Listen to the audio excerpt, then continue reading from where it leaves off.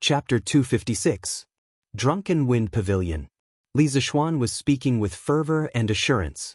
Meng Wenhao, Li Tai, Iron Egg, and Li Yu were listening attentively. The first chemistry class of this era was quietly unfolding in such a room. Time passed slowly. After about an hour, Li Zishuan finally explained most of the chemical reactions in the glass manufacturing process.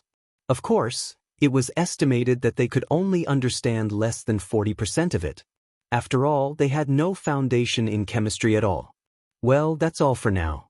As long as you understand the general principles, that's enough. I know that there are many things that you don't understand. If there is a chance in the future, I will set up a chemistry class, but definitely not now. Li Zishuan spoke for a long time. His mouth was dry. He quickly drank a few mouthfuls of water and then said, "You're not going to teach anymore? Sir, you're too irresponsible." Only Li Tai dared to criticize Li Zishuan in front of his face.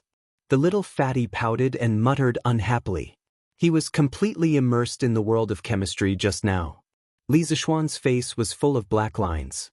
"You're not a F** king girl, and I didn't do anything to you. How is that irresponsible?" He waved his hand and said, "I said I'm not going to teach anymore. Qingke, go get a pen and paper. Before Faubert and the others make a compass, prepare to write a few more chapters of The Legend of a Mortal's Journey to Immortality!" When Li Tai heard this, he immediately became spirited. The dissatisfaction on his face instantly disappeared without a trace. That's good. I'll go get a pen and paper." Wow, so The Legend of a Mortal's Journey to Immortality was written by Sir. Li Yu exclaimed. She just read the newspaper that Li Zishuan gave her in the carriage. Other than the news, the part that attracted her the most was the novel.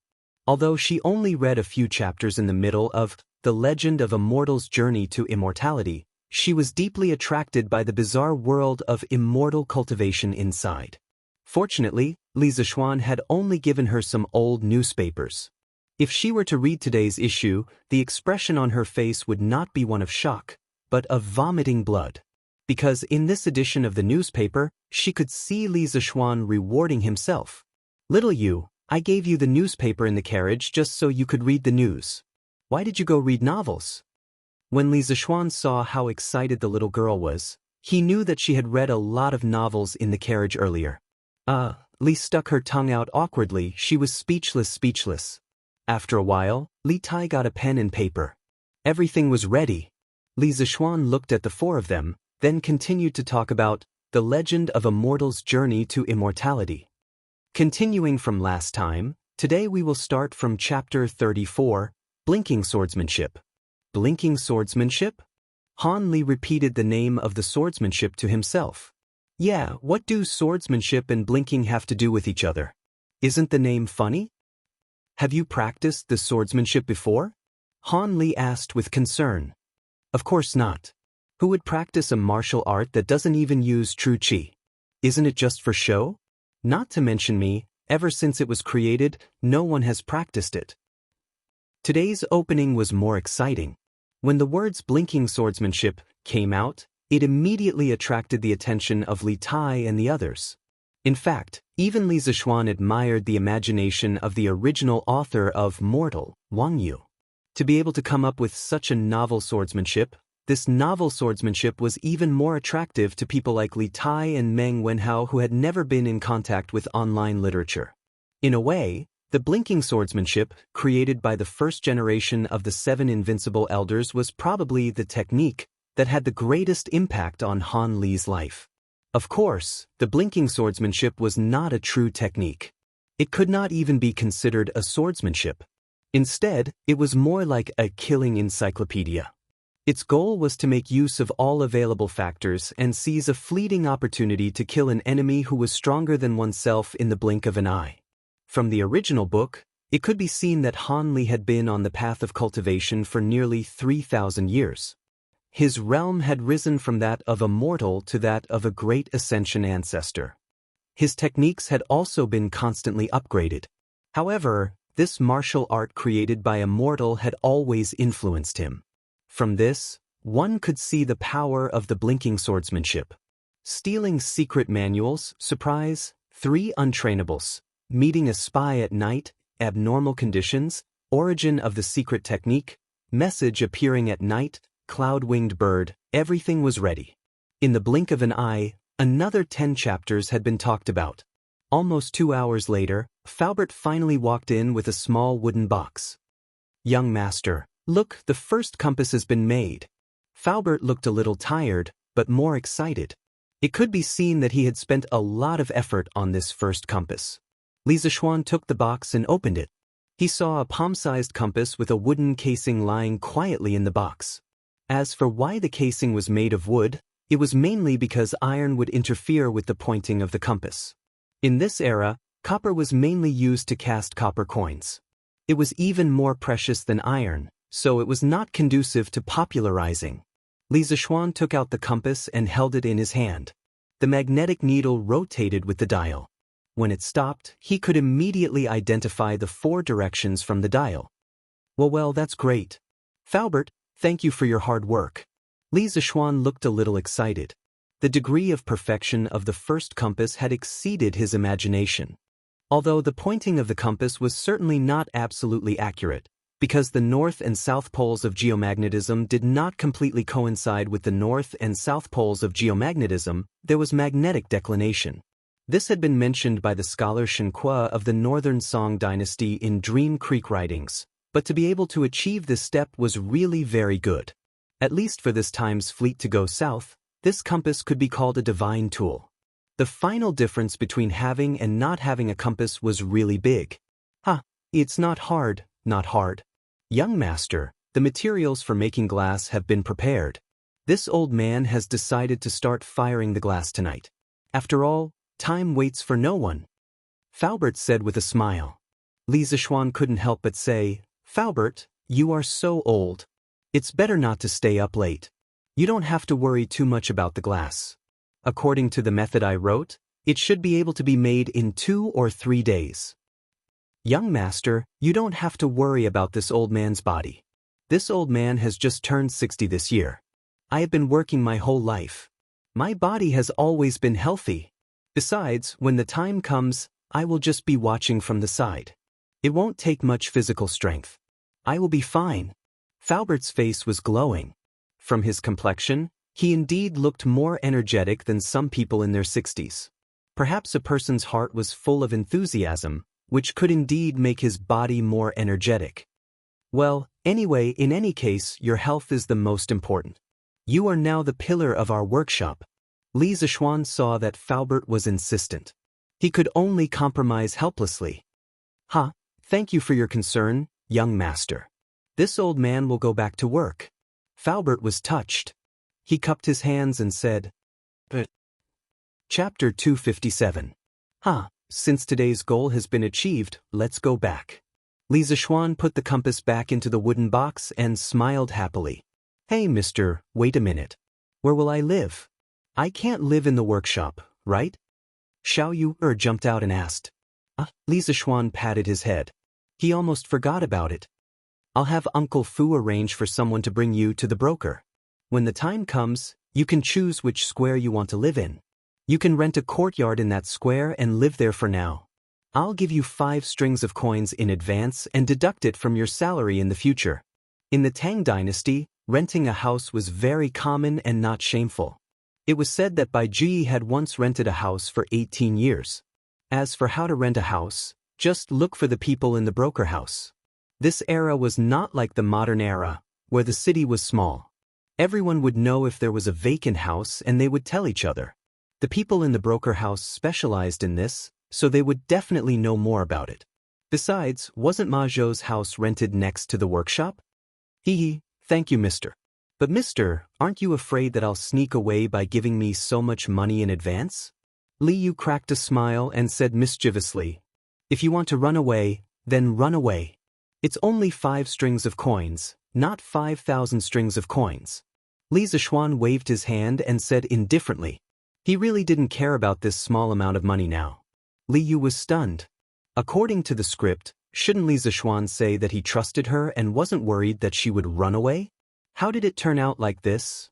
Li Zishuan took the compass and went to the commandery Prince Hejin Manor by carriage. After he asked the servant to go in and report, a beautiful woman who was less than 30 years old came out.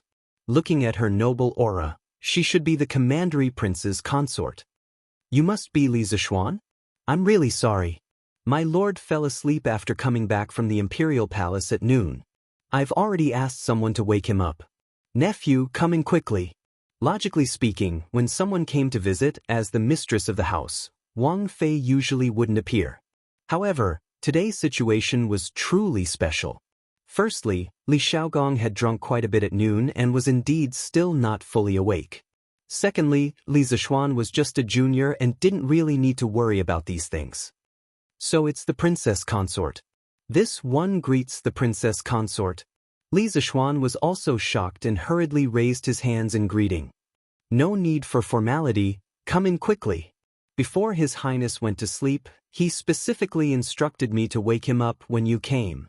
The princess consort said with laughter. Li Zishuan followed Zhenu Ji Fei through the grand Wang Fu and came to a spacious hall. After sitting down, seeing that Li Xiaogong had not come yet, Zhenu and Ji Fei started to chat with Li Zishuan about daily life. Things like how old he was, who was in his family, if he was married, and so on. Li Zishuan did not dare to show any impatience on his face. Of course, he did not dare to stare at Zhenu Fei. This guy hugged the teacup.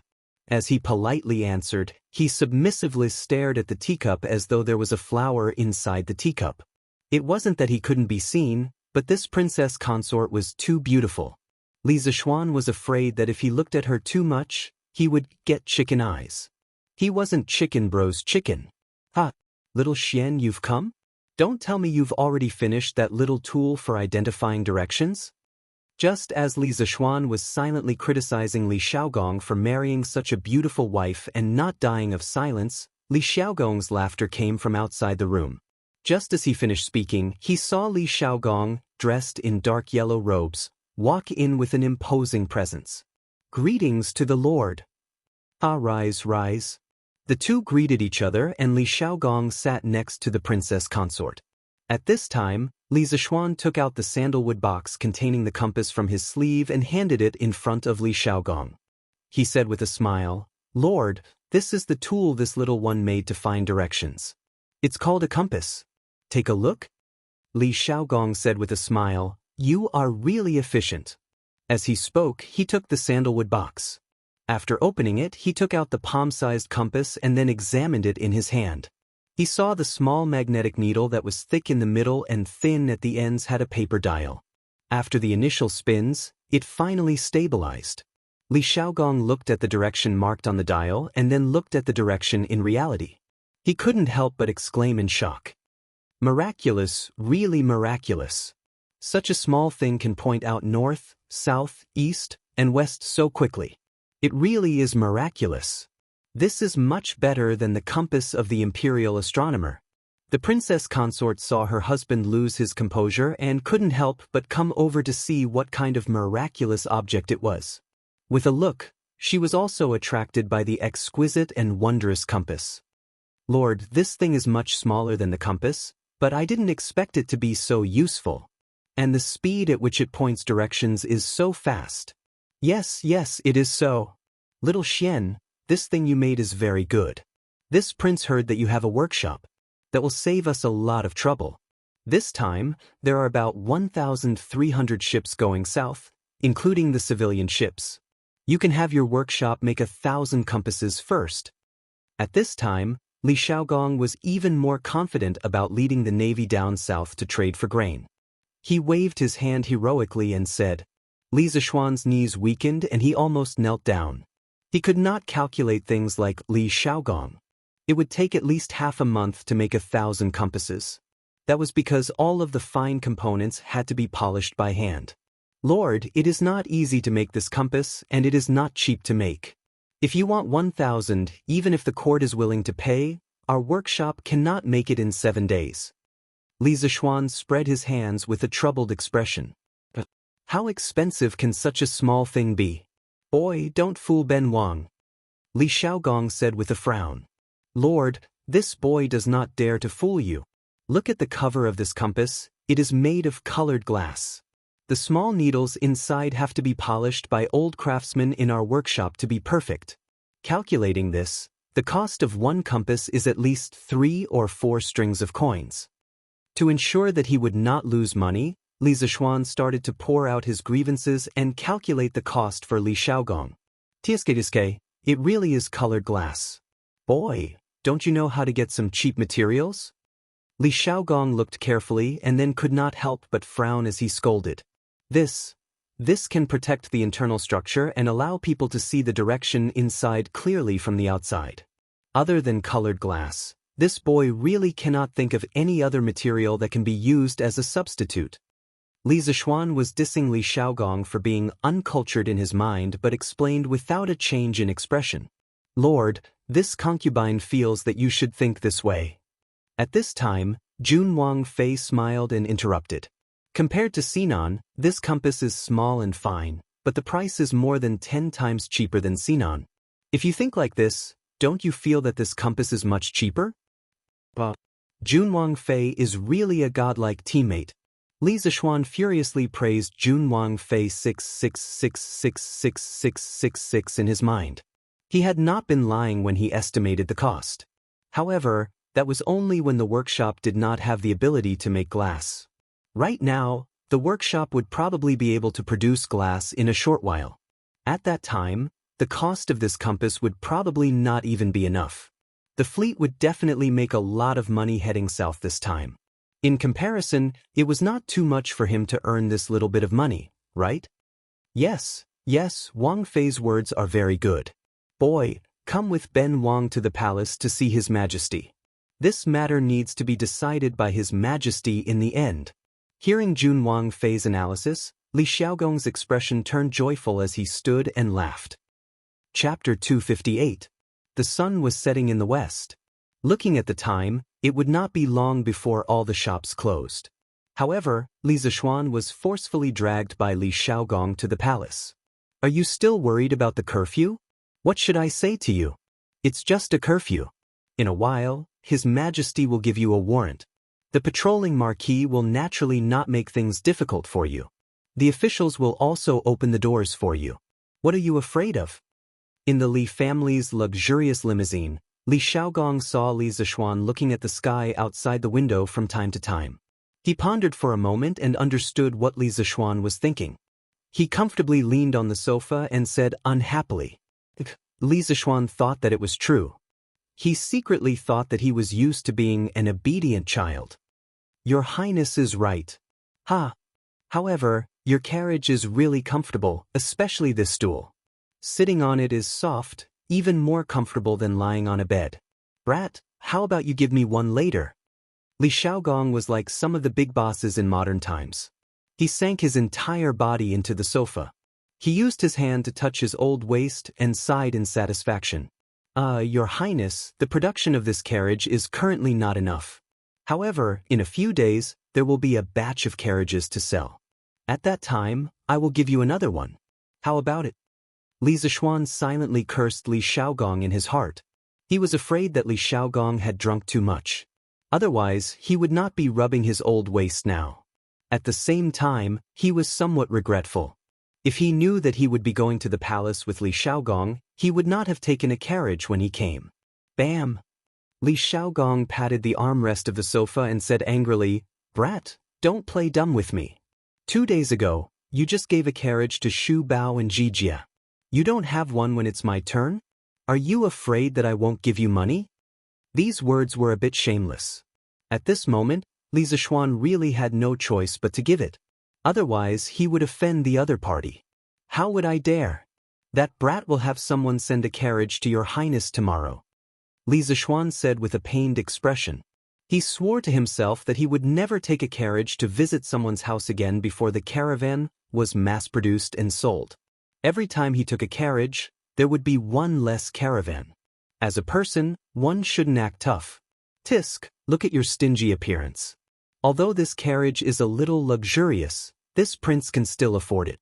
Later, this prince will have someone send the money for the carriage to your house. Li Xiaogong curled his lips and mocked.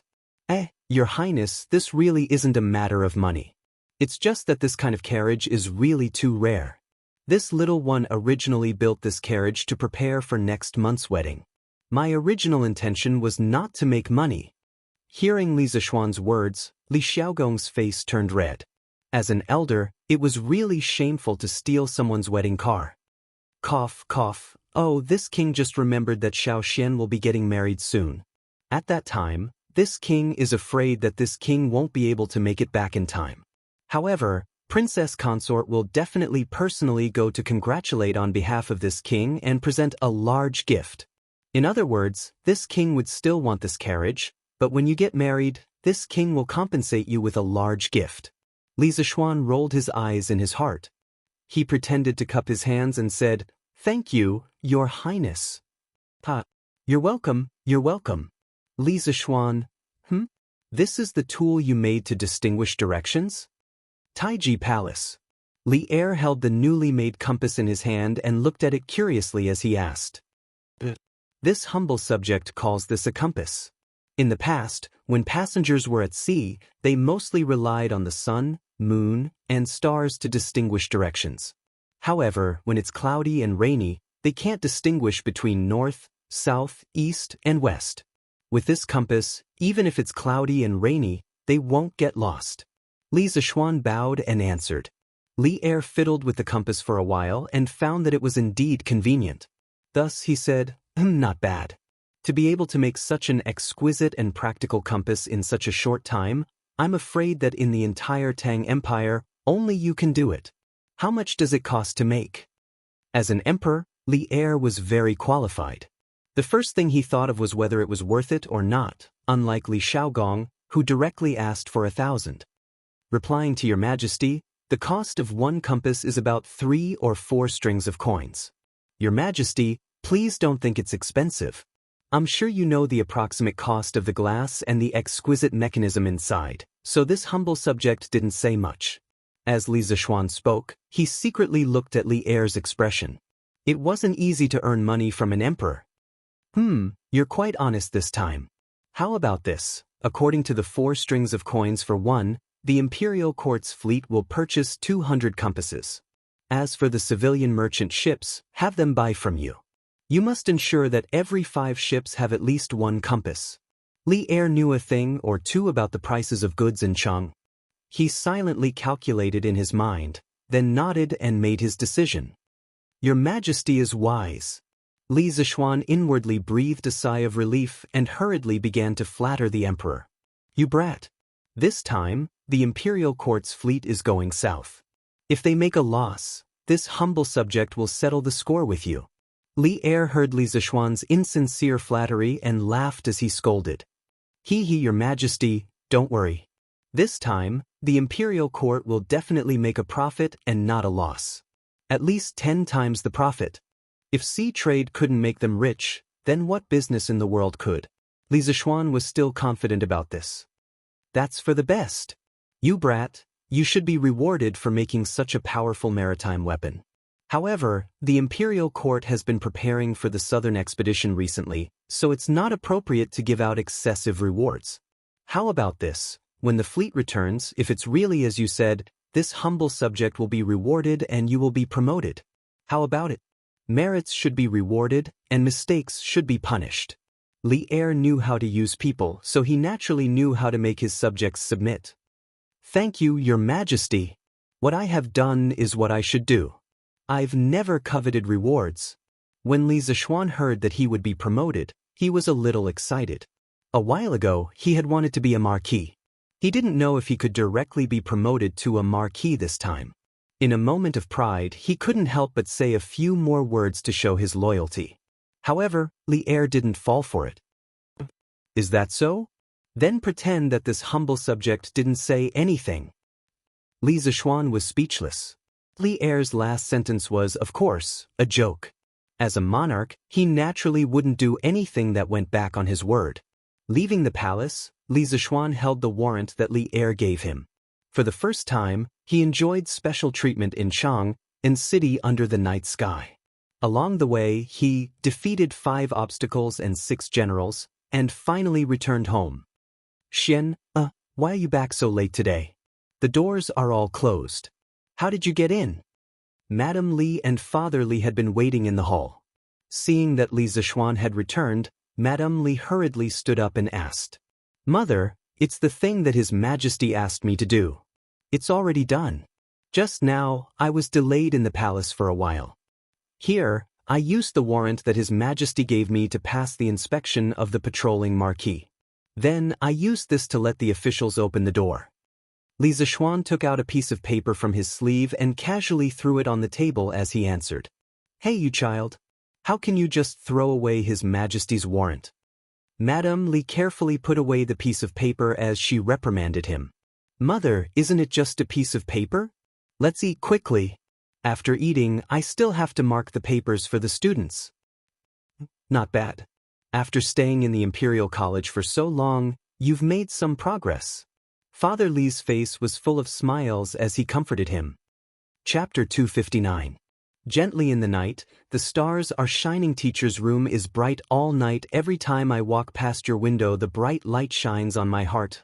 Every time I think of you, my beloved good teacher, a burst of warmth surges in my heart, nurturing a new generation of hardworking gardeners tonight. The light is still bright, painstakingly writing your teaching materials. My tall figure is reflected in your window. It was already late into the night, but Li Zishuan's room was still brightly lit.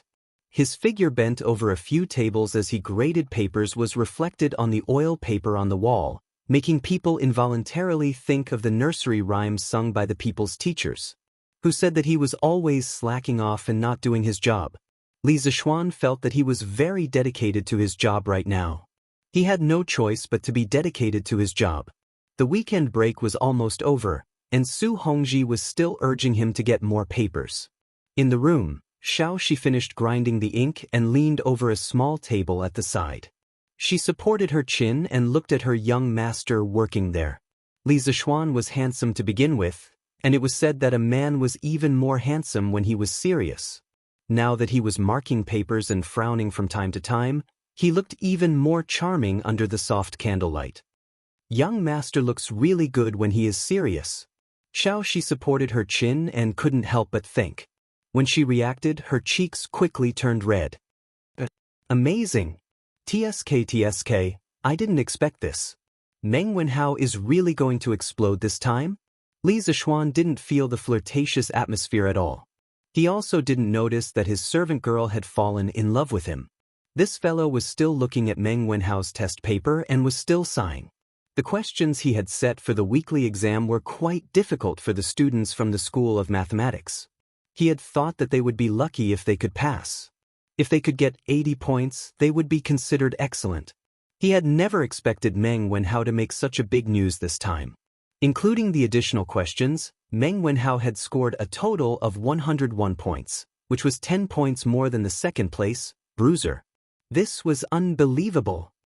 Young master, it's almost midnight. You should go to bed early. When Xiao Shi heard Li Zishuan mumbling to himself, she instantly woke up from her fantasy. She hurriedly got up and cut the wick of the candles on the table as she asked with concern. The Li family was rich, so naturally, they used high-quality white wax candles, unlike the poor families who still used oil seals. Not only were the candles dim, but they were also smelly. So fast. But we haven't even started to draw the map of the fleet heading south. Li Zishuan patted his head. When a person was working seriously, time passed too quickly. Forget it, I'll do it tomorrow. Staying up late will affect my work efficiency. There was no room for carelessness in the drawing of a sea map. He had to be extremely careful. With his current mental state, he was afraid that he wouldn't be able to draw a perfect sea map. Then, and Xiao Shi will go and make the bed for young master now. Xiao Shi, why is your face so red? And no, young master, you're talking nonsense again. It seemed that her little maidservant's thoughts were somewhat unhealthy. Then should he go with the flow and do something shameful? Li Zishuan expressed that he was very conflicted in his heart. Newspaper for sale, newspaper for sale. The freshly baked Datang Daily. Today's headline, Interesting Pavilion Workshop creates magical nautical artifact, no longer afraid of getting lost in stormy weather at sea. Only 10 copper coins for a copy. It was difficult for the citizens of Chang in city to sleep in under normal circumstances. The sound of the morning drum in the morning was the first wave of alarm clock. Not long after, the sound of the newspaper boys selling newspapers in the streets and alleys became the second wave of alarm clock. Fortunately, there was a curfew in Chang'an City.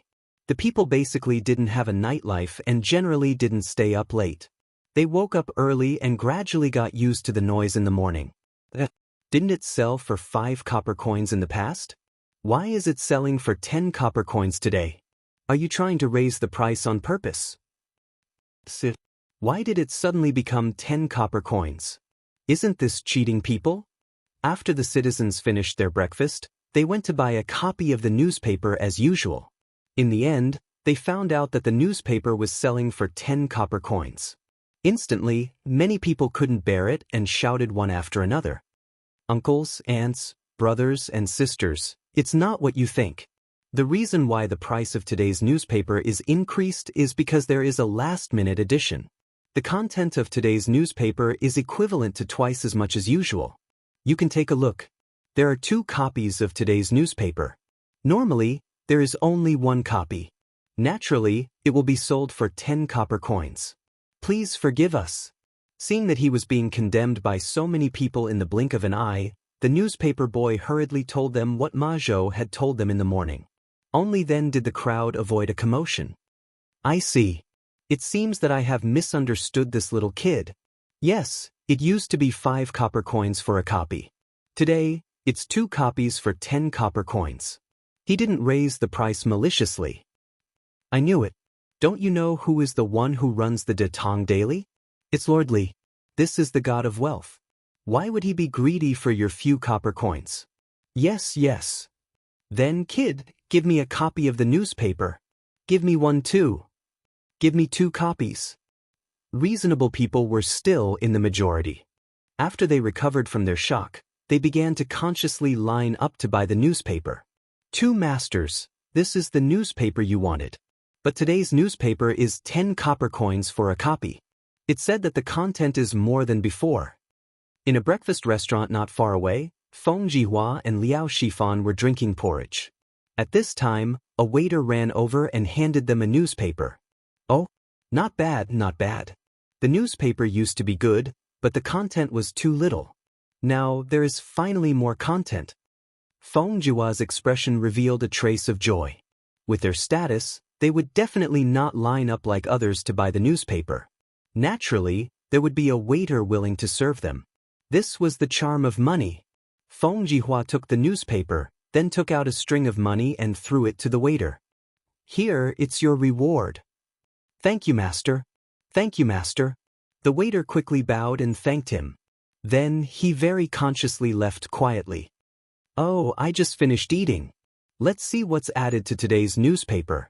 Feng Jihua said with a smile as he handed a copy of the newspaper to Liao Shifan. Yes, I heard from the newspaper boy that the Strange Interest Pavilion has made another nautical artifact. I don't know what it is, but I have to take a good look. Our fleet will be going to sea soon. Although Liao Shifan had not finished eating, he also put down his chopsticks at this moment, took the newspaper and began to read it. After reading it, the 2 of them both felt that buying the newspaper today was really worth it. Because half of today's news section was introducing nautical precautions, essential nautical tools, and the local customs of the small countries in the South China Sea. This was simply a travel guide specially prepared for the 2 of them. Chapter 260. TSK, isn't the title a little shameless? Brother Feng, what do you think of this compass? Liao Shifan couldn't help but ask after reading the news in his hand. Feng Jihua read it in detail, but he hadn't finished reading it. He didn't even raise his head when he heard Liao Shifan's question. I think this compass is very good. Shifan, you haven't been to the sea before, so you don't know the dangers. I've heard a few sailors describe their experiences at sea. The vast sea was boundless. If it was a sunny day, it would be fine, as one could determine the direction according to the sun, moon, and stars. However, if it was a rainy day, the scenery in all directions would be the same, and one would not know which direction to sail in.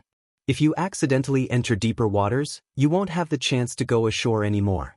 But with this compass, it's different.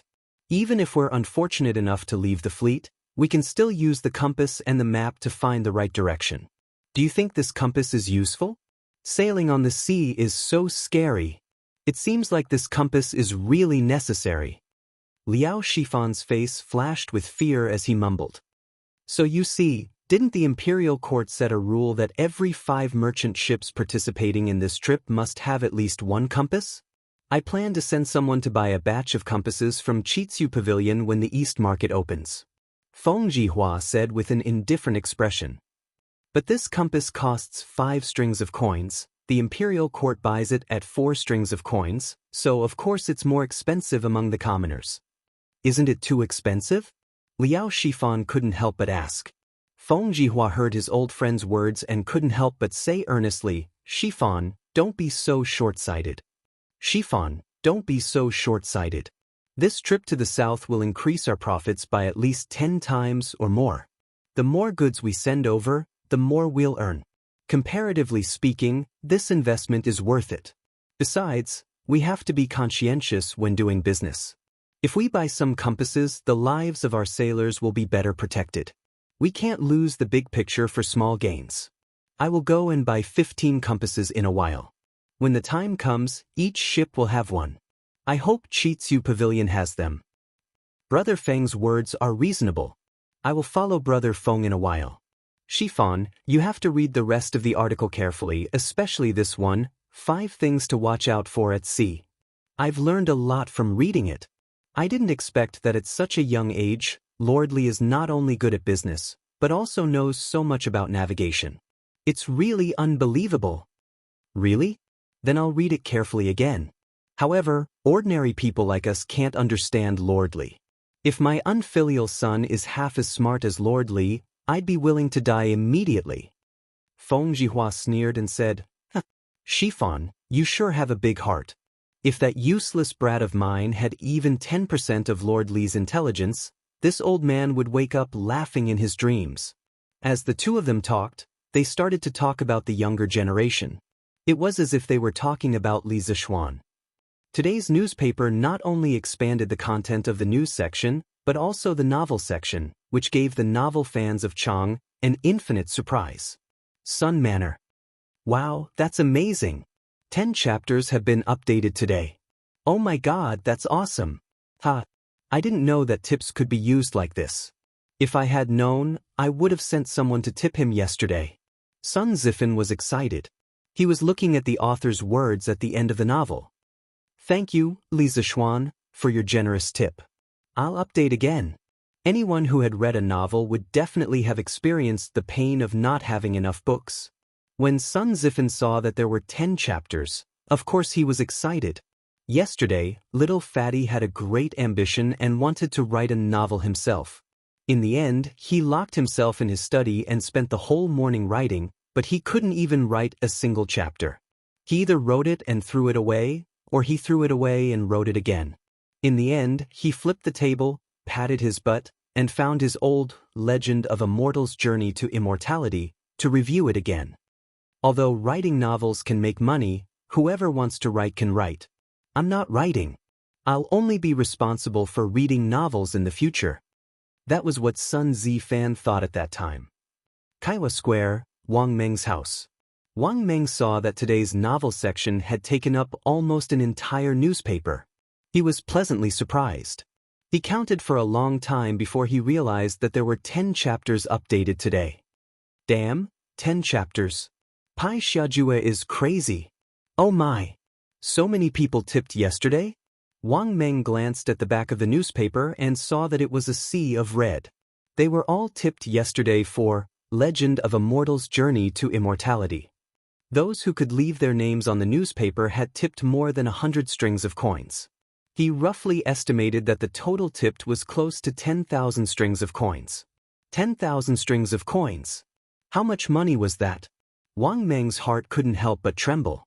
Although he wasn't greedy, he couldn't help but gasp in the face of 10,000 strings of coins. If he could write novels like Leather Knight, it would be awesome. Sigh, it's a pity that I didn't get on the newspaper. But it's not bad to get this branch leader badge. Wang Meng's father was only a 9th-rank official in the Ministry of Works. His family wasn't rich. Tipping 10 strings of coins was Wang Meng's limit. As he muttered to himself, he proudly took out a small copper badge from his bosom. On the front was written Branch Leader, and on the back were the words, A Biography of a Mortal's Journey to Immortality. This was the badge that the workshop's manservant had sent to him in the afternoon after he had tipped the workshop yesterday. The workshop hadn't finished processing the badge of Branch Leader in the morning, so it could only be sent in the afternoon. Qing Manor. Ha Wu Yun, come over quickly. Come over quickly. Your young master is on the newspaper. Cheng Chumo held the newspaper and shouted excitedly in his courtyard. When the little boy heard his young master calling for him, he quickly trotted over. However, he was dragged by Cheng Chumo to read the words on the newspaper. Clapping in admiration, slapping the table and standing up. If not for this reward, it wouldn't be enough to express my intentions. Cheng Chumo of Huaid Fong tipped Leather Knight 100 strings of coins. Jiang Wu Yun naturally knew some words as a page boy. After he finished reading, he couldn't help but be speechless. In his opinion, tipping 100 strings of coins was just to show his face in a corner of the newspaper. If this wasn't a retard, then what was? What's with your expression? Your young master is on the newspaper. Aren't you happy? Oh, and I even got a Silver Alliance Leader badge. TSK, how beautiful! Cheng Chumo couldn't help but be dissatisfied when he saw that his page boy's reaction didn't meet his expectations. Hee, happy. I'm happy for you, young master. You're amazing. Jiang Wu Yun reacted and quickly squeezed out a smile. Heh, that's more like it. Chapter 261. South of Chang, and City, Jinyu Academy. Hua Hongyi, Meng Tianhua, and Liao Feichen, these 3 fellow sufferers, began their daily routine of morning reading. However, it was the unlucky Meng Tianhua's turn to buy the newspaper today. He was so unlucky that a copy today cost 10 copper coins. It was twice as much as usual. As Meng Tianhua read the newspaper, he could not help but feel the pinch. Oh my God! So many people tipped The Legend of a Mortal's Journey to Immortality yesterday? All of them were tipped. How much money does this add up to? That's insane. Liao Feichen exclaimed as he looked at the red tipping notices behind him. His legs trembled and he almost fell to his knees. When Hua Hongyi heard this, he looked at it and said, it adds up to about 10,000 strings of cash. Meng Tianhua had already turned his attention over. After he heard Hua Hongyi's words, his eyes widened and his breathing quickened. Then doesn't that mean that Leather Knight received close to 5,000 strings of coins from the tipping yesterday? Hua Hongyi nodded and said calmly, that's true. However, this is probably just a random outburst. There won't be so many tipping every day in the future. That's still incredible. I'm willing to write even 50 strings of coins, let alone 5,000 strings of coins. Meng Tianhua was in a daze. After a while, he stood up abruptly and said, no, you guys read it first. I'm going to write a novel. I plan to send it to Datang Daily's editorial department after I've written 30,000 words to try my luck.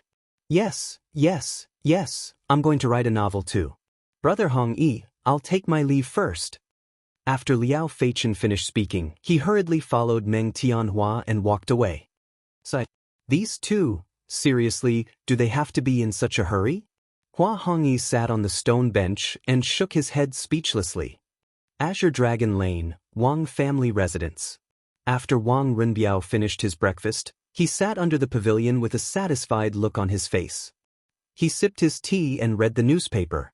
Beside him sat a little girl in a pink dress. The little girl was playing with a small golden badge in her hand. It was the Golden Alliance Leader badge given by the editorial department of Tang Daily. Big brother, this badge is really beautiful, the little girl said with a grin. Although Wang Renbiao was interrupted, he didn't show any displeasure on his face. He rubbed the little girl's head and smiled. Is that so? If likes it, then Big Brother will give it to you. It was rare to be able to give away a badge that was exchanged for 1,000 strings of cash. Really? Thank you, brother. The little girl cheered and ran away. Young master, Yu Yao doesn't understand why you would give 1,000 strings of coins as a reward to a complete stranger. Moreover, you don't seem to care about the alliance leader badge. Leng Yuyao asked doubtfully when she saw Wang Renbiao's indifferent expression. Hehe, Yao, don't tell me you don't think this a record of a mortal's journey to immortality is very interesting? Wang Renbiao casually said. Leng Yuyao frowned and said with disdain, Yuyao doesn't find it interesting at all. From the level of martial arts, this novel is simply nonsense. It doesn't conform to common sense at all. In this world, there can't be any everlasting spring technique, blink sword technique, and there can't be any immortal cultivation sect. Wang Renbiao was just casually talking nonsense. He didn't expect to hear such an answer. He quickly coughed and said, It's just a novel. Why are you so serious about it? Actually, there was one thing that Wang Renbiao didn't say. The reason why he gave the reward was mainly because he guessed that the real identity of the author of A Record of a Mortal's Journey to Immortality was Li Zishuan. Moreover, whether it was Li Zishuan or not, this reward would more or less repair the relationship between the two families. Li residence. When Li Zishuan was eating breakfast, he looked at the newspaper and was shocked by the huge amount of rewards. This was already beyond his expectations. *CK, this group of scammers. They gave so many rewards. Are they trying to cause trouble? How many chapters will there be in tomorrow's newspaper? Li Zishuan felt a little bitter in his heart. Since ancient times, there had been no one who could complain about the number of people who gave out rewards. Forget it. I'll just draw the map first. The draft at the workshop should be enough to last for another day. After breakfast, Li Zishuan went straight to the study and began to draw the map wholeheartedly. This map was related to the lives of tens of thousands of people. He couldn't help but be cautious. Li Zishuan sat quietly on the stool with his eyes closed. He began to slowly recall the maps of the Eurasian continent that he had read in the geography books from his previous life. Every island and every bay flashed past in Li Zishuan's mind. After a full hour, he opened his eyes and began to draw. His memory and control were excellent now. Mountains, rivers, oceans, and canyons gradually became perfect curves under his pen. He had a good grasp of the proportion and length. It looked like a perfect copy of the map from his previous life. Of course, the place names couldn't be copied. Li Zishuan didn't know if the tectonic plate movement would cause the world map of the modern era to be different from the one of this era. He was just trying his best to imitate the map in his memory. He believed that even if there were slight differences with the topography of this era, it wouldn't be too big. Such a detailed map was already better than more than 90% of the maps from the Tang dynasty. Just like that, Li Zishuan continued to meditate and copy the map in his mind onto a piece of paper. He kept his brain working at high capacity until the afternoon. Phew! It's really not easy to complete this. I'll never take on this kind of work in the future. It's too tiring. Li Zishuan kept rubbing his temples and couldn't help but mumble. However, the reason why he was able to finish it so early was not only because of his abnormal spiritual power, but also because the fleet was mainly going south by the coastal route. The maps he drew were only coastal nautical charts. As a result, the workload was reduced by more than half. Otherwise, it would take him 2 or 3 days to finish drawing the nautical chart. Young master, do you want to eat? Xiaoxi will go to the kitchen and ask them to heat up the food for you. Xiaoxi, who had been waiting outside the door, heard her young master's voice and quickly asked. Li Zishuan's heart felt warm. It felt good to have someone care about you. Xiaoxi, go quickly. Li Zishuan stood up and stretched his body. Then, he carefully put away the results of his hard work for half a day.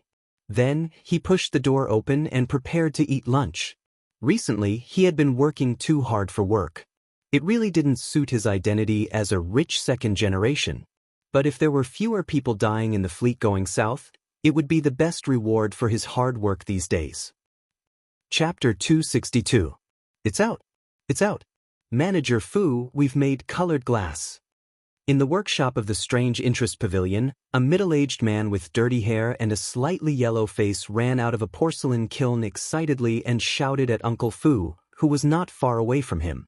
Faubert stayed up late last night and couldn't stand the high temperature in the kiln during the day. After all, he was old. He stayed in the kiln for a while before coming out to catch up on his sleep while waiting for the news. At this moment, Faubert, who was half asleep and half awake, heard the noise outside and woke up abruptly. He quickly opened the door and ran out. "Changgue, you've really made colored glass?" Faubert's voice was mixed with excitement and disbelief. "It's true. We've really turned sand into glass.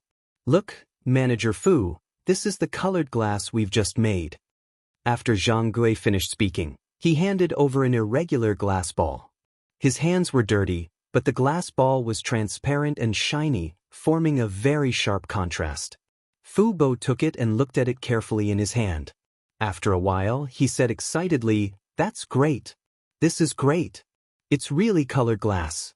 It's even better than the colored glass sold by the barbarians."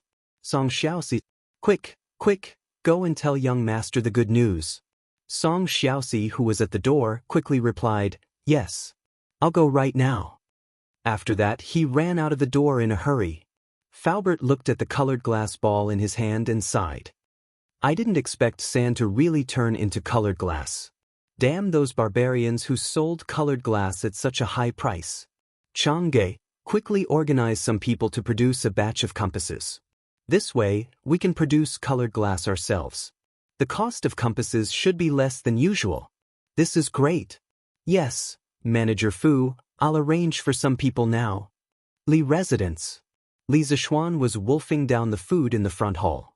He had been busy since morning and hadn't eaten a single drop of water. However, he often encountered this situation in his previous life. As an engineering student, sometimes he had to work overtime and didn't even have time to eat. Wasn't this a common thing? Young Master Wang is here." At this time, Xiao He hurriedly trotted over and bowed. What was he doing here?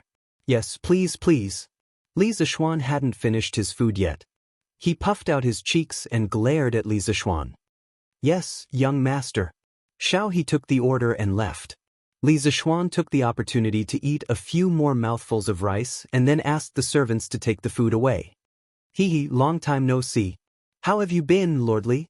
As soon as the banquet was removed, Wang Renbiao walked in with his cold-faced girl with a smile.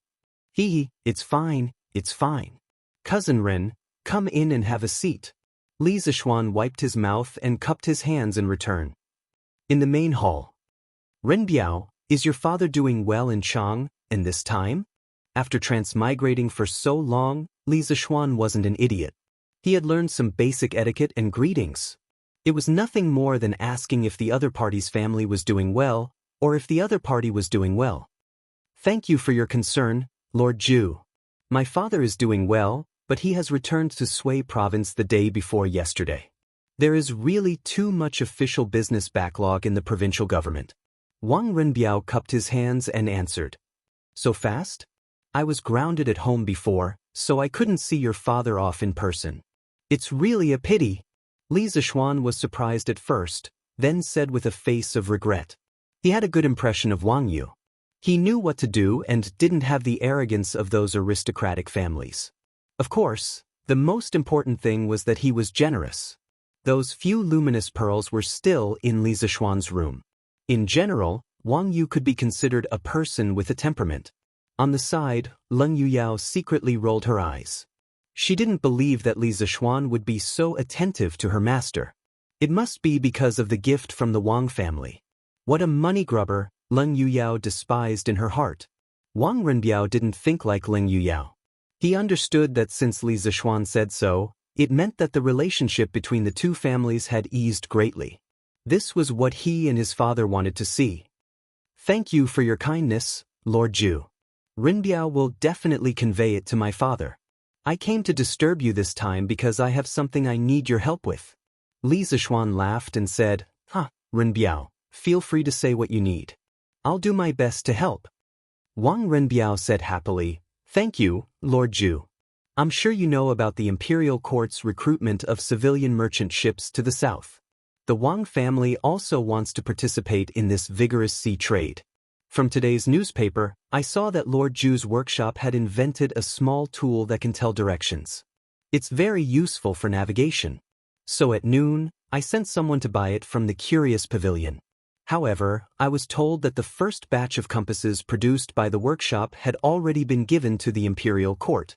So, I wanted to pay a visit and shamelessly ask for some compasses from Lord Zhu. So it was about this matter. Li Zishuan was moved and asked curiously, "Does the Wang family also have large ships?" Indeed. Not only the Wang family, but the other 6 aristocratic families all have some merchant ships.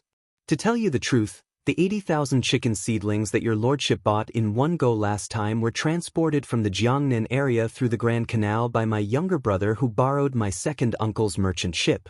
He probably earned 5,000 strings of coins from this trip. This humble one only recently learned of this matter, so I hope your lordship will not blame me. The Wang family is also willing to return this sum of money. Wang Renbiao suddenly said with a solemn expression. Li Zishuan waved his hand and said unconcernedly, No need, no need. It's only 5,000 strings of coins. Besides, those chicken seedlings are worth that price. I'm quite curious to know how many merchant ships the Wang family intends to take out in this sea trade. Wang Renbiao pondered for a moment, then extended 5 fingers and answered, a total of 50. So, I hope that Lord Zhu can make an exception and give the Wang family 50 compasses first. Damn, 50 compasses. That was equivalent to 1/10 of the imperial court's fleet. And from Wang Renbiao's relaxed expression, it was obvious that 50 compasses were not all of the Wang family's merchant ships. Were these great families so rich? Li Zishuan was greatly shocked. First, he was shocked by the number of merchant ships. Second, he was shocked that Wang Renbiao wanted to give every merchant ship a compass. Even Li Er was not so generous. The Wang family has so many merchant ships? However, was Renbiao planning to equip every merchant ship with a compass? There's no need, right? Wang Renbiao shook his head and said, "This is not considered a lot. Lord Zhu, you may not know, but the great families have more or less been engaged in sea trade or river transportation. Especially the Cui family of Bowling. As far as I know, they have at least 200 merchant ships. The scale is much larger than our Wang families." Chapter 263. As for Lord Zhu's question about whether it's worth it to equip every merchant ship with a compass, this one thinks that it's very worth it. In the main hall of the Li residence, Wang Renbiao picked up his teacup and took 2 sips before continuing. A conservative estimate of the number of ships heading south this time is at least 1,000. Once there's a big storm at sea, many ships will definitely be separated from the main fleet. At this time, a compass can increase the chances of survival of a lost merchant ship by 20 to 30%. If this probability can be stacked, this one is very willing to equip every ship with a few more compasses. Because a compass is only 5 strings of money, and the value of a merchant ship and its crew is far more than that. Li Zishuan smiled and said, Hee, not bad, not bad. I didn't expect Renbiao to see the problem so clearly. Then he thought for a moment and said, as for the 50 compasses that Renbiao wants, I'll have the workshop hand them over to you in 2 days, but I also have something that I need Renbiao's help with. Please speak, Lord Zhu. Wang Renbiao hurriedly said. The Wang family's fleet is heading south this time. I want to ask you to help me bring something. I don't care if this thing is rubber. What's rubber? Wang Renbiao was puzzled. He was considered knowledgeable, but he had never heard of rubber before. Li Zishuan deliberated over his words and described. It's the sap produced by a kind of tree. After you reach the Nanyang countries, you can send people to search for rubber trees. The rubber tree is an evergreen tree with a straight root system, 3 compound leaves, complete leathery, and panicle flowers. The fruit is a capsule, the seed is oval, and the juice is milky. This juice is rubber. Usually, all you need to do is cut a hole in the bark and put a jar under the hole. Then, you can collect a lot of rubber. Wang Renbiao and Lin Yuyao's eyes widened. This was the first time they heard of such a magical tree. Why did it sound like a fantasy story? There's actually such a tree in the world? It's amazing! Wang Renbiao was stunned for a while before he finally sighed. Li Zishuan smiled and said, this rubber tree is indeed a bit magical. It has another name, the weeping tree. When you cut its bark with a knife, a lot of white juice will flow out. It looks like it's crying because of pain. What Li Zishuan said was not nonsense. The word rubber tree originally came from the Indian word kaochu, which meant tree that weeps.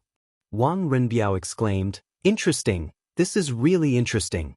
After hearing what Lord Zhu said, if it weren't for the fact that my family didn't allow it, I would have personally gone south to take a look. Leng Yuyao couldn't help but frown. "It's a good rubber tree, why do you have to cut its bark? You are so cruel." Li Zishuan rolled his eyes. "Big sister, you carry a sword every day and kill anyone you don't like. You still have the face to say that others are cruel?" Leng Yuyao instantly understood the expression on Li Zishuan's face. She blushed and quickly looked away, no longer saying a word. It was as if she didn't say those words just now. "I need this rubber very much.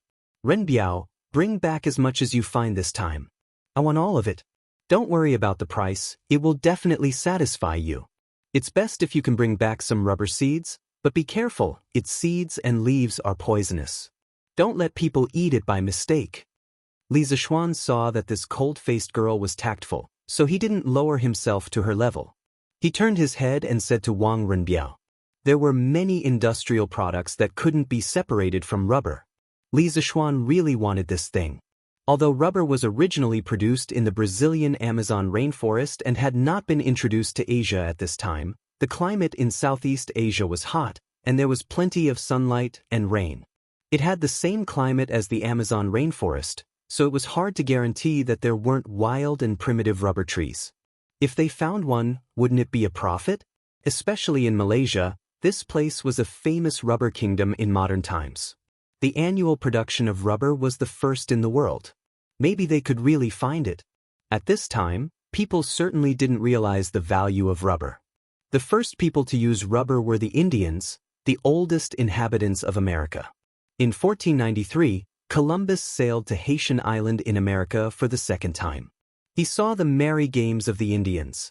They were singing songs in a circle and tossing a ball to and fro merrily in tune with the rhythm of the song. When the ball fell to the ground, it actually bounced high. Columbus was surprised. After careful inquiry, he found out that the ball was made of something he had never known before, rubber. Later, when Columbus returned from America, he brought rubber back to Europe.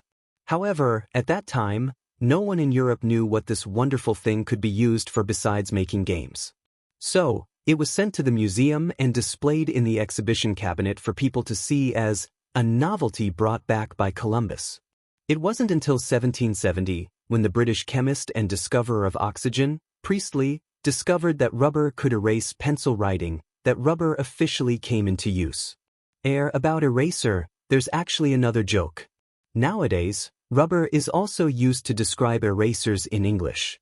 But interestingly, Americans are used to calling erasers erasers, while rubber is used to describe condoms inside the room. Wang Renbiao thought seriously for a while, then said, "Since Lord Zhu needs it, then I will definitely order my subordinates to do their best to find this so-called rubber tree. In addition, I will also apply to the family to send an additional 20 merchant ships to specially load rubber for Lord Zhu. How about a ship of rubber at the price of 400 strings of coins? Of course, if it's not enough, we will also bring some goods back from there.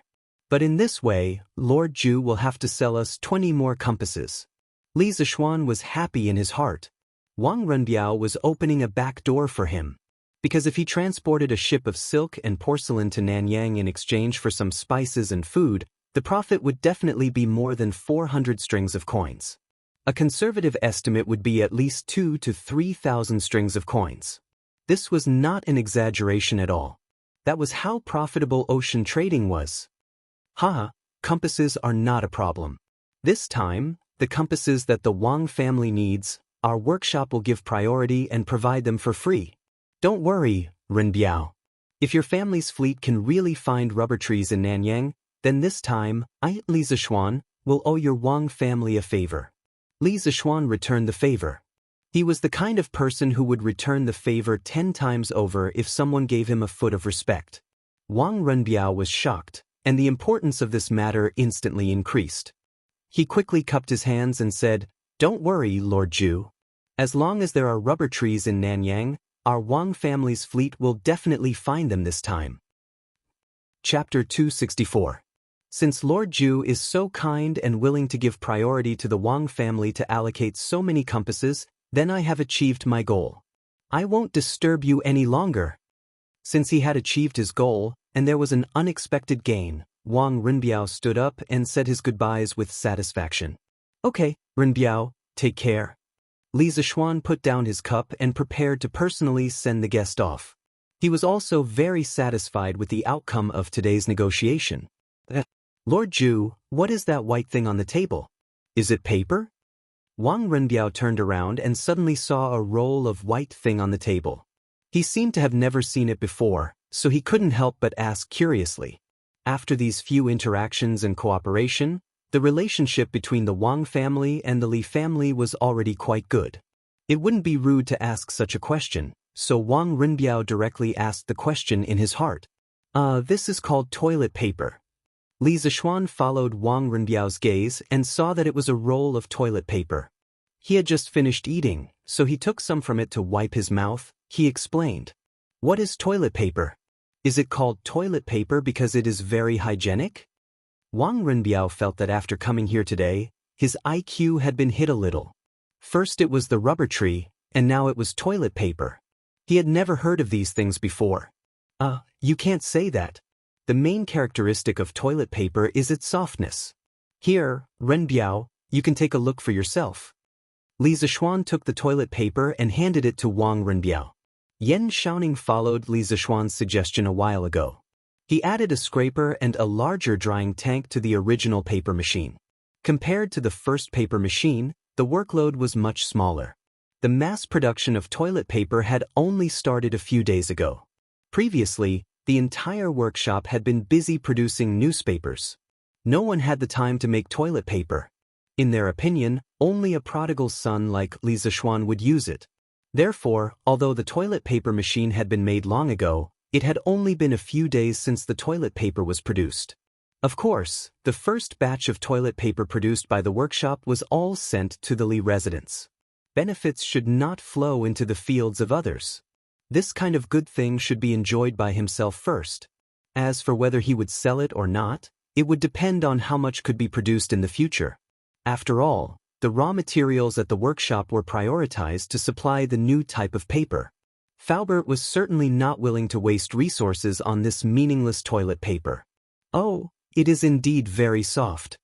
Wang Renbiao took the tissue paper and felt the soft touch on his hand. He couldn't help but exclaim.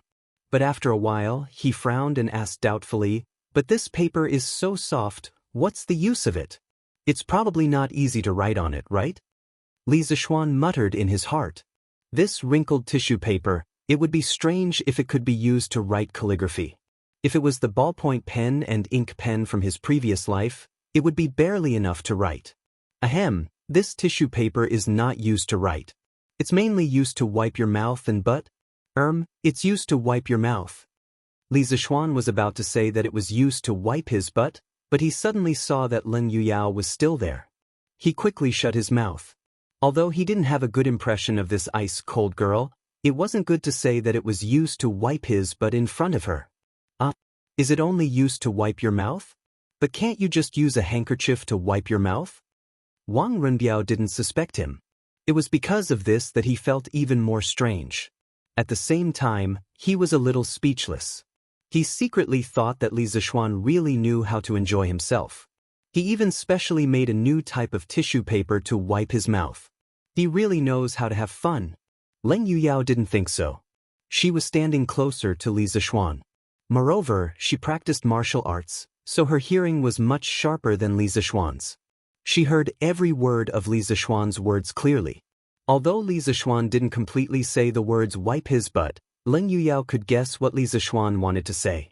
She couldn't help but fiercely glare at Li Zishuan. She secretly thought that this person looked decent on the surface, but in reality, he was no different from a vulgar hooligan. She didn't know why the young master valued him so much. Well, other than wiping your mouth, what else can you wipe? Renbiao, take a roll of tissue paper back and slowly think about it. I'll give this roll of tissue paper to you. Li Zishuan quickly said when he heard Wang Renbiao's slightly doubtful words. Oh, thank you very much, Lord Zhu. Wang Renbiao couldn't understand the meaning behind Li Zishuan's words. He could only take the tissue paper in surprise.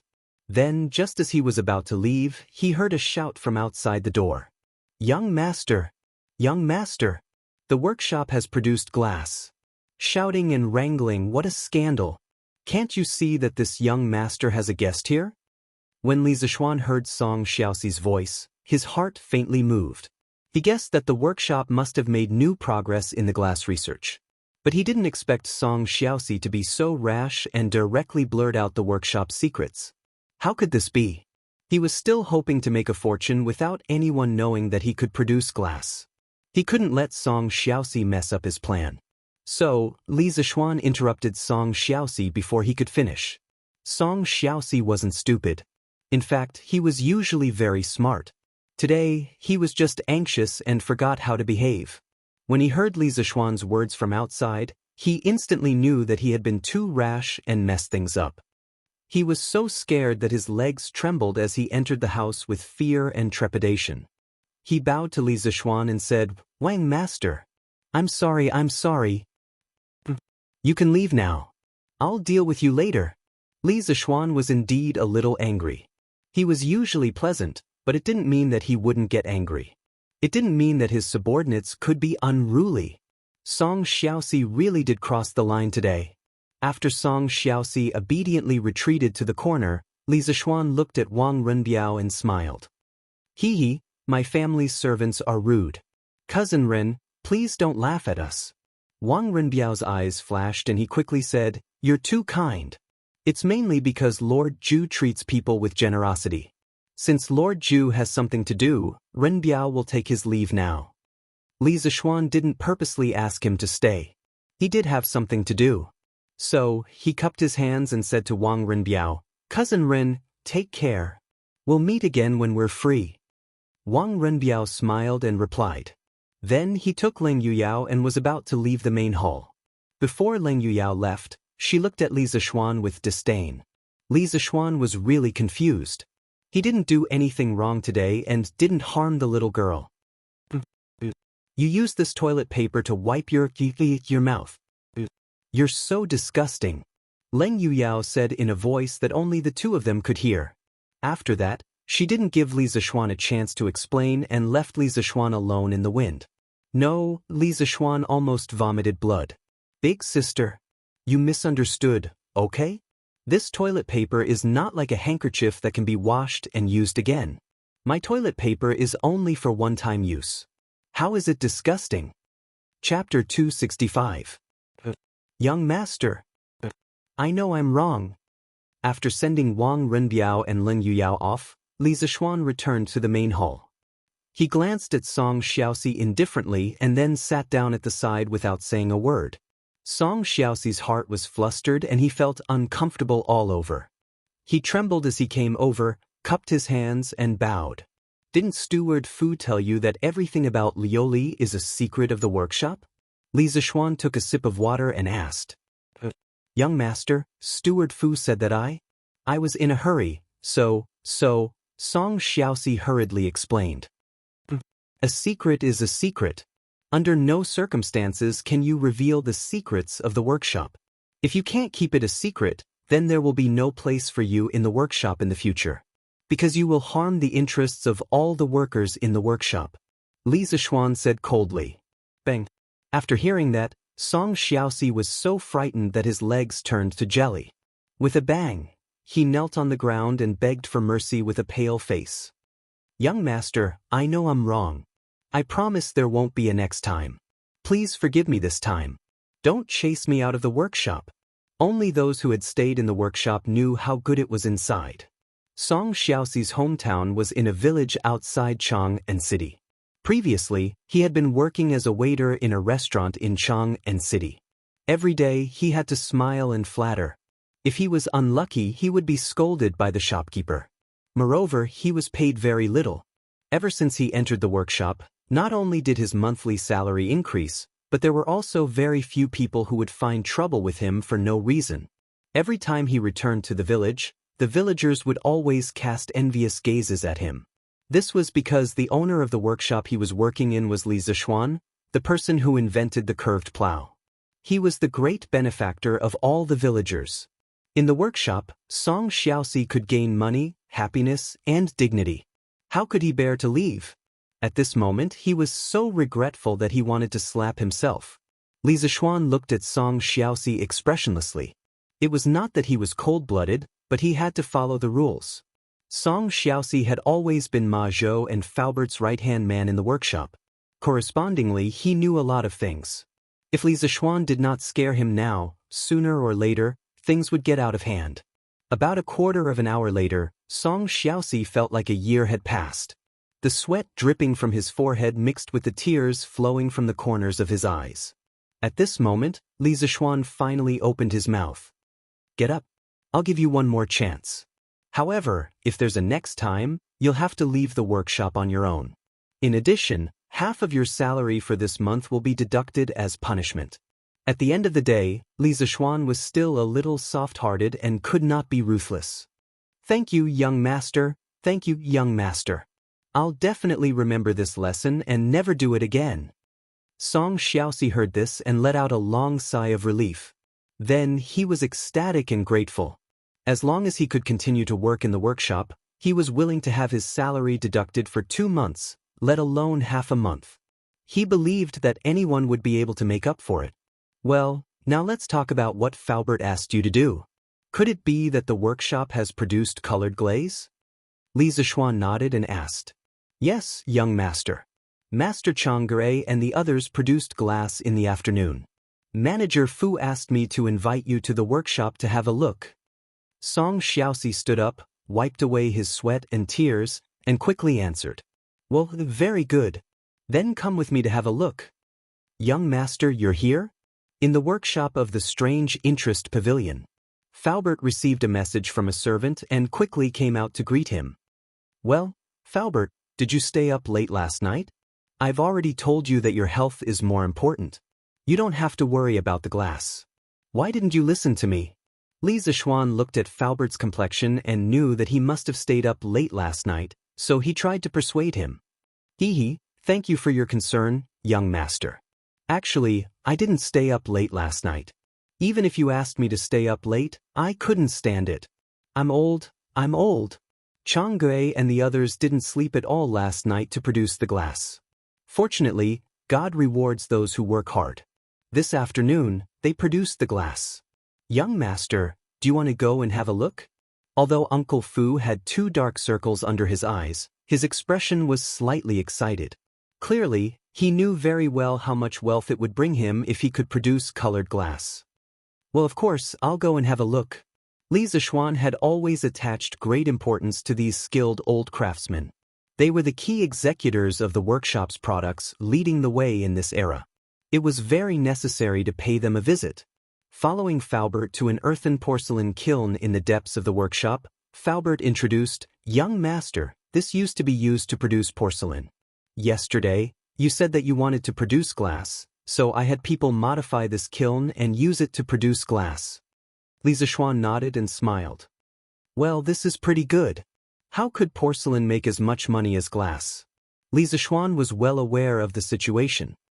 "Chang'e, Yongfu, and Hua, the boss is here to see you." Walking into the kiln, "Oh, it should be called the glass kiln now," Faubert shouted to the 3 dusty craftsmen inside. Li Zishuan felt a wave of heat and dust hitting his face. He quickly covered his mouth and nose and unbuttoned his clothes to cool down. "Oh, the boss is here? Greetings, boss." "Greetings, boss." The 3 craftsmen inside heard Faubert's voice and turned to look at the door. Seeing that Li Zishuan had come personally, they quickly put down their work and ran over, bowing to Li Zishuan. "Oh, no need to be so courteous. No need to be so courteous. The 3 of you have worked hard." Li Zishuan gave up on covering his mouth and nose. Otherwise, others would think that he disliked them. "The 3 of you have contributed greatly to the workshop's production of glass. In our workshop, those who contribute should be rewarded. Faubert, in the future, the workshop will take out a sum of money to reward those who make breakthroughs in the workshop's original techniques." This time, each of the 3 craftsmen will be rewarded with 200 strings of cash. Li Zishuan continued. This was something he had thought about a long time ago. With great rewards, there would definitely be brave men. This was the only way to encourage everyone in the workshop to strive for technological advancement and innovation. The workshop would also be able to earn more money. Boss, this can't be done. Upon hearing that Li Zishuan was going to reward each of them with 200 strings of cash, Chang Gui, Yongfu, and Enhua paled in fright and froze on the spot. Chang Gui was the first to react. Boss, you were the one who came up with the method of firing the colored glaze. We just followed your instructions and did it step by step. We really didn't contribute anything.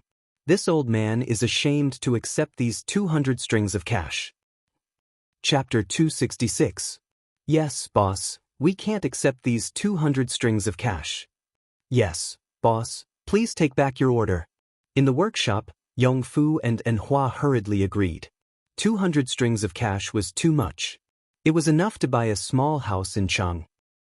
You don't have to refuse. Although I was the one who proposed the method of baking the glaze, you 3 have to figure out the specifics of the production.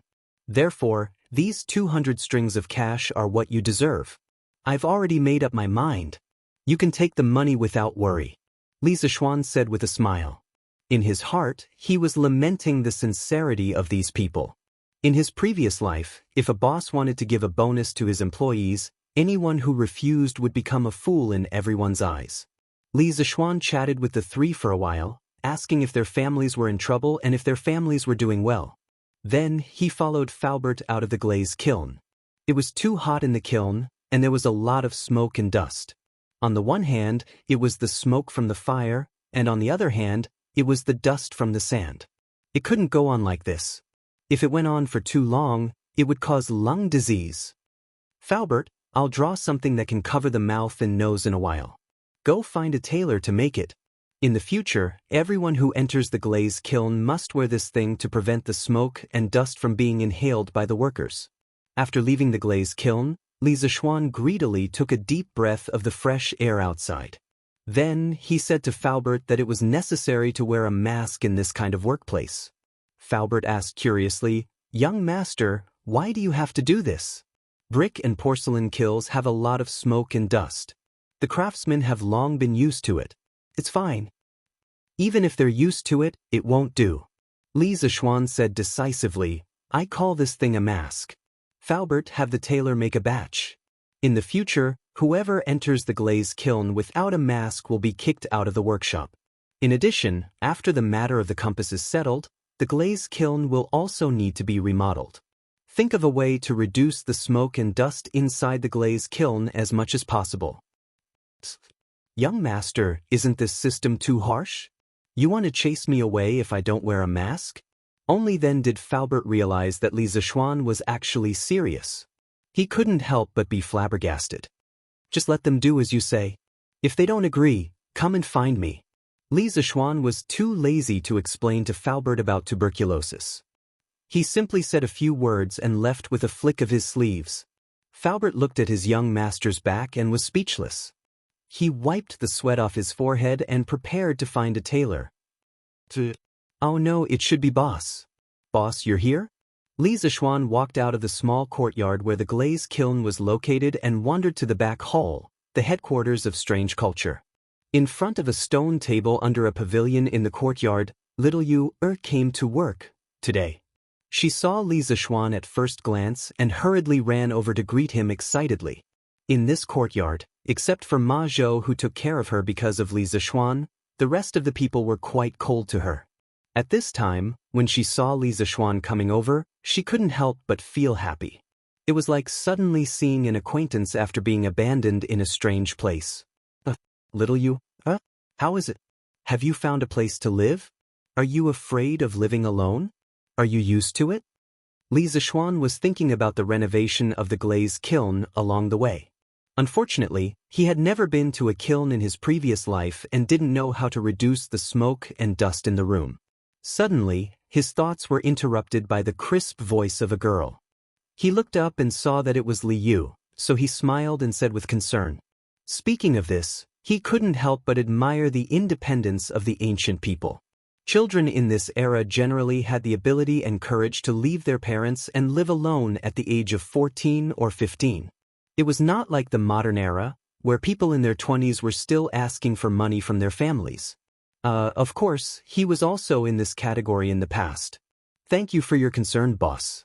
Steward Fu helped me find a place yesterday afternoon. It's in this square, not far from the workshop. Steward Ma is also my neighbor. Li Yu heard Li Zishuan's concern and felt warm in her heart. She then replied with a smile.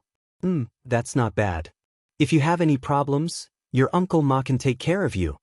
Li Zishuan nodded and smiled. The tragic Ma Zhou directly became an uncle-level character. Li Yu smiled and nodded happily. Then she tilted her head and thought for a while and said, Yesterday was the first time I lived in such a big house alone. I was indeed a little scared at night. But I plan to wait until I earn enough money, then I will go to the broker house and buy a maid to serve me. This way, I won't have to do laundry and cook, and I won't be scared at night. Li Zishuan was speechless. This little girl really thought of everything. She just found a place to stay yesterday, and today she wants to be a rich family's young lady and find someone to serve her. Her imagination, her mentality, her ambition. He couldn't help but admire her. It's up to you. But you have to earn money first. Li Zishuan mercilessly added another stab. Li Yu, who was immersed in her beautiful fantasy, couldn't help but be stunned when she heard this. However, she quickly smiled again and said, Of course I can earn money. Boss, look, these are the 2 articles I wrote. Do you think they are good enough? I imitated the style of the news on Datang Daily. I also collected the information myself. I didn't make it up. Then Li Yu handed over a few manuscripts. From your tone, you seem to be quite confident. Then let me see. Li Zishuan suddenly became interested. He took the manuscripts and said with a smile. Then he took a look and saw the title of the first article. Rich family's prodigal son became a monk for his lover. Seeing this title, Li Zishuan suddenly staggered and almost burst out laughing. There was no other reason except that this title was very similar to a meme he saw in his previous life. It was a very famous title party. Title: Rich family's prodigal son became a monk for his true love. Content: Dream of the Red Chamber. Similar ones there were. Title: Story of 3 women and 105 men. Content: Water margin. Title: Cruel, the shocking murder of a beautiful girl who was burned to death by a match. Content: The little match girl. What's wrong, boss? Could it be that little Yu didn't write it well? Li Yu asked nervously when she saw Li Zishuan's strange expression. No, it's good. Let me see it again. Li Zishuan quickly waved his hand and denied. Oh. Li Yu responded and then walked to the side, quietly waiting for Li Zishuan's judgment result. Chapter 267. Putting away his messy thoughts, Li Zishuan began to read the article seriously. Of course, it was undeniable that the title of Li Yu's article was very good. Compared to the later dynasties, the Tang dynasty was more open. The common people liked to listen to love stories. Li Yu's title alone was enough to attract people to continue reading. After a while, Li Zishuan finished reading the first article. He nodded, then shook his head. Li Yu was happy to see Li Zishuan nod, but Li Zishuan shook his head again. The smile on Li Yu's face froze. Boss, what do you think? Why are you nodding and shaking your head? Li Yu asked. Li Zishuan glanced at Li Yu and said, I nodded because I think your article title is very good. As for the content, it's not bad. Not bad? Then does boss think that my content can be written even better? Li Yu immediately found the key to the problem from the 2 adjectives Li Zishuan used. Hey, smart. Li Zishuan praised, then explained, I can't deny that the story you chose is very attractive. It's clear from the beginning to the end, but in my opinion, it's not enough. Li Yu looked at Li Zishuan curiously. Li Zishuan smiled and led Li Yu to the pavilion. As they walked, he said, Brother Li, don't worry. Little fishy, don't be unconvinced. There's a reason why I said that. First of all, your entire article gives people the feeling of looking at flowers on horseback. Your description of the incident is very general, very broad, and very boring. This directly causes your entire story to lack a sense of immersion. You have a good topic, but you don't describe a complete story with characters and emotions. The readers will only feel like they're chewing wax. Li Yu held onto the stone table, lowered her head and muttered, "Is it that bad?" Li Zishuan sat down and smiled. "It's not that bad. The reason why I'm telling you so much today is for your own good. Of course, more accurately, it's because I want you to earn more money. Do you still want to hear more?" "Sit. Boss, please say it." When she heard about money, Li Yu's interest was immediately piqued. The depression she felt from being defeated by Li Zishuan was swept away. "Hee hee, you little brat." Li Zishuan couldn't help but laugh. "If I were to write about this topic, I could write at least 30 to 40,000 words and publish it in the newspapers for 5 to 6 consecutive issues. You see, the part where the rich Mo Wuk and the peasant Xu Yinglian met, you can write more about how Xu Yinglian was at home and how she was bullied by the village bullies. How helpless and hopeless she was. Also, when Mo Wuk saw Xu Yinglian's peerless beauty, how shocked he was. Of course, the most important part is the part where Mo Wuk stood up to save Xu Yinglian. You must write in detail. Such an important part, how can you write it all in just 2 sentences? Your foreshadowing is all for Mo Wuk to act pretentious and slap the face. Apui, it's for the hero saving the beauty. Also, when Mo Wuk's father, Mo Yunshan, opposed his son's relationship with Xu Yinglian, why didn't you write about Mo Wuk's conflict, self-blame and helplessness? Xu Yinglian couldn't be with the person she loved and jumped into the river in anger. Why don't you put yourself in Xu Yinglian's shoes and think about her despair, reluctance, and tragedy? This is the best place to poke at the reader's tears. You have to write about it properly. Also, after Mo Wuk found out that the woman he loved had jumped into the river, the loneliness, sadness, anger, and finally grief. His heart was like dead ashes, and he went to the temple, shaved his head, and became a monk. You have to embellish this place. These are all words, they are all money. As a reporter, if you don't know how to embellish the word count, pui, if you don't know how to write about a matter, then you won't be able to earn much money. Li Zishuan was talking nonstop to Li Yu about how to embellish the news and how to write one story as 5 stories. He completely forgot that he was the boss of Datong Daily. If Li Yu really did that, she would be scamming his own money. Li Yu stood at the side and listened with her mouth agape. She really wanted to kneel down to Li Zishuan. What kind of boss would personally teach his employees how to scam their boss's money? Also, Li Zishuan's embellishment, apui, it was the way to develop the story. It was really an eye-opener for her. It was as if the door to a new world, the path of the water god, was slowly opening for her. Cough cough. At this moment, a light cough came from the side. It turned out to be Ma Zhou. He just came out to take a breather and didn't expect to see Li Zishuan giving a lecture to Li Yu. The more he listened, the more he felt that something was wrong. Wasn't this misleading the students? Hence, he quickly interrupted. Brother Ma, you're here?" Li Zishuan looked at Ma Zhou's expression and knew that he had heard everything he said. He looked a little awkward. "Hello, Uncle Ma." Li Yu remembered what Li Zishuan said to her before. "If you have any problems, your Uncle Ma can take care of you." She went up and said sweetly, *CK. Since when did I become an uncle? You were still calling me Steward Ma yesterday." Ma Zhou had just taken 2 steps when he heard Li Yu's words. He instantly staggered and cursed in his heart. If it wasn't for Li Zishuan's quick reaction and raised his hand, he would have fallen flat on his face. "What's wrong? Is it wrong for the little girl to call you that? Brother Ma, why do you have such a big reaction?" Li Zishuan teased with a mischievous smile. Ma Zhou was speechless. What else could he say? He could only curse Li Zishuan in his heart. He was sure that Li Zishuan was the one who taught Li Yu this. "Is there anything important that Lord Zhu came here today?" Ma Zhou calmed himself down and asked. There's no hurry.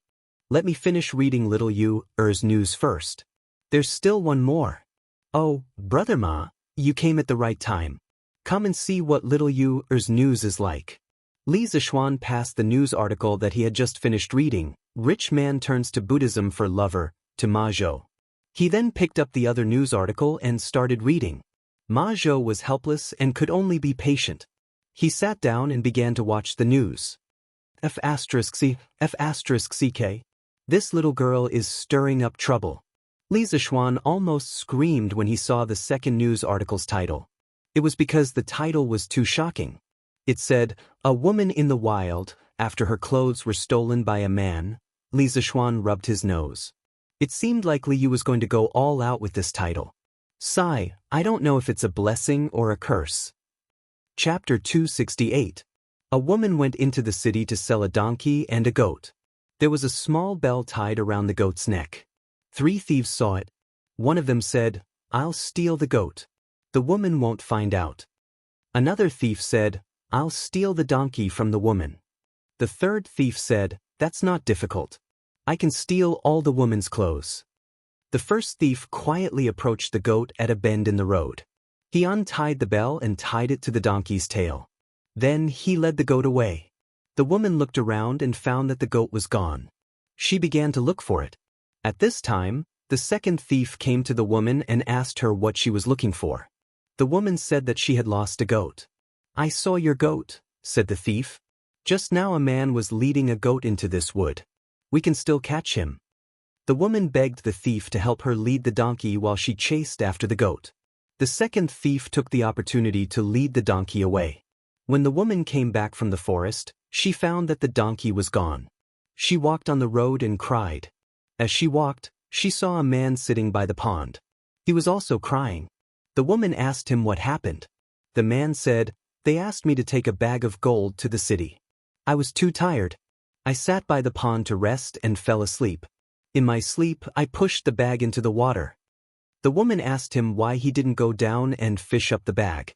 The man said, "I'm afraid of water because I can't swim. If anyone wants to fish up this bag of gold, I'll give him 20 gold ingots." The woman was overjoyed. She thought, "It's because someone else stole my goat and donkey that God gave me happiness." So, she took off her clothes and dived into the water. However, she couldn't find the bag of gold no matter how hard she tried. When she climbed out of the water, she found that her clothes were gone. It turned out that the third thief had stolen her clothes. Under the pavilion in the workshop, Li Zishuan read the second article written by Little Fishy. A woman in the wild after her clothes were stolen by a man. He was lost in thought for a moment.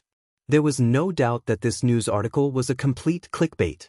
The content was completely different from what you would think when you first saw the headline. But behind this piece of news, there was actually a trace of philosophy. This way, the entire piece of news was instantly raised to a whole new level. This Li Yu's perception was not low. "Little Yu, who told you this story?" After a moment of silence, Li Zishuan looked up and asked. Li Yu replied, "I heard this from an auntie in our shop yesterday. The incident happened to a woman from her family. I thought that if this incident could be written, everyone might be able to understand a lot of things after reading it. For example, greed will always be punished. Don't trust people easily. Trust people easily and you will have to pay the price." "Not bad. You've come up with new tricks for the news." Li Zishuan nodded and praised. His previous purpose of publishing the newspaper was to entertain the public and at the same time, attract investors and make some money. He did not expect Li Yu to be able to draw parallels and trigger another function of the newspaper, which was to educate the public. Moreover, she used a very lively and interesting method to educate the public. This was really rare. This girl's way of thinking was always very unique and creative. Hee, thank you for the compliment, boss. So boss, did I pass? Can I be a reporter for Datang Daily in the future? Li Yu heard Li Zishuan's praise and immediately beamed with joy. You passed on my side. Brother Ma, what do you think? Li Zishuan turned his head to look at Ma Zhou and asked. I think it's okay. These 2 articles have already captured some of Lord Ju's essence. Little Yu is indeed qualified to enter the editorial department of Datang Daily.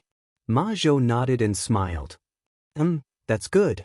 Little Yu, you'll work under Steward Ma from now on. Your salary will be based on what I've told you before. The more you work, the more you get. Li Zishuan heard Ma Zhou's agreement and said to Li Yu. Oh, thank you, sir. Thank you, Uncle Ma. Li Yu heaved a sigh of relief and cheered. Ma Zhou could not help but feel that he had aged a few decades in an instant. Little Yu, you still owe me 5 strings of money before. You have to work hard to repay your debts? Li Zishuan deliberately teased. He did not care about that little bit of money. He said that purely to tease this little girl. I know. Li Yu pouted and said with dissatisfaction. Ha. Brother Ma, how's the compilation of the dictionary going recently? After teasing Li Yu for a while, Li Zishuan left the pavilion and followed Ma Zhou into the house and asked. Lord Zhu, the compilation of the dictionary is almost half done. It is estimated that it will be completed in half a month. Ma Zhou replied confidently. That's fast? Li Zishuan was surprised. He thought that the amount of work required to compile a dictionary was so huge that it would take at least 1 or 2 years to complete it. He did not expect it to be so fast. That's true. Crown Prince and King Wei have given us a lot of manpower and resources to compile the dictionary.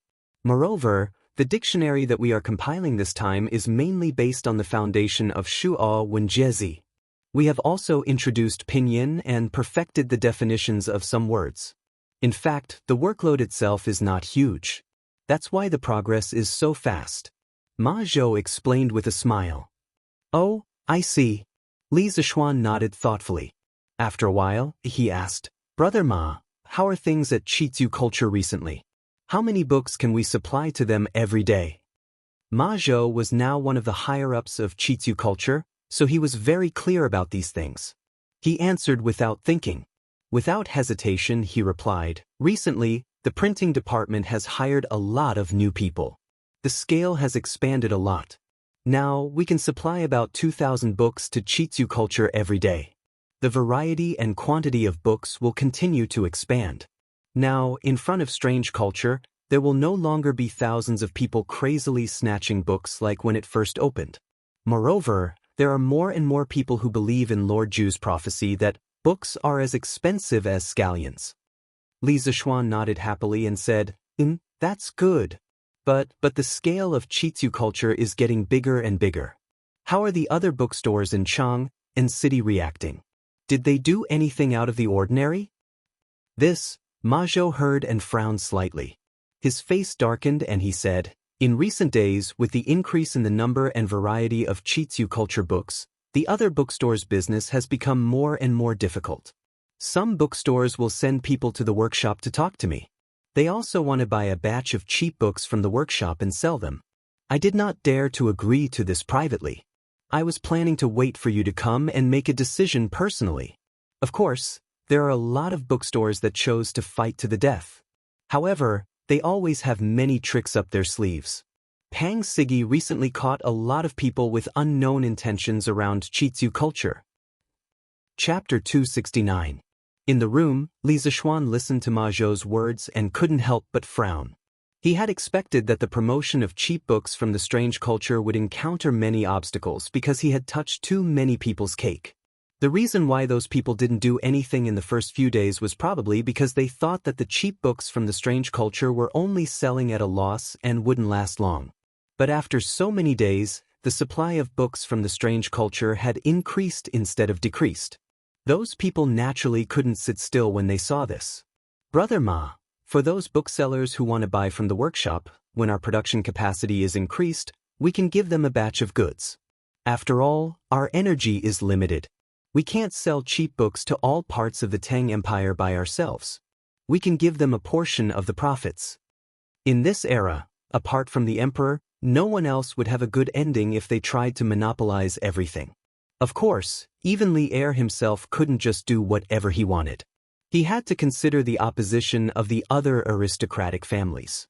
Li Zishuan definitely didn't want to make the whole world his enemy. Earning too much money was also hot. Leaving a mouthful of soup for others was also leaving a way out for himself. Of course, if there were people who didn't want to drink soup and wanted to eat meat, then Li Zishuan would definitely not retreat and wait for death. Yes, Lord Zhu's words are reasonable. This Ma also thinks so. Ma Zhou nodded and said with relief. He was older than Li Zishuan and naturally knew more about the ways of the world. He was relieved that Li Zishuan could make this choice. This was because he was worried that Li Zishuan would make some unwise decisions because of his youth. Then Brother Ma, do you have any good ideas for those people who have bad intentions? To be honest, other than strengthening the patrols around the strange culture, I don't have any good ideas for the time being. Li Zishuan sighed deeply in his heart. He didn't like this kind of scheming. His original intention of establishing the strange culture was to let the poor people afford to buy books. From the beginning to the end, he didn't want to fight with anyone. If he accidentally hurt someone in the process, then he could only say sorry. Lord Ju, the people that Pang Sigi arrested previously have been transferred to the Supreme Court. However, we didn't get any results from the interrogation.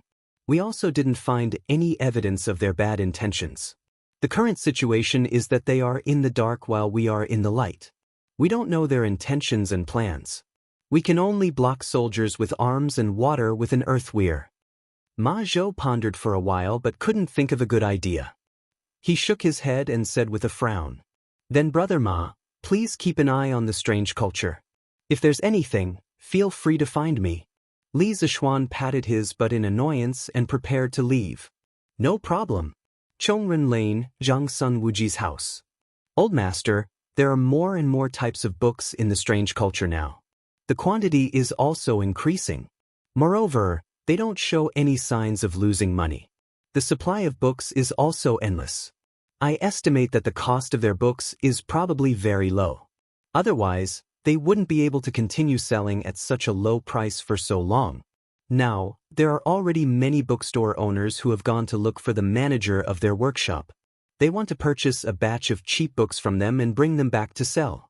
They want to make a profit from the difference." Wu Mingyang, the shopkeeper of Mingde bookstore, was reporting to Zhang Sun Wuji respectfully. "You are right. I have received news that Li Zishuan's workshop has made a paper machine. The paper production speed is very fast, and the cost of their paper is very low. Moreover, they have also mastered a set of cheap and efficient book printing methods. All in all, the price of their books is naturally low." Zhang Sun Wuji's expression was indifferent, and one couldn't tell if he was happy or angry. He clasped his hands behind his back and took 2 steps forward before saying, "Go and contact Li Zishuan. Ask his workshop to supply us with a batch of books. Li Zishuan should give this old man some face. In the future, our bookstore will also sell books at this low price." "Old Master, are you just going to let it go like this?" Wu Mingyang was in disbelief. In his opinion, Zhang Sun Wuji was the brother-in-law of the current emperor. Why would he be afraid of Li Zishuan, a mere county boy? Zhang Sun Wuji's voice gradually turned cold. "What do you want me to do?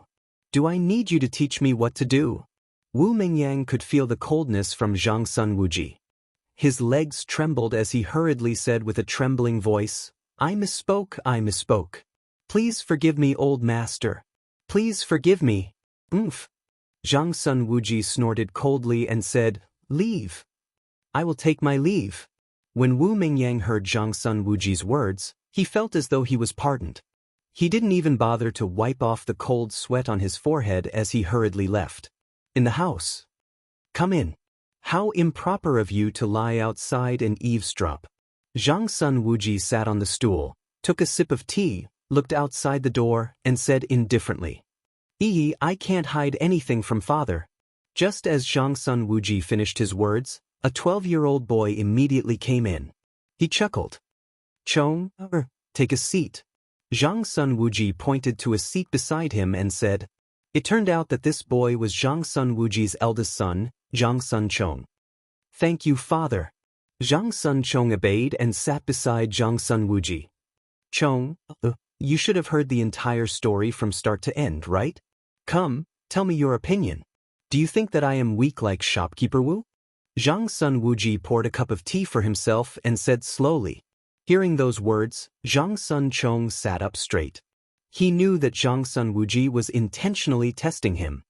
"Father, I think that father definitely has your reasons for doing so. However, it is definitely not because you are afraid of Li Zishuan. The Li clan only rose up recently after Li Zishuan was conferred the title of Baron. In terms of foundation and strength, the Zhangsun clan has no reason to be afraid of the Li clan.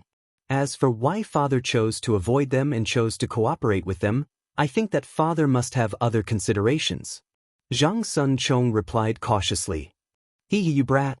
Zhang Sun Wuji chuckled. Then he shook his head and said, Chong, the matters in this world aren't as simple as what you see. It might seem calm on the surface, but it might be turbulent in the dark. If you want to be invincible, you have to know your enemy as well as yourself. You have to understand as much information about the other party as possible. Then, based on this information, you have to constantly weigh and analyze the situation before you can make the correct judgment. Do you understand? Father is right. I have learned my lesson. Even though Zhang Sunchong didn't really understand the meaning behind his father's words, he still nodded. Chapter 270. Heh, you really don't mean what you say. Since there's nothing else, I will tell you in detail today. Zhang Sun Wuji knew his son well. He could tell that his son only heard half of it. Zhang Sun Chong scratched his head awkwardly. You were right about one thing. Our Zhang Sun family is indeed not afraid of Li Zishuan's family.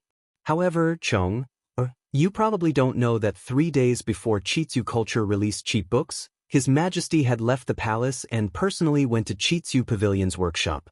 Chong, do you still think that things are that simple? Zhang Sun Wuji looked at his son and said, Could it be? Could it be that His Majesty has some shares in Chitsu Culture? Zhang Sun Chong opened his eyes wide and said in disbelief.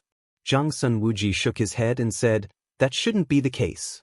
His Majesty has a lot of things to attend to every day. What he has in his heart is Tang Dynasty's vast rivers and mountains. Why would he care about a mere Chitsu culture? However, I have received news that the Crown Prince and King Wei are one of the owners of Chitsu culture. Furthermore, there is one thing that cannot be denied. The expansion of Chitsu culture is something that His Majesty is willing to see. Father, why do you think so? In today's world, aristocratic families have a huge influence on the commoners. There are countless scholars that rely on aristocratic families.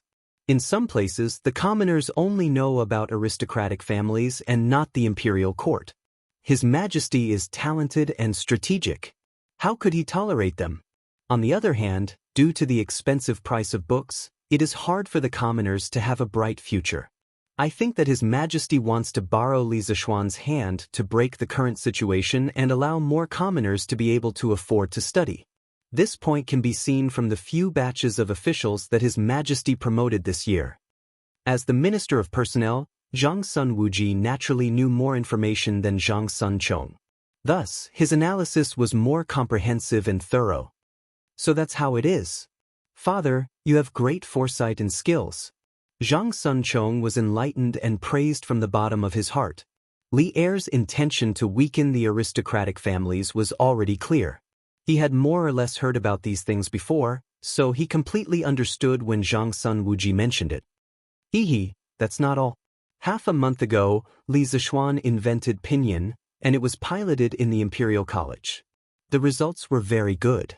The officials in the court also praised Pinyin greatly. Not long after, the Eastern Palace and Prince Wei's mansion sent a total of 16 scholars to stay in Li Zishuan's workshop. They had yet to come out.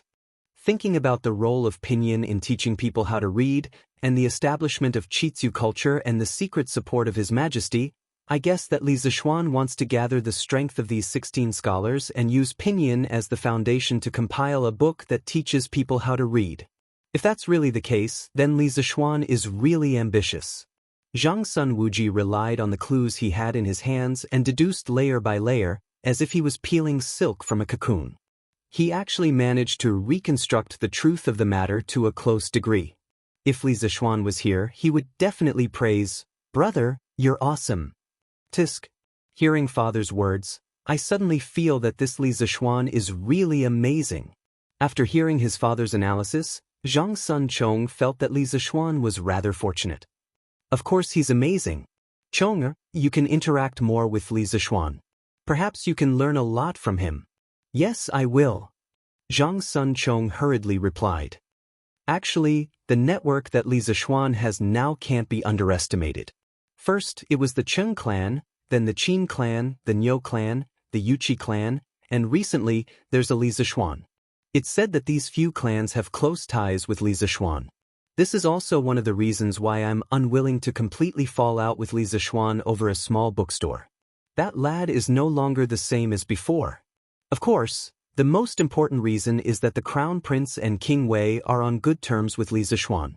On the other hand, Li Zishuan can also provide the Crown Prince and King Wei with a lot of support. Chonga, you must remember that only when the Crown Prince ascends to the throne will our Zhangsun clan be able to prosper.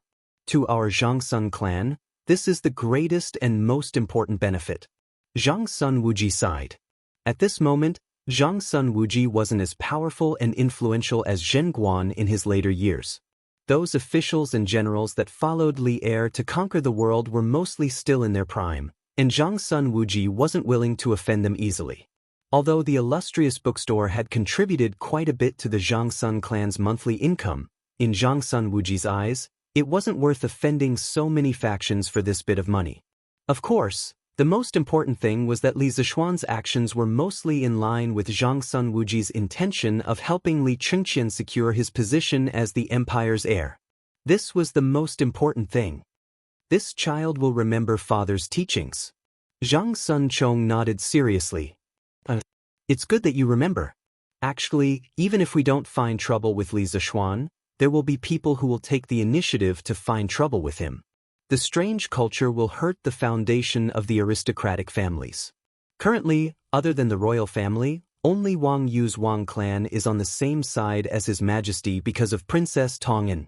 However, the remaining 5 aristocratic families aren't easy to deal with. The scale of the strange culture is still small, and they might not have noticed it yet. If I'm not wrong, when the Pinyin literacy book is released, there will definitely be people in the aristocratic families who will realize the threat. At this time, the position of the strange culture in the hearts of the commoners will also increase.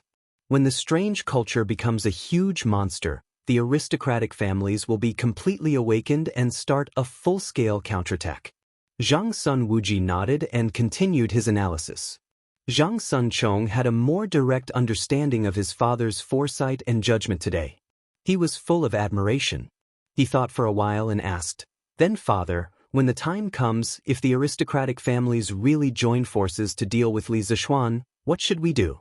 Do we need to help him?" Chong, you don't know the background of the aristocratic families.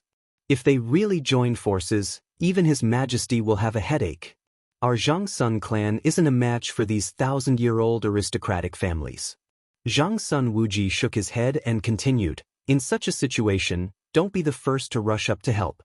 Although you might gain the goodwill of others, the risk involved will be greater. Currently, the Zhangsun clan has both glory and wealth. We don't need to take risks and only need to develop steadily. Chong, you have to remember that we have to consider carefully before doing things like sending charcoal in snowy weather. Of course, it's best if we don't do it because we might get burned. You can always do things like adding flowers to a brocade. This child will remember." Chapter 271. Da-da-da. Big White's hooves were nailed with horseshoes, so when it walked on the road, the sound it made was particularly loud, even covering the sound of the carriage's 4 wheels rolling. Inside the carriage, Li Zishuan rubbed his temples in annoyance. When he thought of those people who coveted the strange culture, he felt a wave of exhaustion for no reason. He was most annoyed by scheming against each other. He worked hard for the strange culture just to let the scholars in the world be able to afford to read books. He didn't think about how much money he could make from it. If this behavior was in the modern world, many people would definitely scold him for being an idiot. He didn't want to live a good life as a rich second generation and had to do all kinds of things. In the end, he even offended people. Why did he have to be so stupid? Li Zishuan felt a trace of regret at this moment. No matter what era it was, outsiders would always be attacked by others. The strange culture was an outsider in the eyes of others because it greatly lowered the price of books, causing many people to suffer losses. Some were direct and some were indirect. The direct ones were those booksellers, and the indirect ones were those aristocratic families. Sigh, there was no one he could confide his thoughts to. He could only bitterly bear it alone in silence. Li Zixuan half reclined on the sofa in the carriage, looking at the passers-by on the roadside with their families.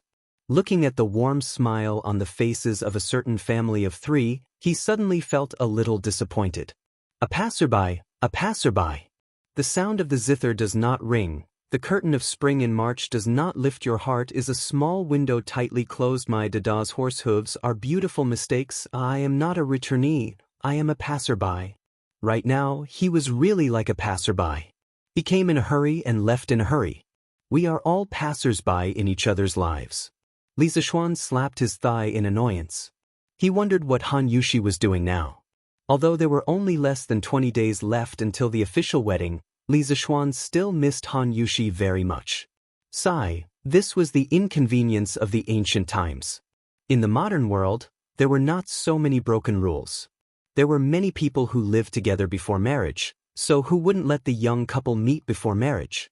Even if the two of them were separated due to unforeseen circumstances, they could still video call each other to ease their lovesickness. However, in this era, it was extremely difficult to make a video call. Not to mention optical fiber communication, he couldn't even make an integrated circuit board in a mobile phone or a computer. It had nothing to do with technology. It was just that the industrial foundation of this era was too weak. No technology could be developed overnight. It had to be slowly accumulated. However, if he couldn't make a phone or a computer, could he make some simple communication tools? Rural phone? It's too low class and it won't spread far. The principle behind the most primitive telephone was not too difficult. It was just a metal piece vibrating due to sound, and the electromagnetic switch coil connected to it generated an electric current, allowing the transmitter and receiver to realize the mutual conversion of sound mechanical energy and electrical energy, thus realizing long-distance communication. If there were enough components and conditions, Li Zixuan could also figure out how to make a telephone by himself. After all, he had done a lot of research related to circuits in his previous life. He had soldered circuits that were dozens of times more complicated than this, let alone a simple telephone. However, without electricity and the corresponding electronic components, how should he do it? Electricity, electricity, electricity. I have to make electricity first. I can't always do things for others. This time, I have to do something for myself. As for the strange culture, I'll do whatever I want. I don't believe that Li Er will let the other aristocratic families go against the strange culture. San Bao, turn the carriage around. Send me back to the workshop. With this thought, Li Zixuan's thoughts were instantly clear. He immediately did what he said and shouted out of the carriage. Young master, what did you say? San Bao, who was driving the carriage outside, suspected that he had heard wrongly and asked again. Turn the carriage around and go to the workshop. Li Zixuan was filled with energy at this moment. The dispirited look on his face disappeared instantly. Young master. I'll change the carriage now. San Bao was sure that he didn't hear wrongly. Although he was full of doubts, he knew his duty. He only needed to follow whatever Li Zixuan said. Whoosh! San Bao controlled Big White and slowly turned the carriage around in the narrow road and rushed back to the workshop. Zhao Song, I heard from Qin Ke that the compilation of the Tang Dynasty Dictionary will be completed soon. What have the other aristocratic families done recently? Do they know about the Tang Dynasty Dictionary? Taiji Palace, Sweet Dew Hall. Li Er finished reading the last memorial and stretched his arms and waist without caring about his image. Then, he looked at Zhao Song beside him and said, Your Majesty, this old servant didn't hear any relevant news. However, a few days ago, one of the officers of the Right Marquis Guard caught many sneaky people near the strange culture. After these people were sent to the Supreme Court, they didn't get anything out of the interrogation. There was no evidence to prove that they were sent by the aristocratic families. Zhao Song smiled bitterly. He was only a eunuch with slightly more authority. How could he find out about the internal affairs of the aristocratic families? Oh, it seems like there are still people who can't sit still. Whether or not these people are from the aristocratic families, have the people of the Supreme Court pay attention. It would be best if they could find out their background. Right? Have Sun Fujia be in charge of this matter. Once the Tang Dynasty Dictionary is released, combined with the recent cheap books, the strange culture will definitely become a place of trouble. We will not allow those people to ruin our plans. Li Er's eyes were cold, and his voice was tinged with determination. Yes. Your Majesty! Summon Li Junxian. Li Er thought for a moment before shouting. A small eunuch stepped forward, clasped his hands in acknowledgement, and then withdrew. The hall fell silent. Li Er reclined on the dragon throne and took out today's Datang Daily to read. Seeing this, Zhao Song obediently stood to the side, quietly playing the role of a handsome man, a handsome eunuch. Around 15 minutes later, a white-robed general entered. It was none other than Li Junxian. Paying respects to your Majesty. Dispense with the formalities. We called you here to ask if there has been any activity from the great clans? Li Er put down the newspaper and indifferently asked. Replying to your Majesty, based on the investigations of the 100 Cavalry, the great clans have not done anything other than actively organizing merchant ships to join the imperial court's fleet. Li Junxian didn't know why Li Er would ask this question, so he could only honestly report what he knew. These vermin of the country are truly insatiable. They actually want to use this southern trade to make a fortune. Li Er deeply furrowed his brow. He was unhappy that the great clans benefited. After a few moments, he shook his head and said, "This is also good. They won't be able to divert their attention to the strange culture. Junxian, pay more attention to Li Zishuan's strange culture and workshops." Yes. Chapter 272. Li Junxian received the order and left. Within the hall, Li Er propped his chin up and pondered for a while. After confirming that he had not missed anything, he let out a sigh of relief and reclined on the dragon throne. He flipped open the Datang Daily and continued to read the newspaper. Zhang Sun Wuji's previous conjecture was correct. Li Er had indeed intended to use Qitzu culture to dig up the foundation of the great clans. If one were to say that the cheap books that Qitzu culture had crazily released previously were a hidden worry for the great clans, then the appearance of the Great Tang Dictionary would have a fatal impact on the great clans. This was because once there was a dictionary, a large number of literate people would emerge from all over the Great Tang. The demand for books would increase, and the children of poor families would be able to learn some knowledge by themselves without relying on the great clans. In less than 5 years, the number of children of poor families would far exceed the number of children of landowning clans and the children of fake landowning clans that relied on the great clans. At that time, the advantage that the great clans had in terms of education resources and manpower would be completely lost. From this perspective, Li Er was indeed using Li Zishuan. However, to be used by the ruler of a country meant that Li Zishuan had value. Furthermore, Li Er's use was not the type of use where he would disregard the life and death of the other party. He had always had a backup plan for the safety of Qitzu culture and the workshop. He intended to groom Li Zishuan and leave him for Li Qingqian. Naturally, he would not watch as Li Zishuan faced the 5 great clans alone. This brat actually advertised his compass in the newspaper. Furthermore, I heard that he even rewarded his own novel yesterday, praising himself. Truly shameless. Li Er muttered to himself in annoyance when he saw the advertisement in the middle of the newspaper that was dedicated to the superior properties of the Qitzu Pavilion's compass. Others might not know that the legend of a mortal's journey to immortality was written by Li Zishuan, but how could he not know? He could only sigh in his heart. Li Zishuan's skin was getting thicker and thicker. "Young master, we're here." In front of the strange interest pavilion workshop, San Bao got off the carriage and opened the curtains. San Bao, you go back first and ask Xiaoxi to pack some clothes for me. Also, tell my parents that I won't be going back for the next few days and will be staying in the workshop. Li Zishuan ordered as he jumped off the carriage. San Bao was stunned for a moment before he bowed and replied, "Yes, young master. I will go back and make the arrangements now." You can take the carriage back and send the carriage over later."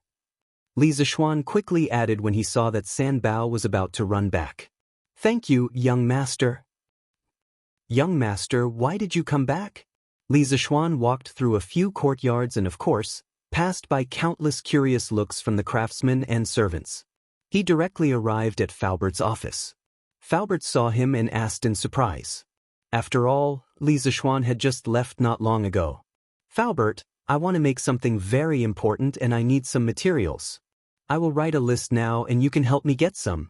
I will be staying in the workshop for the next few days and will be staying in the Drunken Wind Pavilion.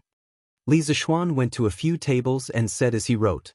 On the way back to the workshop, he had already thought of the materials that he needed. Overall, they were all common materials and should be easy to get. Young master, what are you planning to do this time? Fu Bo was taken aback when he heard this. Then, his interest was immediately piqued. He walked over curiously and asked. After working together for so long, Li Zixuan's products were each more practical and unexpected than the last. He was now completely convinced of Li Zixuan's ability to invent. Unlike when Li Zixuan was building the curved plow, Faubert raised some doubts. Now that he heard that Li Zixuan was going to make something new, he only had curiosity and anticipation in his heart. There were no doubts at all. I plan to make something that transcends time.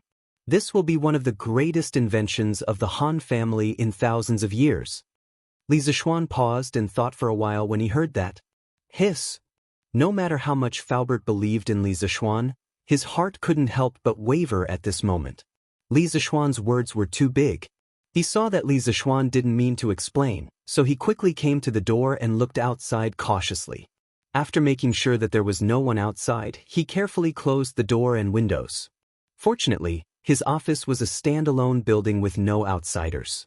Otherwise, if Li Zixuan's words were to spread, who knew how much trouble it would cause? Young master, I don't know what you want to do, but please be careful when you speak. Be careful that the walls have ears. An ordinary man is innocent, but treasuring a jade ring will arouse the envy of others. If what you just said is spread out, it will inevitably cause some thieves to covet it. Faubert said with a serious face. I know. Thank you for your concern, Faubert. Li Zixuan shook his head indifferently. He was also a master close to the guru realm. How could he not be aware of whether there was someone eavesdropping around? However, he knew it well in his heart. There was no need to say it out loud. Faubert also had good intentions. Faubert, can you get these materials prepared for me? Li Zixuan waved his hand, picked up the list of materials he wrote, and handed it to Faubert. Faubert took it and looked at it carefully. Then his face suddenly became very strange. Because there was a material on the list, it was really... Faubert really couldn't think of what Li Zixuan would use it for. Could it be used to cook? Young master, these materials are no problem. I will ask someone to collect them for you immediately. A moment later, Faubert said to Li Zixuan. All right, thank you, Faubert. I will return to Drunken Wind Pavilion first. Li Zixuan stood up and prepared to return to his private courtyard to wait for Xiaoxi to deliver the equipment and Faubert to deliver the materials. Take care, young master. So young master has been busy making a compass for the fleet going south recently. Young master is really kind. Han Family Village, Han Family Courtyard. Han Yushi held her chin with her left hand and muttered to herself in the room as she read the latest issue of Tang Dynasty Daily. Han Yushi's wedding date was approaching. Han Lijing had been so busy recently that he couldn't keep up with the Li family's strong request. Li Zixuan's wedding this time had to be held on a grand scale. Han Lijing had been busy sending out invitations everywhere recently. Han Yushi was alone at home. Normally, she would ask the villagers who were going to the city to bring back a copy of the newspaper to read every day. She was not interested in the ancient literature at the front and the novels at the back. She only looked at the news in the middle. This was because she, who was ill-informed, could more or less find some news about Li Zixuan from the news. Young master is getting more and more knowledgeable. I heard that His Majesty promoted him a while ago. Now, young master has become a minister of the Imperial College. No, I should read more books. Otherwise, won't I embarrass young master in the future? Thinking of this, Han Yushi ran to a red cabinet in the room. It was filled with books that her mother had left for her. Before her mother was still alive, she had relied on these books to gain enlightenment. Later, her mother passed away. In order to take care of Tai Dan, she had sealed these books again. However, she did not know that Li Zixuan was also a dabbler in the knowledge of the classics in this era. Why would he care if she was knowledgeable? Chapter 273. Young Master, Xiaoxi has brought you a change of clothes. Li Zixuan returned to Drunken Wind Pavilion. About 15 minutes later, Faubert did not come to deliver the materials, but Xiaoxi came to deliver the clothes instead. Thank you for your hard work. Xiaoxi, you can go back after you put these clothes in the room. Li Zixuan leaned on the table as he recalled the knowledge of physics and chemistry from his previous life. Young Master, Madam is worried that you will suffer here alone, so she asked Xiaoxi to stay here and take care of you. Xiaoxi will go back and bring your 3 meals a day. Xiaoxi hugged the bundle that she brought over and turned around to say, Did my mother really say that? Li Zixuan raised his head and asked. Of course. Yes, Xiaoxi went to prepare a room for you. Xiaoxi replied with a slightly red face. She then hurriedly turned around and carried the bag into the room. In fact, after Sanbao sent the news that Li Zixuan would be staying in the workshop for a few days, Madame Li did not think of sending a maid to take care of her son's daily life. It was Xiaoxi who weakly mentioned it, so Madame Li sent her over. Thinking of Madame Li's meaningful gaze and smile when she arrived, Xiaoxi was so embarrassed that her ears turned red. Boss, these are the materials that Butler Fu asked me to bring over. Not long after Xiaoxi went into the room, Song Xiaoxi came over with a bag. After the previous lesson, Song Xiaoxi's smile now had a tinge of caution. He was no longer as impulsive as before. Li Zixuan took the bag and checked it carefully. He then nodded with satisfaction and said, Very good. Not a single one is missing. Xiaoxi, you can go back now. It's almost time for work. Young Master, I'm not in a hurry. I can stay in the workshop at night. Why don't I serve you here? If you have any orders, I can run errands for you, right? Song Xiaoxi smiled politely. No need. I don't have anything to do here. I can do it myself. Xiaoxi, you should go back. Li Zixuan smiled and replied. At this moment, Xiaoxi finished tidying up the room. She came out and said, Young Master, your room is ready. Thank you for your hard work. Li Zixuan nodded. Young Master, then I will take my leave. When Song Xiaoxi saw Xiaoxi, he immediately reacted. At the same time, he hated himself for being so talkative. His young master was a beautiful woman, why would he need his help? When Li Zixuan saw Song Xiaoxi running away, he knew that Song Xiaoxi was overthinking. Li Zixuan wanted to call him back, but he thought better of it. There was nothing to explain. Xiaoxi, there's still a room on the east side. Go and clean it up yourself. I'm going to start working now. Li Zixuan picked up the large bag of experimental materials and walked into the room as he smiled at Xiaoxi. When Xiaoxi saw that Li Zixuan did not need her help, she replied with an "oh" and went to the other room to tidy it up. After all, she was going to stay here at night. She could not possibly sleep in the same room as Li Zixuan, right? Although she had thought about it before, but... After transmigrating for so long, I'm finally back to my old profession. Li Zixuan placed the bag of materials on the experimental platform that he temporarily put together with 4 long tables. Looking at this simple laboratory, he felt a little emotional. As an engineering student, and one that specialized in engineering, he had soldered countless circuit boards in the laboratory. He did not expect that after transmigrating to the Tang dynasty, he would still have to do his old profession. The difference was that his current laboratory conditions were even worse. Of course, the experiments he did were more basic and simple. It could not be compared to modern integrated circuits. Let's get to work. Today, I will make the battery come to this world more than 1,000 years earlier. Dear Mr. Volt, I'm sorry for stealing your invention. Li Zixuan rubbed his fists and rubbed his palms as he muttered to himself eagerly. That's right, what Li Zixuan wanted to make was the simplest volt battery. What? You think that volt batteries are too weak? Why not make a generator? F***ck big chest brother, it's easy for you to say that. You haven't even learned how to walk and you want to run away. Do you think that generators are that easy to make? You transmigrated to the Tang dynasty, why don't you try making one for me? Can you make one without 1 or 2 months? Li Zixuan wanted to immediately create electricity and then realize the next step of his plan. How could he use 1 or 2 months to make a generator? Li Zixuan watched the TV series, The Myth, in his previous life. In the series, Yi Shaochuan, who was played by Hu Gu, transmigrated to the Qin dynasty. Because his phone ran out of battery, he made himself a hand-cranked generator. Of course, this was the scriptwriter's nonsense. In fact, that thing could not generate electricity at all. Magnets existed in ancient times. The wires used were the gold threads from the clothes of the future Liu Bang's wife, Liu Ho. However, those gold threads did not have an insulating outer layer. When they were wrapped into a coil, it was no different from a lump of gold. The scriptwriter did not know that real generator coils were covered with enameled wire. Not to mention, to charge the phone, didn't he need an interface cable? Li Zixuan, who was a science and engineering student, was troubled by this for a long time. At that time, he also thought that if he really transmigrated to ancient times, when he needed to charge his phone, he should adapt to the time. Ancient materials were limited. What kind of device should he invent? Should it be a simple hand-cranked generator or something else? What?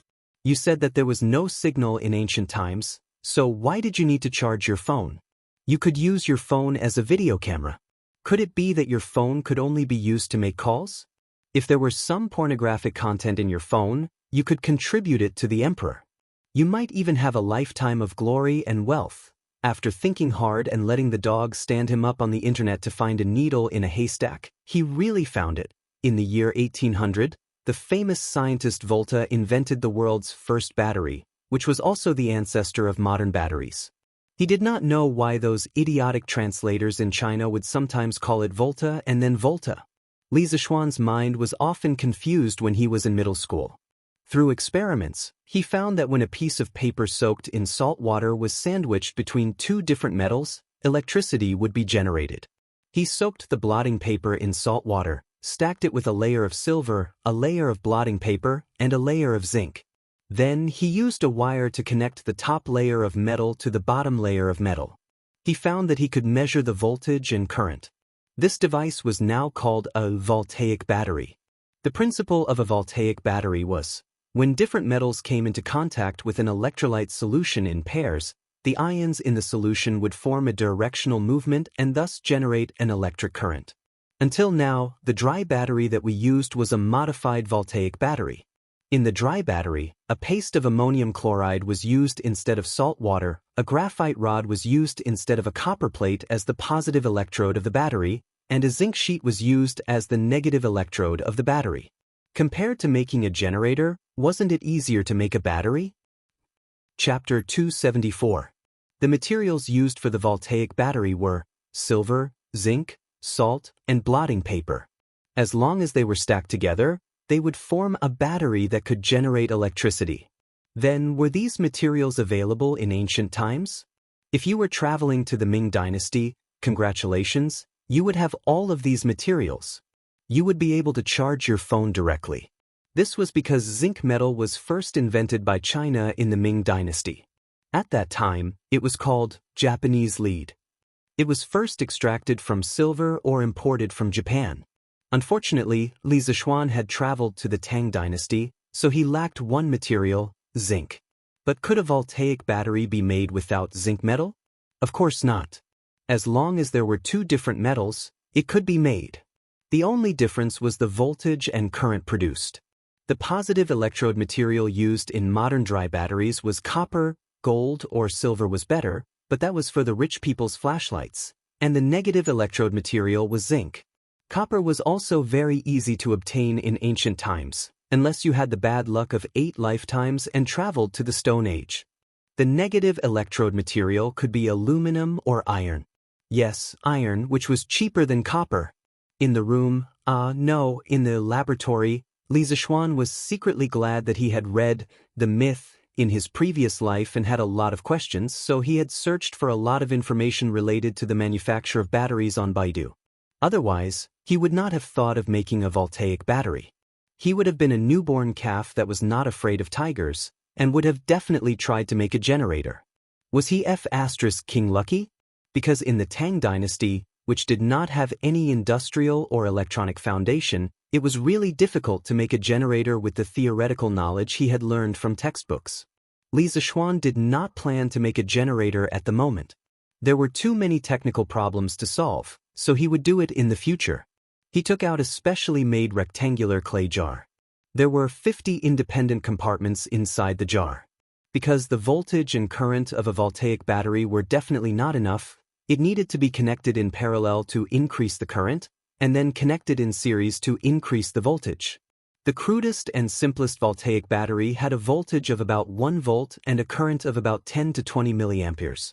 If the voltaic batteries in each cubicle had a voltage of 1 volt and a current of 10 milliamperes, then 50 voltaic batteries would be connected in parallel to form a battery pack. 5 of these battery packs would then be connected in series to form a power source with a voltage of 5 volts and a current of 500 milliamperes. Then, the problem of charging your mobile phone would be solved. P.S. If you plan to bring your mobile phone to ancient times, please remember this easiest way to charge your mobile phone. Of course, Li Zishuan was a soul transmigrator. When he transmigrated, he did not bring anything with him. The purpose of his battery was definitely not to charge his phone, but to power his communication tools. He often lamented why he wasn't wearing a suit and couldn't bring a computer with him.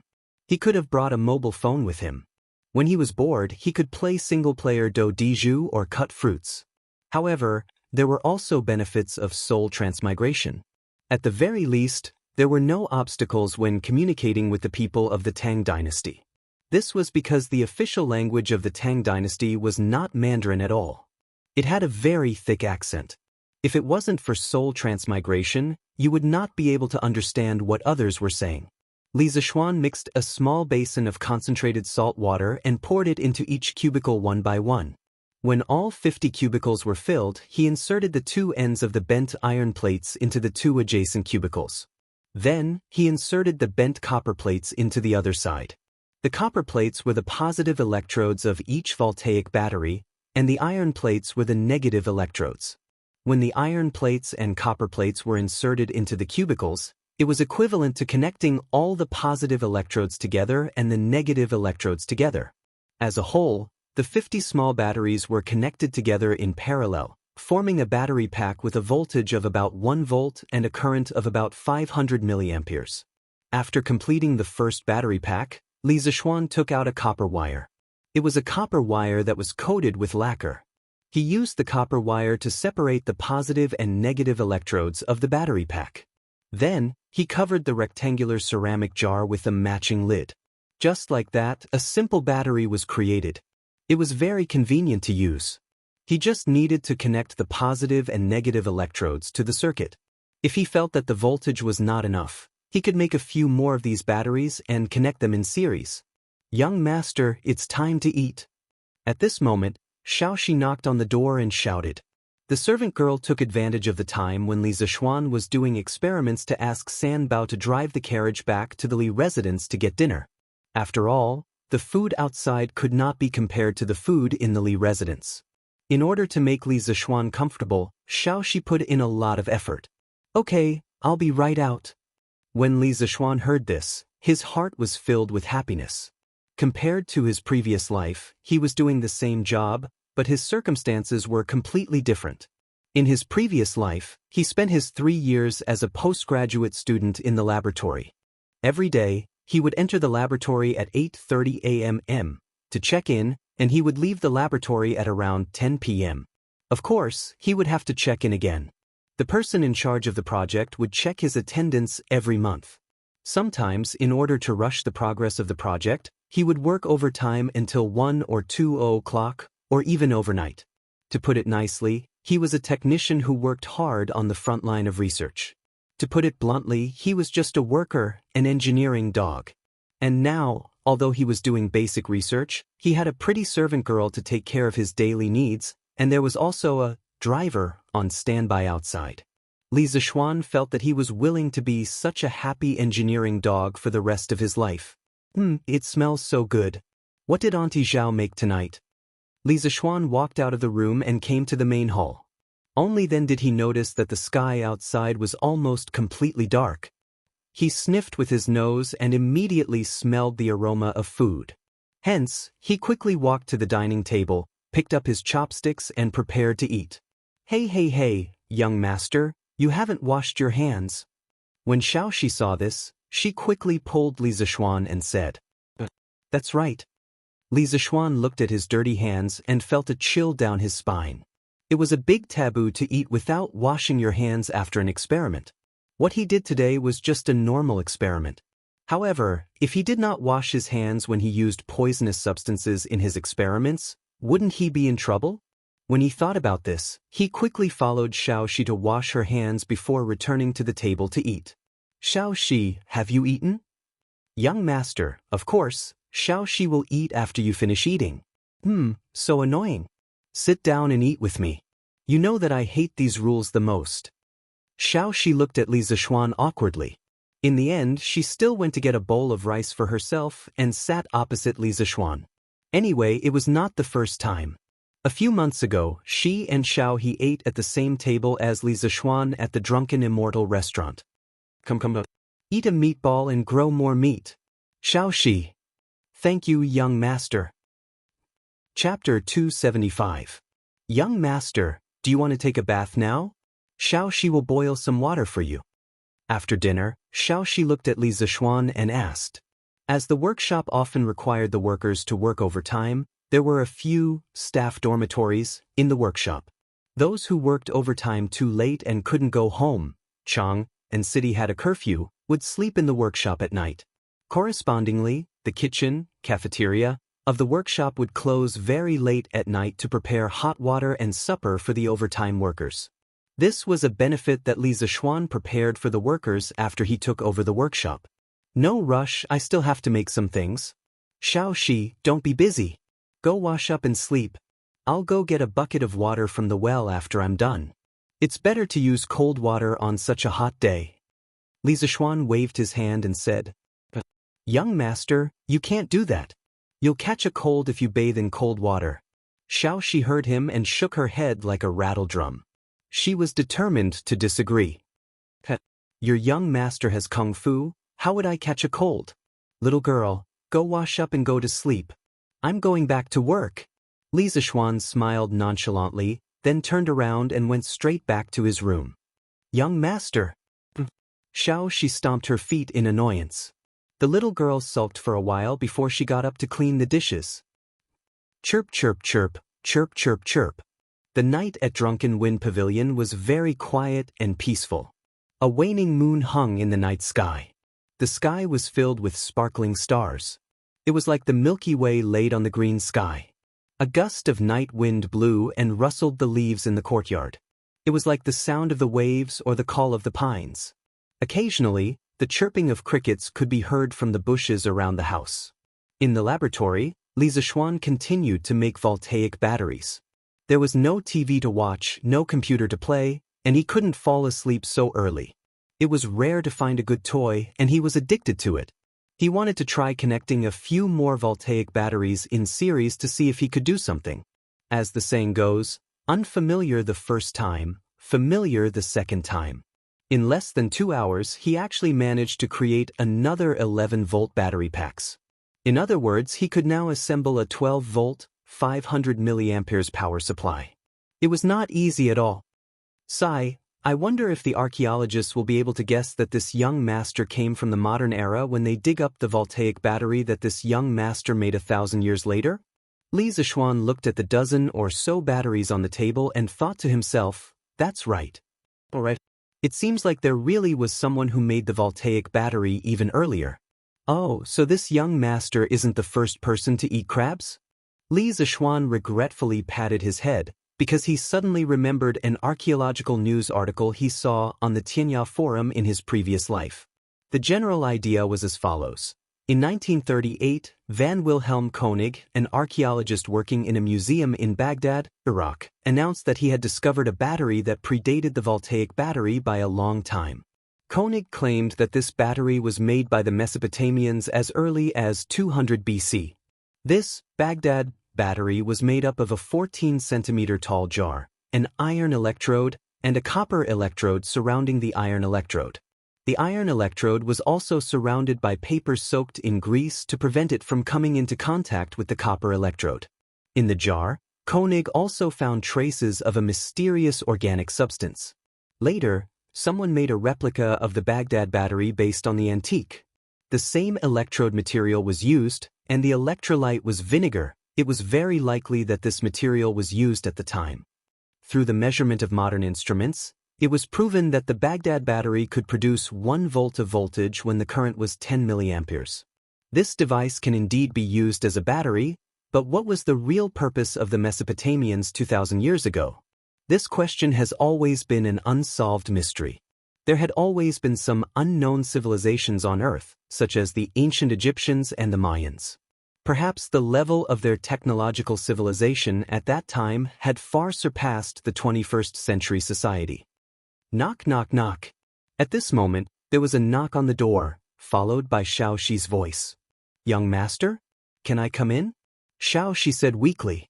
She cleaned up the dishes, took a shower, and stayed in the room alone. She couldn't help but feel afraid because this place wasn't as crowded as the Li residence. Tonight, there were only her and Li Zishuan in the entire Drunken Wind Pavilion. San Bao naturally went to the staff dormitory. "Then come in." Li Zishuan's messy thoughts were instantly interrupted by Xiao Shi. He regained his senses and replied, "Young master, this is ginseng tea. It's cold at night, drink some." The summer night was like water, and it was indeed a little cold at night. Xiao Shi came in and gently placed the tea tray on the table beside Li Zishuan. Although she was afraid of staying in the room alone, she couldn't possibly run into Li Zishuan's room for no reason, right? This little girl's face was still tender. Thus, Xiao Shi cleverly went to get a cup of ginseng tea and used it as an excuse to run over. Thank you for your hard work," Li Zishuan said plainly as he connected the wires. Although the night was cold, his martial arts foundation was good, and he didn't feel the coldness at all. He didn't need ginseng tea at all. Furthermore, eating too much of this stuff would cause his yang to become stronger. Han Yushi wasn't married to him yet, so if he became a beast, would he have to settle it himself? "Young master, what are you doing? Can you tell Xiao Shi?" Xiao Shi moved a stool and sat beside Li Zishuan as she quickly found a topic to talk about. If she didn't find a topic to talk about, she could only stay at Li Zishuan's place for a maximum of 15 minutes before she could only return to her room miserably. "I can, but you can't tell anyone." Li Zishuan raised his head and looked at the maidservant. Xiao Shi had just finished bathing, and there were still a few water droplets on her forehead. Because it was summer, she only wore a thin pink low-cut dress. Li Zishuan was far away, but he could almost feel the temperature of her snow-white skin under the thin shirt. He glanced at it and quickly lowered his head, pretending to look at the wire in his hand with a serious face. It was the middle of the night, a single man and a single woman. Moreover, she was a young and beautiful little beauty who was about to mature. The atmosphere was too ambiguous. "Young master, don't worry, Xiao Shi swears to the heavens that I won't tell anyone even if I'm beaten to death." When Xiao Shi heard that she had the chance to share Li Zishuan's secret, she instantly felt very excited. The innocent and naive her didn't notice the strange look in her young master's eyes. Perhaps it was because Li Zishuan, this big bad wolf, was better at pretending. Chapter 276. Hee, that's not necessary. In the laboratory, Li Zishuan heard Xiao Shi swearing. He couldn't help but chuckle. "In the future, if someone uses your life to threaten you and tell you that I made this, Xiao Shi, you must protect your life first. The things that I made are not as precious as your life. Do you hear me?" "Young masters." Xiao Shi's bright eyes sparkled. The little girl was really touched. Li Zishuan couldn't stand Xiao Shi's gaze and quickly looked away. He coughed and said, "Actually, I am only doing a small experiment. The goal is to create a new type of energy. It can't be considered a new type of energy. This thing already exists in the natural world." "Young master, what are you talking about? What is a new type of energy? What is the natural world?" Xiao Shi's emotions gradually calmed down after listening to Li Zishuan's explanation. However, when she suddenly heard so many new terms, she was a little confused and couldn't help but ask. Energy, energies." Xiao Shi, you can understand energy as doing things. Apui, it is the ability to do things. For example, I am strong in martial arts. I can lift a few hundred kilograms of rock with one hand because I have a lot of energy in my body. Also, why can firewood boil water and cook rice? That is because there is energy in firewood too. Do you understand? Li Zixuan had a headache when he heard these questions, but he still explained patiently. Oh, Xiao Shi understands now. According to what young master said, Xiao Shi also has energy in her body because Xiao Shi can cook and take care of young master. Xiao Shi held her chin and thought for a while. Suddenly she smiled. You are not wrong to say that. Li Zixuan saw the little girl's bright smile and couldn't help but feel happy. He nodded and continued. As for the natural world is the environment that we live in. It includes the sky, the earth, humans, plants, animals, etc. The reason why I said that this type of energy already exists in the natural world is because the thing that I created is the same type of energy as lightning. Wow! Young master is so powerful. You can actually create lightning. Then wouldn't young master be the thunder god of heaven? When Xiao Shi heard her young master's description, her eyes were filled with hearts as she exclaimed. Cough, cough, cough. Li Zixuan almost coughed up blood. He was so handsome, how did he become a birdman with 2 wings like Lei Jinzi? Cough, Xiao Shi, I only said that this thing I made has the same attribute as lightning, I didn't say it was lightning. This energy is much weaker than lightning, so I call it electricity. Oh! Hearing this, Xiao Shi nodded her head.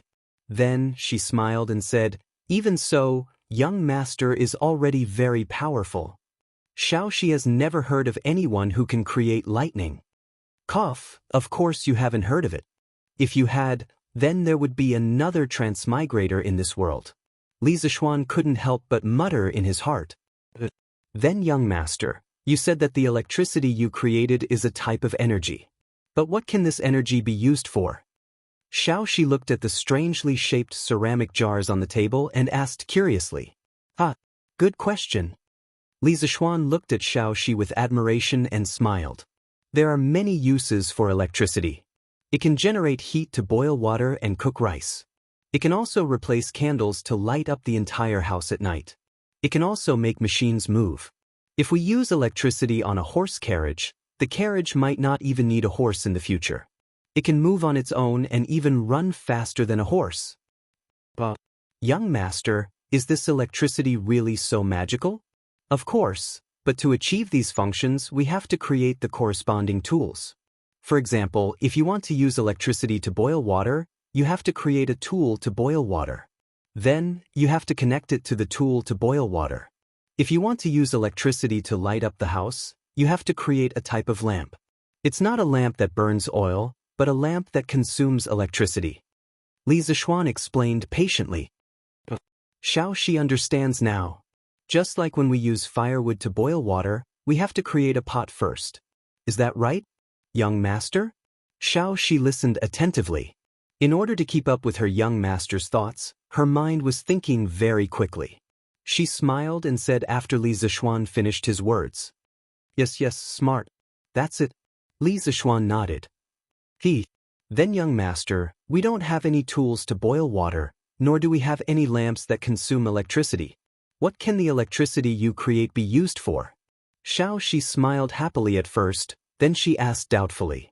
Hey, we don't have any tools, but we can create tools. Xiao Shi, wait for a moment. Let me show you a magic trick tonight. A thought flashed through Li Zixuan's mind as he suddenly thought of an idea. After he finished speaking, he ignored Xiao Shi's doubts and went straight out the door.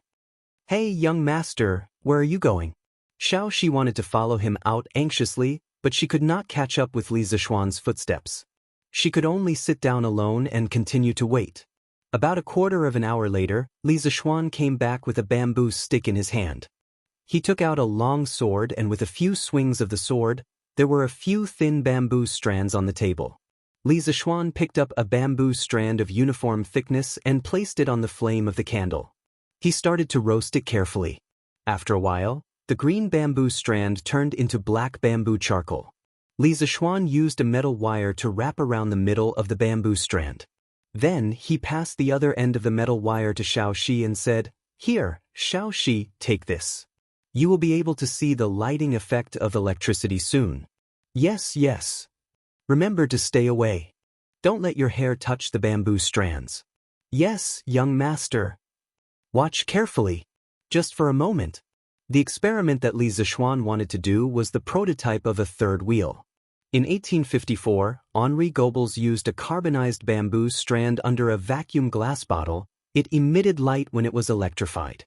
His invention was the first practical use of an incandescent lamp. The light bulb he experimented with could last for 400 hours, but unfortunately, he did not apply for a patent in time. Li Zixuan skillfully connected the 12 batteries together. Then, he carefully connected the positive and negative electrodes of the battery to the two ends of the carbonized bamboo strand. After the bamboo strand was electrified, its surface instantly produced a high temperature and emitted a bright light. It easily covered the light of the candles in the room. The bright light shined on Xiaoxi's delicate cheeks and her snow-white smooth chest. Coupled with her slightly opened mouth and shocked expression, the originally beautiful Xiaoxi looked even more beautiful under the light. Li Zixuan was mesmerized. "What a beautiful light! Young master, this light is 10 times brighter than a candle. Unfortunately, it only shines for a while."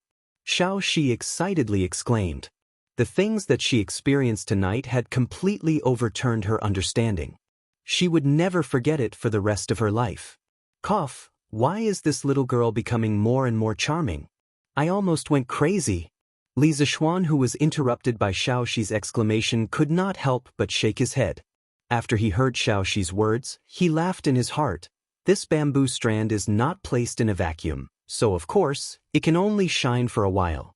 But maybe I can make some light bulbs to play with in the future. Xiaoxi, do you like it? Yes, yes, I like it. Then young master will make you a light bulb that can always shine this bright. The young master is so nice. Chapter 277. Young master, you're up?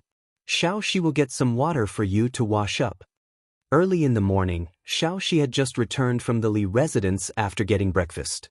She happened to see Li Zixuan doing his morning exercises, sword training, in the courtyard. The little girl placed the food box on the stone table in the courtyard and was about to go get some water. No need, I've already washed up. Xiaoxi, come over and eat. Li Zixuan laughed and put away his sword. Then, he came to the stone table and sat down. After last night's experience, Xiaoxi didn't refuse and sat opposite Li Zixuan. She opened the food box and accompanied Li Zixuan to eat. Tisk, that's more like it. It's so boring to eat alone. With a beauty accompanying me, my appetite will be much better. Li Zixuan glanced at Xiaoxi as he ate, and thought to himself proudly. Xiaoxi, how was your rest last night? Are you used to it? Li Zixuan asked casually as he ate his sumptuous breakfast. Xiaoxi purposely stayed there last night and he didn't notice it at first. However, as time passed, how could he not notice it? Although she was a feast for the eyes, Li Zixuan still hardened his heart and chased her out of the room when he thought about how he was going to get married soon. It's okay. Xiaoxi blushed and replied. After she left Li Zixuan's room last night, she wasn't that afraid anymore. She laid on the bed and her mind was filled with the image of Li Zixuan lighting up the bamboo in front of her. She couldn't care less about being afraid anymore.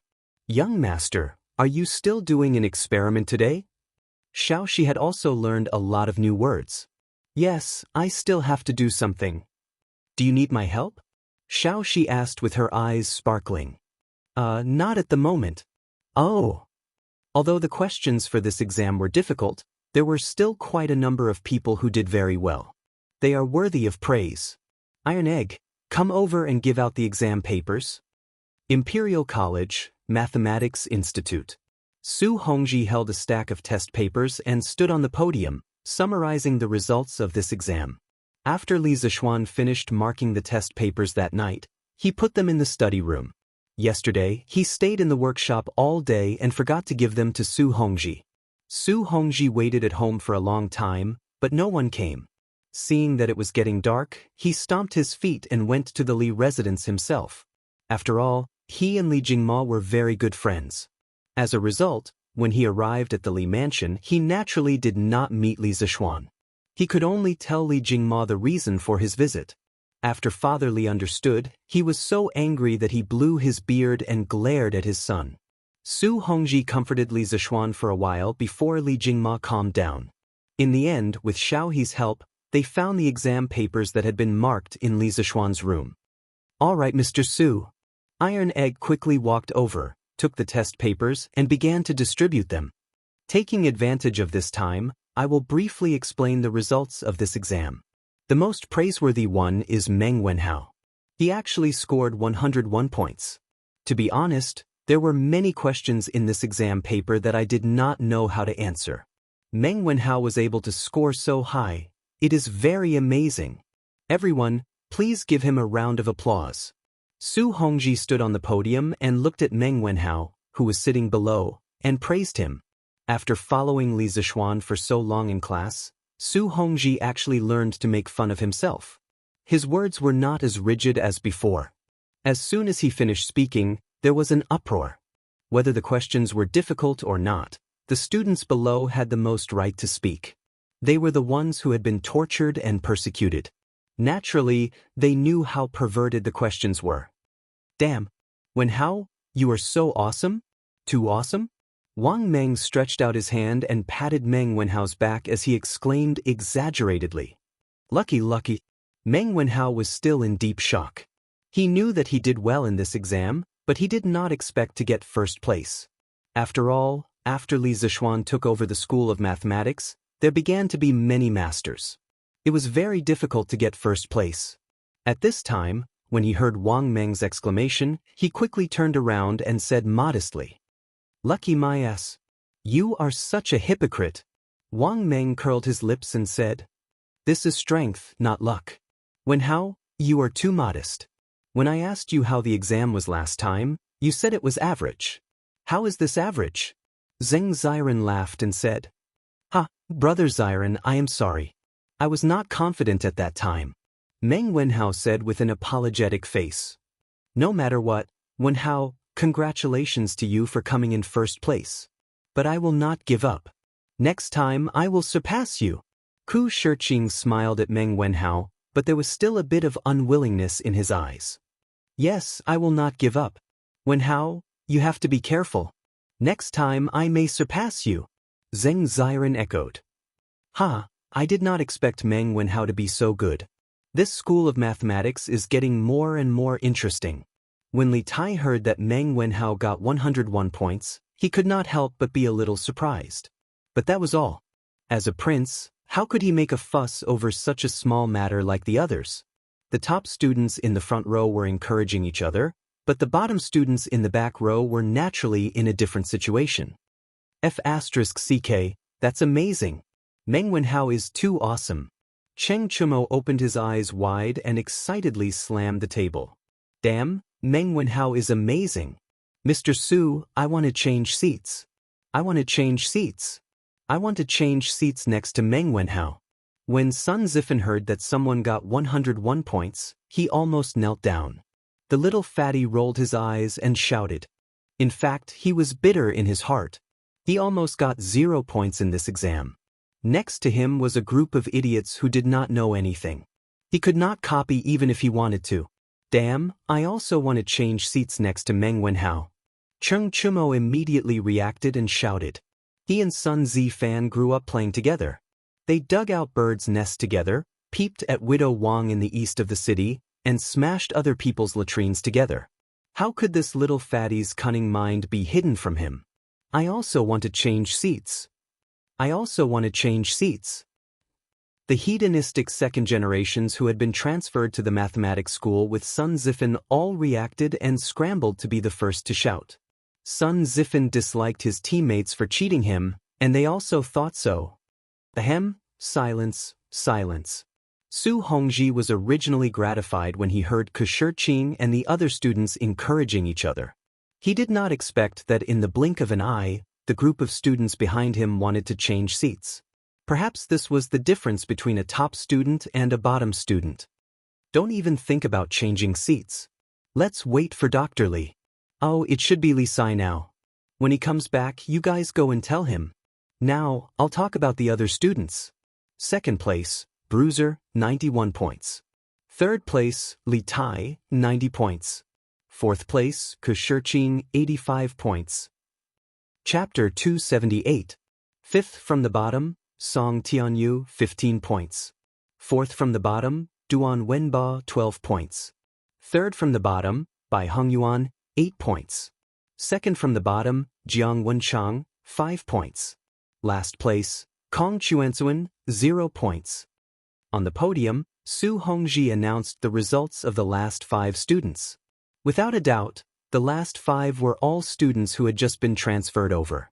Below the podium, Cheng Chumo was trying to hold back his laughter as he listened.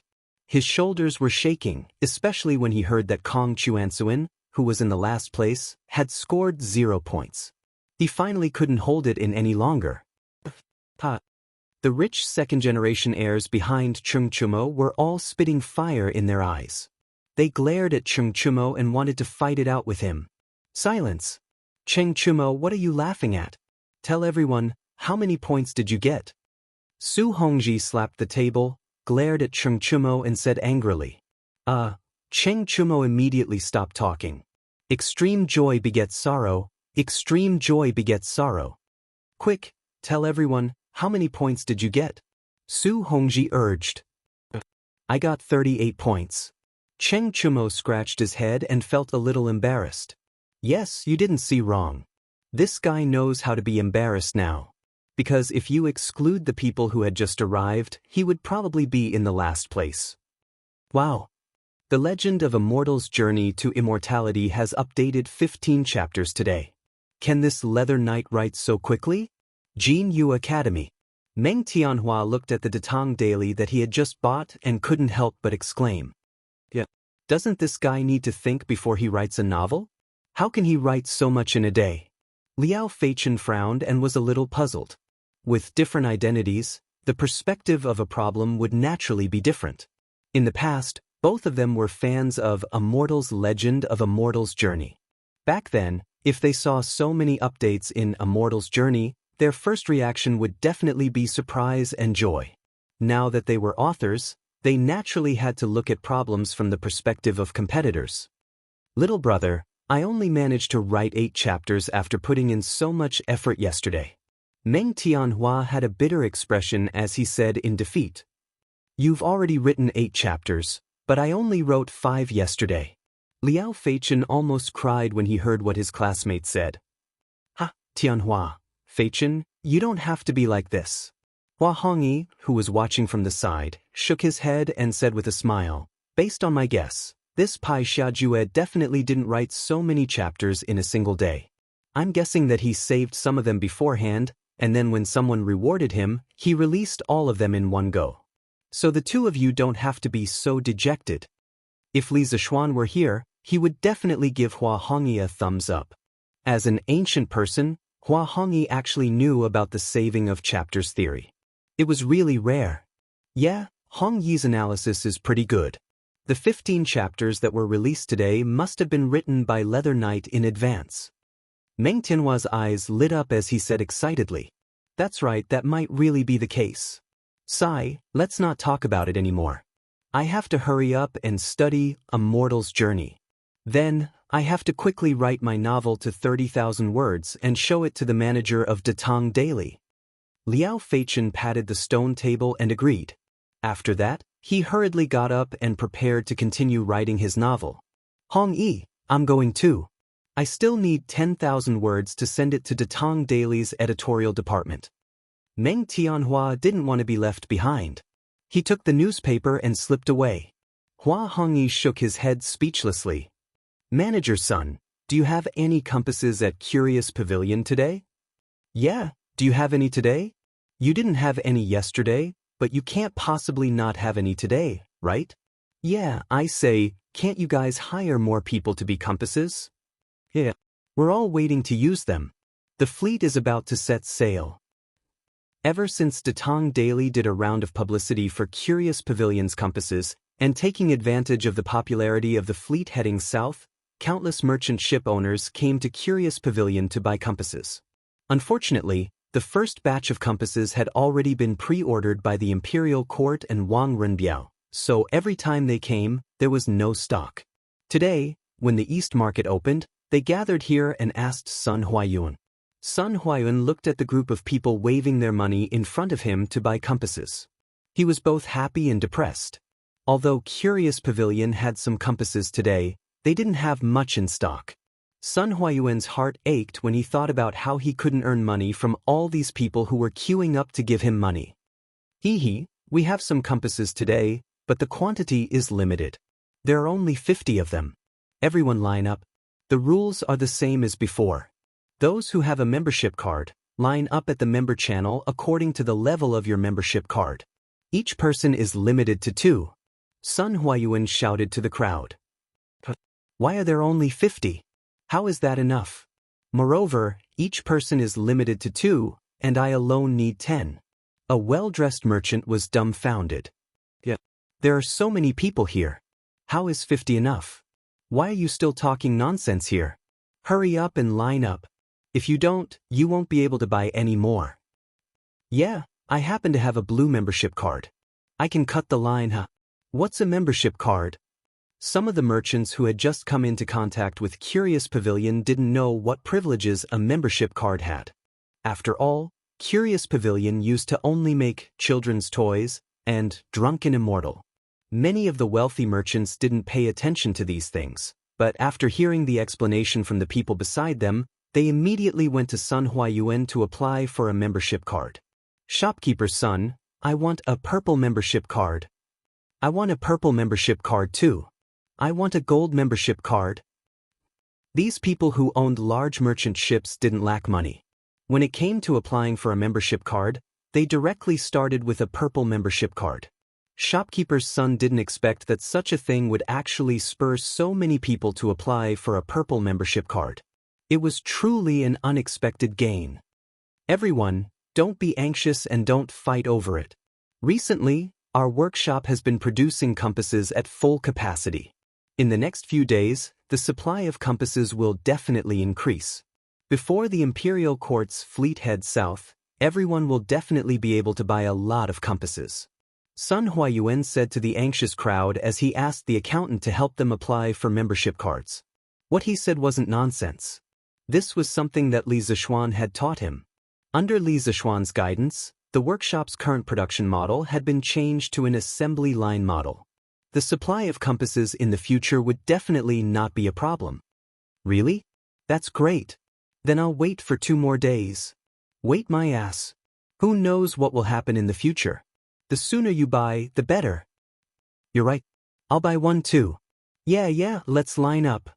Although Faubert said it like that, very few people believed him. Everyone was still very enthusiastic about buying compasses. Chapter 279. The day of the fleet's journey to the south was getting closer and closer. Anyone with a bit of foresight would realize how lucrative the journey to the south would be. Furthermore, they would be escorted by the Imperial Army, so there was no need to worry about their safety. It was simply a godsend opportunity. As a result, there was a rare shortage of manpower in all the major shipping companies. Notices for sailors could be seen all over Chang and city. As long as you were good at swimming and didn't get seasick, you should hurry up and sign up. The ship owner would not only give you a generous settlement fee, but when you returned from the southern trade, the salary would be enough for your family to live on for 20 years. The workshop was bustling with activity. Because some of the precise components of the compasses were previously polished by a few old masters, the efficiency was very low. Seeing that there were more and more people outside wanting to buy compasses, Faubert decided to organize the young craftsmen to learn from the old masters after consulting with Li Zishuan. Whoever could learn would be rewarded with 5 strings of cash on the spot. With a generous reward, there would be a lot of brave men. A large number of smart and skillful young craftsmen immediately emerged. The precise components they polished were no worse than those of the old masters. Just like that, with a steady stream of new people joining in and the advanced assembly line production model, the production of compasses continued to skyrocket day by day. On the first day, the 50 compasses supplied by the Curious Pavilion were sold out in less than a quarter of an hour. On the second day, the 300 compasses supplied by the Curious Pavilion were also sold out in less than an hour. On the third day, the 800 compasses supplied by the Curious Pavilion were finally not sold out. The market for compasses was beginning to reach saturation. After all, there were only a little more than 1,000 merchant ships going south. Furthermore, not every merchant ship owner was as rich as Wang Renbiao to equip every ship with a compass. Seeing this, Sun Huayuan hurriedly reported to the workshop. When Faubert received the news, he immediately transferred half of the people from the compasses production team to produce carriages. According to Li Zishuan's previous plan, it was time to sell the carriages. 3 days passed in the blink of an eye. While the people outside were preparing for the vigorous southward operation, Li Zishuan was also extremely busy in the Drunken Wind Pavilion in the depths of the workshop. Li Zishuan was already showing signs of going berserk.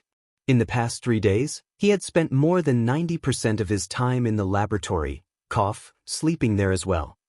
After a few days of hard work, Li Zishuan had really created a treasure. Moreover, it was a rare treasure in the world. However, his current image was somewhat unsightly. Haha, I've finally finished 2 telegraph machines. Li Zishuan's hair was a bit messy now, and his eyes were sunken. This was a clear sign that he had stayed up too late. At this moment, he looked at the pile of devices on the table and laughed madly with a deranged expression. That's right. Li Zishuan wanted to make a telegraph and a wireless one at that. The principle of wireless was very simple. The core part was the LC oscillation circuit, which was composed of an inductor L and a capacitor C to form a frequency-selective oscillation circuit, which was used to generate high-frequency sine wave signals. The radiation power of the LC oscillation circuit was proportional to the 4th power of the oscillation frequency. In order to make the LC oscillation circuit radiate strong enough electromagnetic waves, the oscillation frequency must be increased, and the circuit must be in an open form. Although the principle was very simple, in this era, there were no electronic components that Li Zishuan could use. It was very difficult to make. There were many technical difficulties such as the signal modulation of the transceiver, the production of the buzzer, and so on. Fortunately, Li Zishuan, who had been in seclusion for 3 days, overcame these difficulties one by one. After going through untold hardships, he finally made 2 wireless telegraph machines. Unfortunately, there was a problem that he couldn't overcome at present, and that was the problem of power amplification. It was also the biggest technical problem that had to be overcome in order to make progress in the electronic industry of this era, the transistor. The transistor was one of the basic components of the semiconductor. It had the function of amplifying current and was the most core component of the electronic circuit. Without the transistor, there would be no integrated circuit, and there would be no electronic products in modern society. In fact, the LC oscillation circuit needed an amplifying element, and that was the transistor. Of course, it could also use digital electric LCs such as integrated operational amplifiers. Using this amplifying element, through various signal feedback methods, the constantly consumed oscillation signal would be feedback amplified, and finally output a signal with a relatively stable amplitude and frequency, so that the radio signal could be transmitted farther. Li Zishuan understood these principles, but what was the use of knowing? He couldn't make the transistor now, so he could only brace himself and try to make a wireless telegraph machine first. Because he had a glimmer of hope in his heart, that was, in ancient times, when there was no electricity, the space spectrum was very clean, and there was almost no interference. With a few watts of radio frequency power, it could be transmitted all over the world. The earliest wireless telegraph machines also didn't use transistors. At that time, the transmission distance was 250 meters, but there was already electricity in that era, and the space spectrum was not clean, so there would be electromagnetic interference. During the Liberation War, Mao Zedong was in Yan'an, and Lin Biaodong was in Harbin. They were more than 2,000 kilometers apart, and there were no relay stations in between. They were all directly transmitted through radio stations. At that time, the radiating power of the telegraph machine was only a few watts, and it could transmit that far. If it was in modern society, it definitely wouldn't be possible. Young master, don't move, Xiao Shi is combing your hair. Li Zishuan was laughing crazily, but Xiao Shi was not happy. These days, Li Zishuan had locked himself in the laboratory, and whenever he encountered a problem, he couldn't help but scratch his head. Ancient men were not like modern men with short hair, they all had long hair, so his hair had been messy recently. In order to maintain a good image for her young master, Xiao Shi spent a lot of time combing Li Zishuan's hair every day. I no need to comb, no need to comb. Come, Xiao Shi, try this young master's latest invention. Li Zishuan only just noticed that there was someone behind him. He turned around, squeezed Xiao Shi's shoulder and shouted excitedly. These days, he was always in a daze when doing things, and many times he entered a state of forgetfulness. If it wasn't for Xiao Shi taking care of him, he would have either starved to death or died from his own sloppiness. In the end, although he could still make the wireless telegraph machine, his situation would definitely be much worse than now. Young masters, please wait a moment, let me comb your hair first. Xiao Shi was used to it. These few days, other than taking care of Li Zishuan's daily needs, she also helped Li Zishuan with various experiments. She had failed many times in the middle, so she was no longer as interested in doing experiments as before. Okay, Xiao Shi, hurry up. Li Zishuan could only helplessly compromise. Chapter 280. Young Master, Xiao Shi can hear it.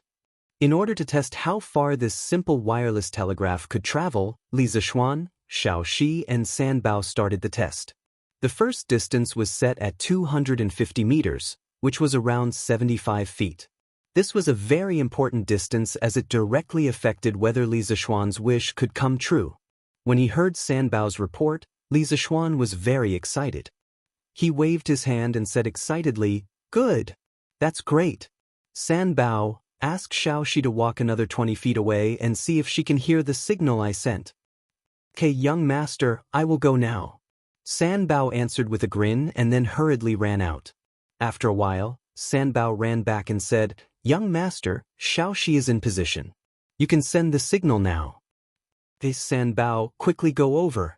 After Li Zishuan finished speaking, he walked in front of the telegraph machine and gently pressed the button on the transmitter, casually sending out a string of codes. Beep, beep, beep, beep, beep, beep, beep.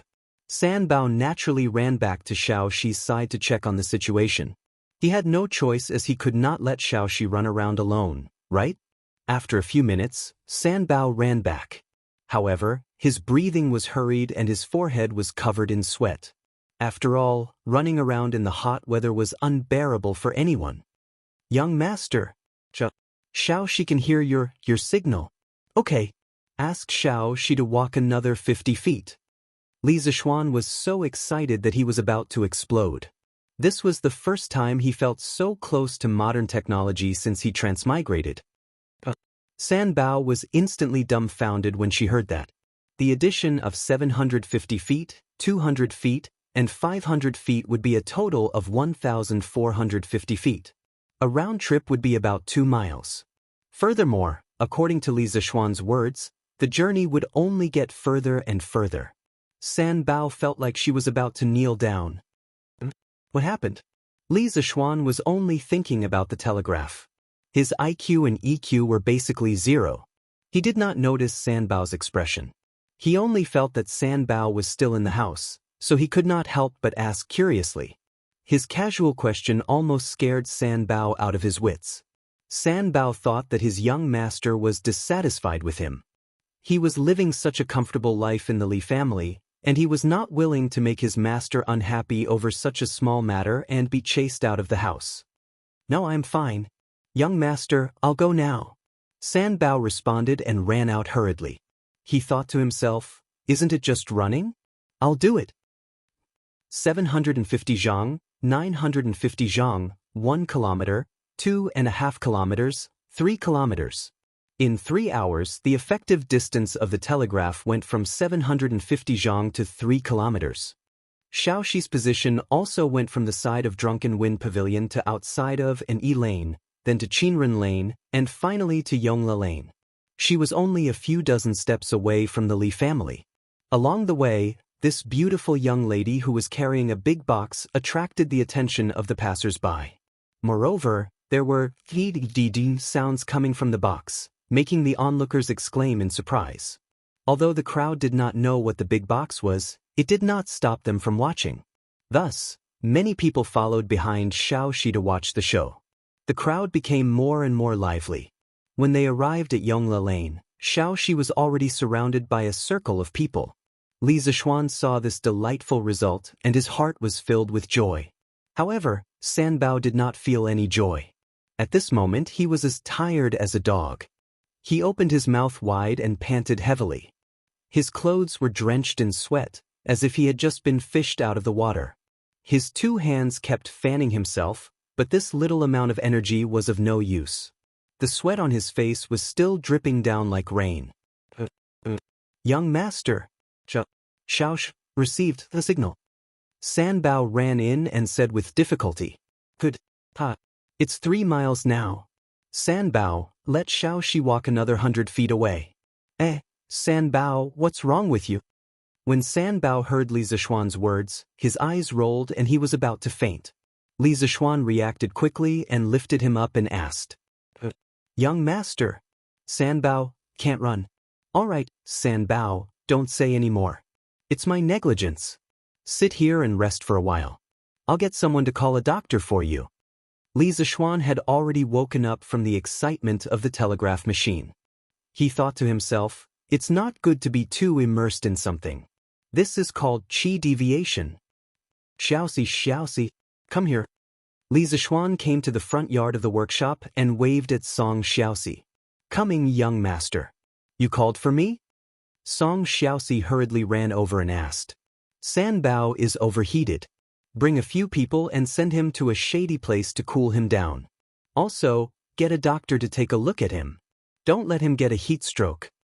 Yes, young master. I'll go right now. Hey! Wait, send someone to drive my carriage and go to Yonglu Lane to find Xiaoxi. Tell her to stop for now and bring her back to rest and eat. Sanbao was already so tired. Xiaoxi, a weak girl, was still working under the sun. She should be even more tired, right? Li Zixuan's heart ached when he thought of this. He quickly added, All right, young master. Song Xiaoxi saw that Li Zixuan did not have any other orders. He responded and hurriedly went to make arrangements. He was envious of Sanbao. Yes, he was envious. As a servant, he was able to receive such care from the young master of the house. In the entire Tang dynasty, there was probably no other master who treated his servants so well. Li Zixuan brought a group of servants back to Drunken Wind Pavilion and ordered them to carry Sanbao to a shady place beside the pond in the workshop. Go get some well water to feed Sanbao. Li Zixuan pointed to a servant beside him and ordered. Yes, young master. The servant obeyed and left. Li Zixuan looked at Sanbao, who had a pale face and cracked lips. He felt a little vexed. In his previous life, he had experienced a similar situation. Back then, one of the leaders of the research team would give you a task. It was considered light if you ran your legs off. You might even have to work overtime or even be criticized. This was the common saying, the leader moves his mouth and the subordinate runs his legs. Some colleges and universities were really bureaucratic. Li Zixuan hated this kind of phenomenon very much in his previous life. However, he didn't expect that he would unintentionally do something that he had always hated. He really shouldn't have done it. Why isn't the doctor here yet? Li Zixuan frowned and asked. Young master, Brother Xiaoxi has already gone to get the doctor. He should be here soon. The manservant from before came over with a bowl of cold well water and answered.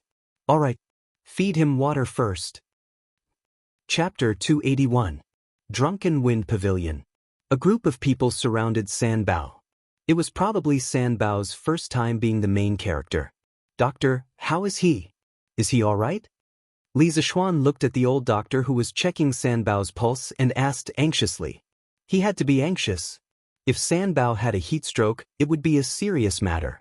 In ancient times, where the medical environment was extremely backward, there were many people who died from heatstroke.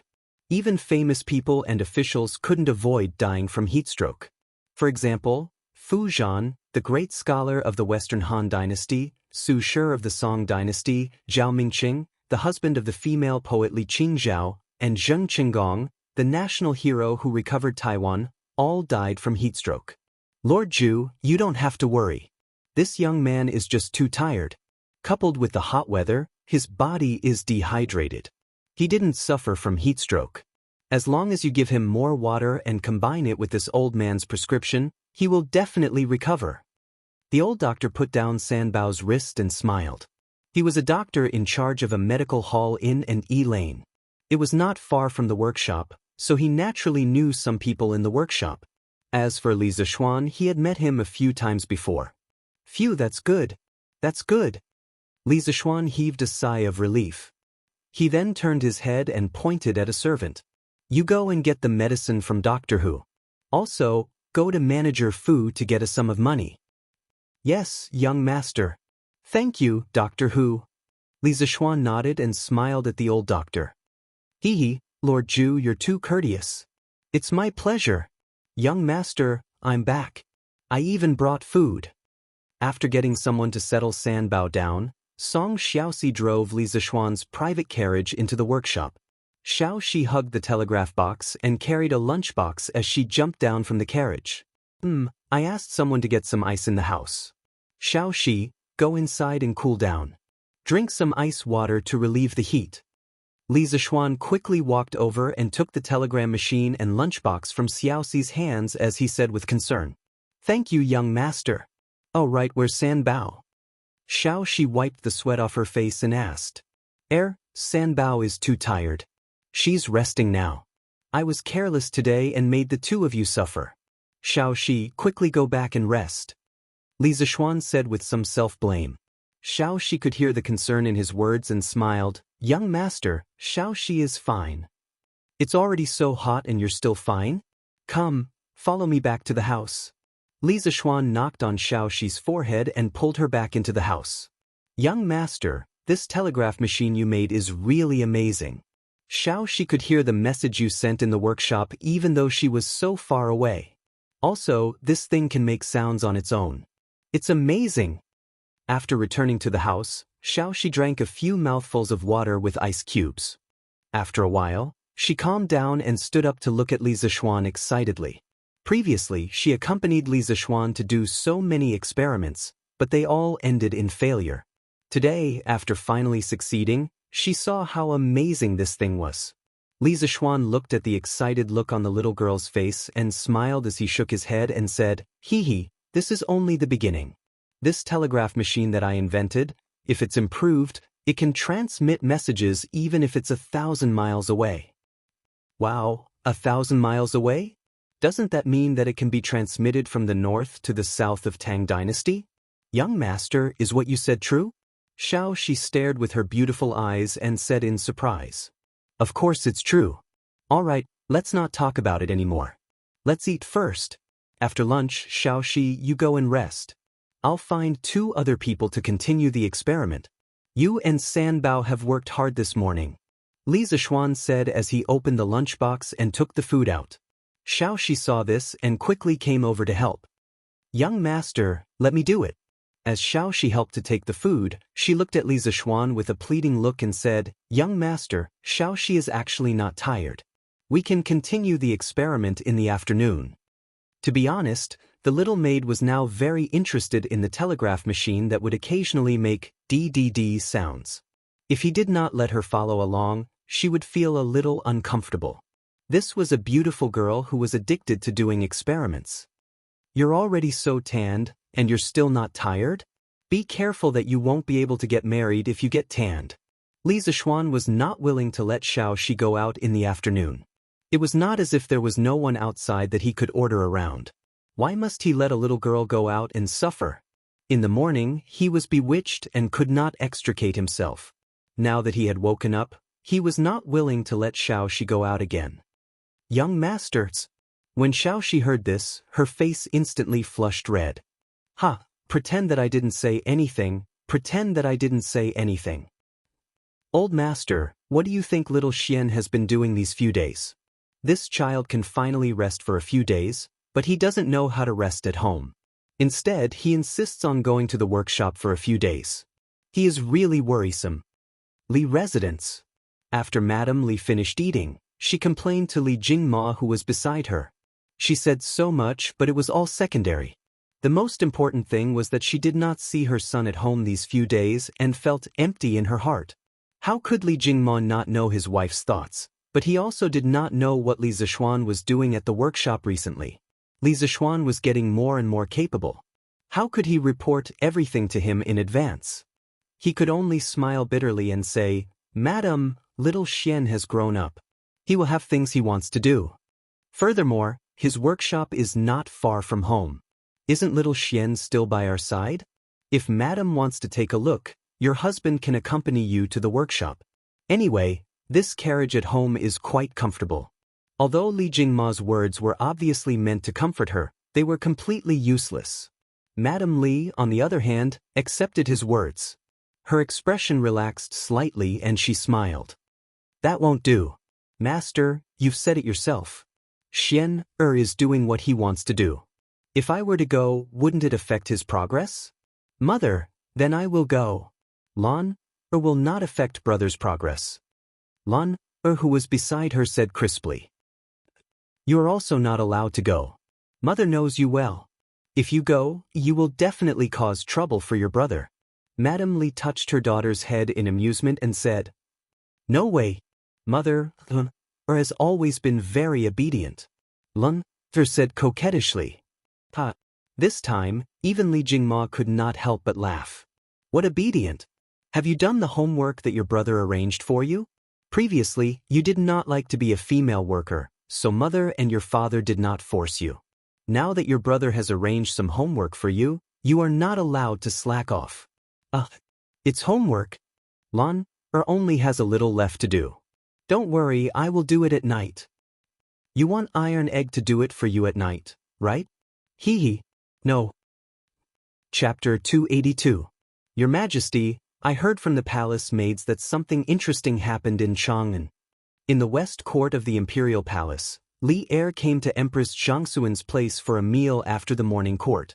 During the meal, Empress Zhangsun suddenly thought of something and said with a smile, Oh, what's the matter? Tell me about it, Guanyi. Li Er was thinking about what happened in the morning court. After all, the fleet would set off for the south in 2 days. According to the statistics of the Ministry of War as of today, the number of merchant ships participating in the South Sea trade had reached 2,300. The scale was really rare in history, so Li Er had to be cautious. Now the Tang Empire was in a critical period of recuperation. There must be no mistakes. Hearing Zhang Suan's words, his hand paused for a moment, and then he pretended to be very interested and said with a smile. Zhang Sun got up and served Li Er a bowl of soup and then said, I heard that today Li Zishuan's little maid was wandering around the area from Annie Lane to Yongla Lane with a box that could make sounds by itself, which attracted a lot of people. What box can make sounds by itself? What the hell is Li Zishuan up to?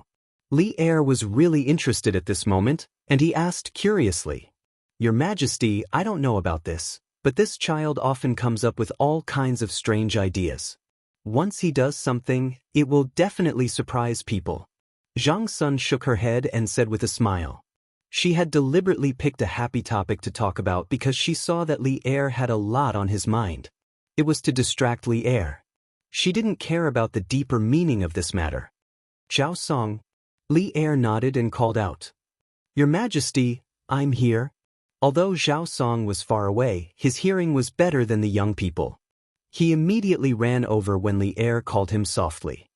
What is Li Zishuan doing recently? Why is there no news about him after he made the compass a few days ago? In the harem, Li Er didn't sit upright and look straight as he did in the imperial court. He had already forgotten the Confucian saying of, don't talk when eating and don't talk when sleeping. He asked lightly while eating delicious food. Your Majesty, as far as this old servant knows, Li Xiannan suddenly turned back after leaving the workshop 3 days ago. He hasn't come out for the past 3 days. His maidservant also followed him in later. These days, the maidservant has been going back and forth between the Li Manor and the workshop. She should be delivering food to Li Xiannan. Zhao Song cupped his hands and reported. If Li Zishuan were here, he would definitely curse this old eunuch for being a pervert. He actually dared to play surveillance. But Zhao couldn't be blamed. Who asked him to be so interested in Li Zishuan's situation? Zhao Song had been by Li Er's side for so long, so of course he knew how to figure out the emperor's intentions and make preparations in advance.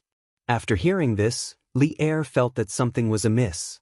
In his opinion, Li Zishuan didn't seem like someone who could be idle.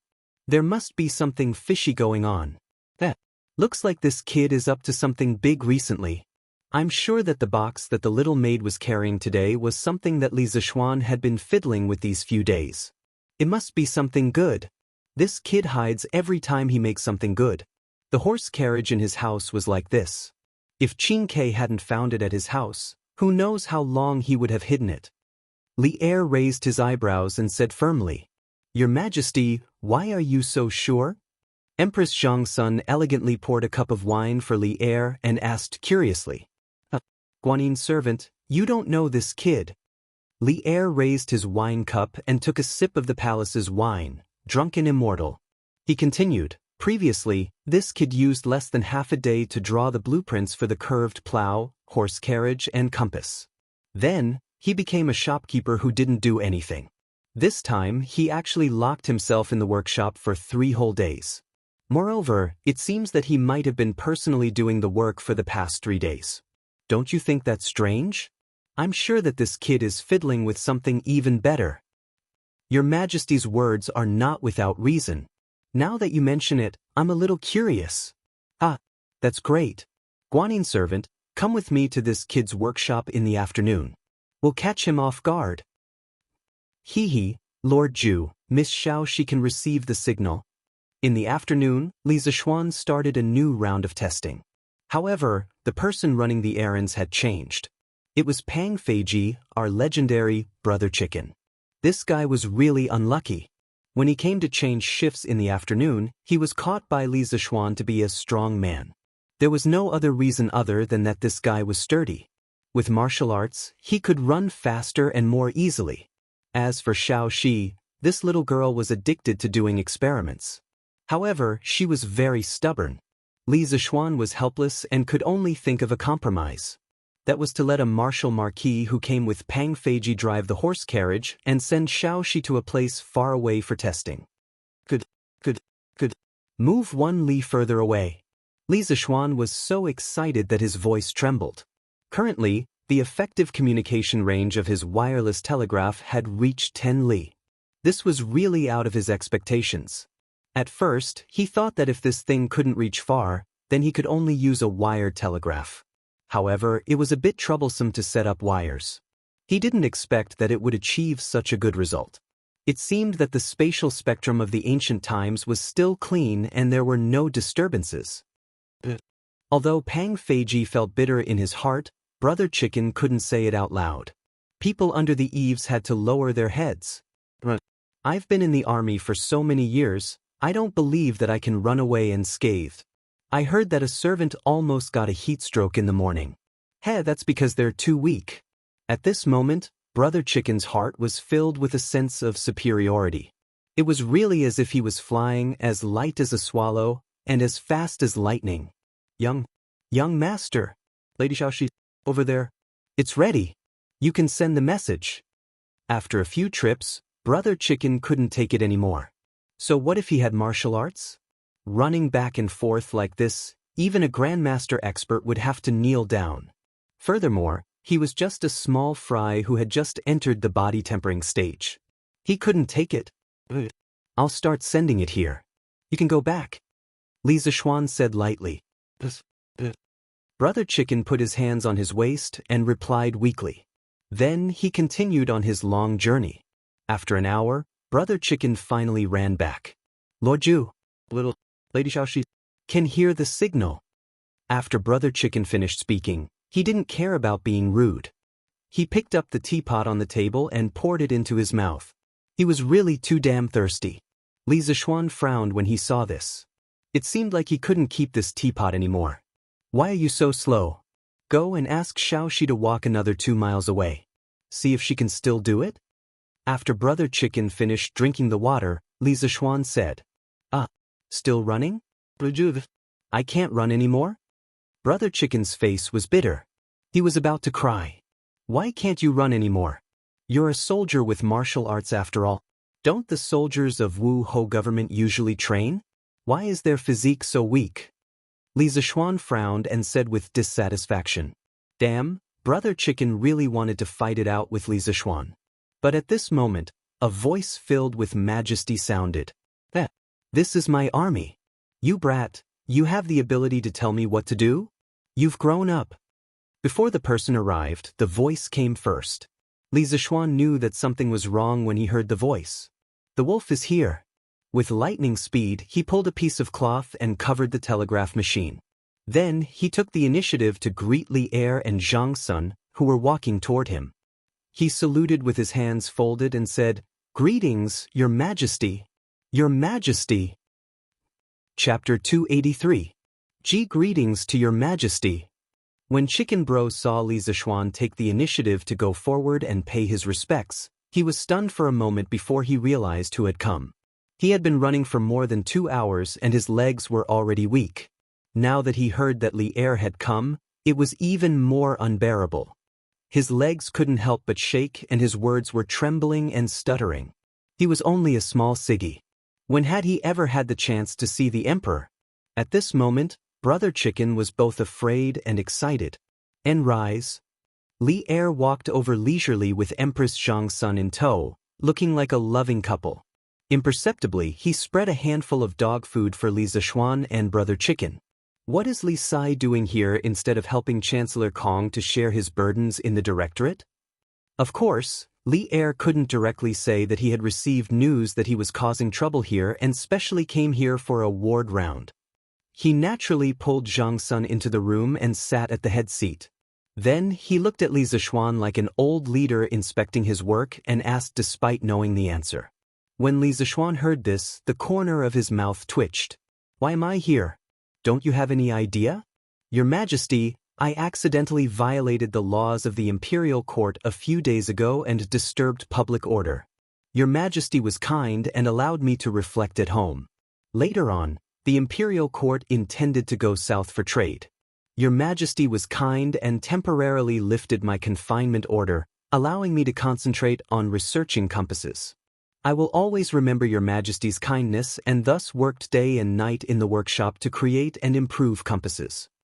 Since Li Er pretended to be confused, Li Zishuan could only tell him everything from the beginning.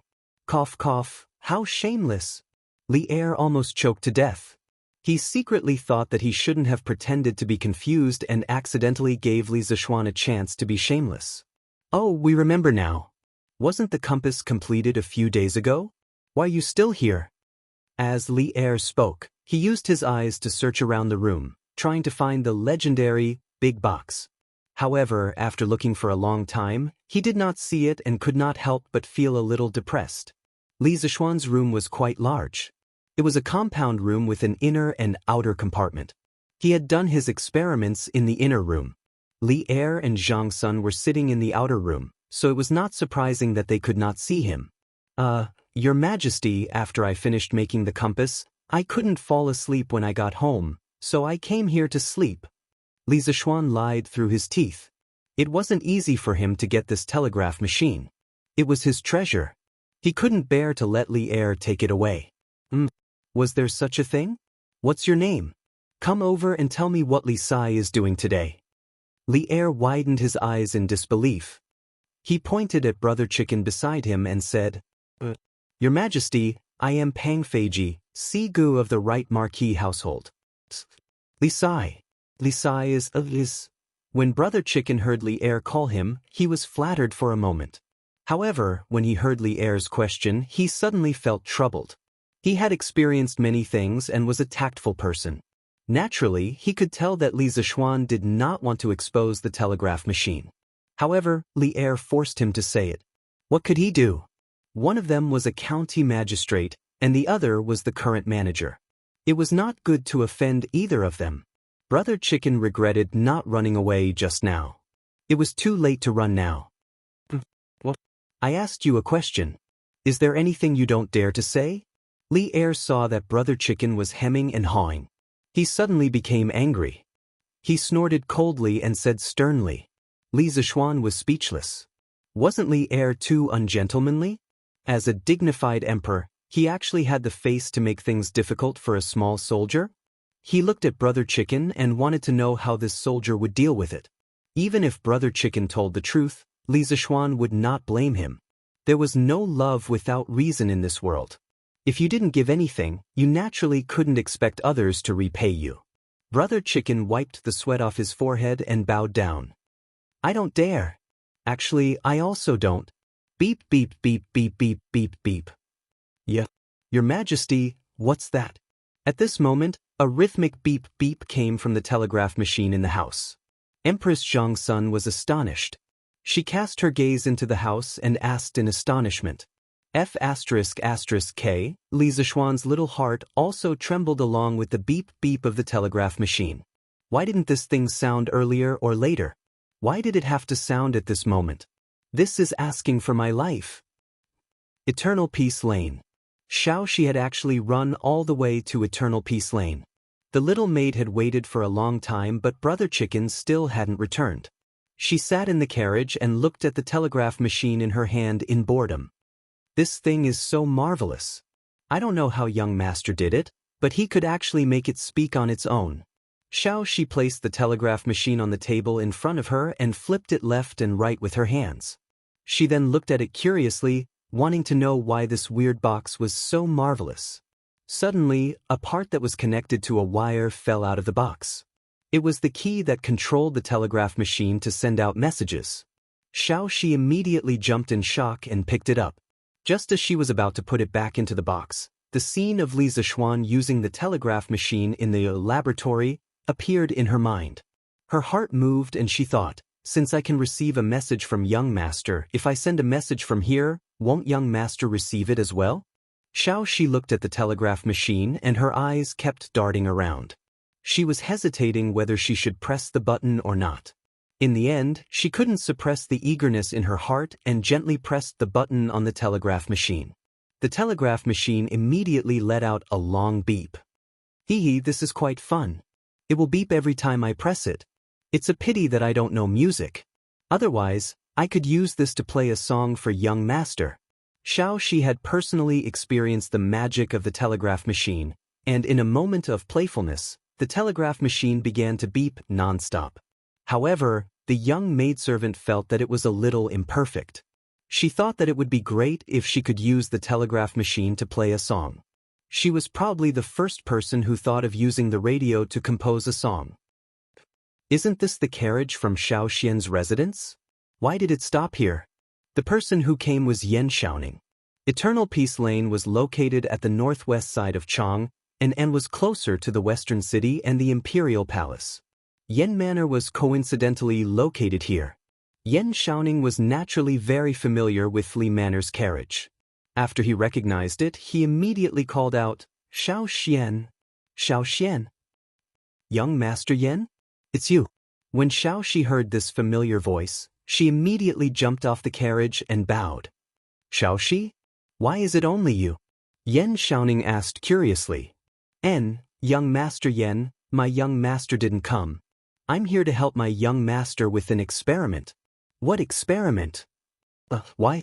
Does Xiao Xian still need to keep it a secret from me? No. My young master made a telegraph machine and asked me to come out for an experiment. What's a telegraph machine?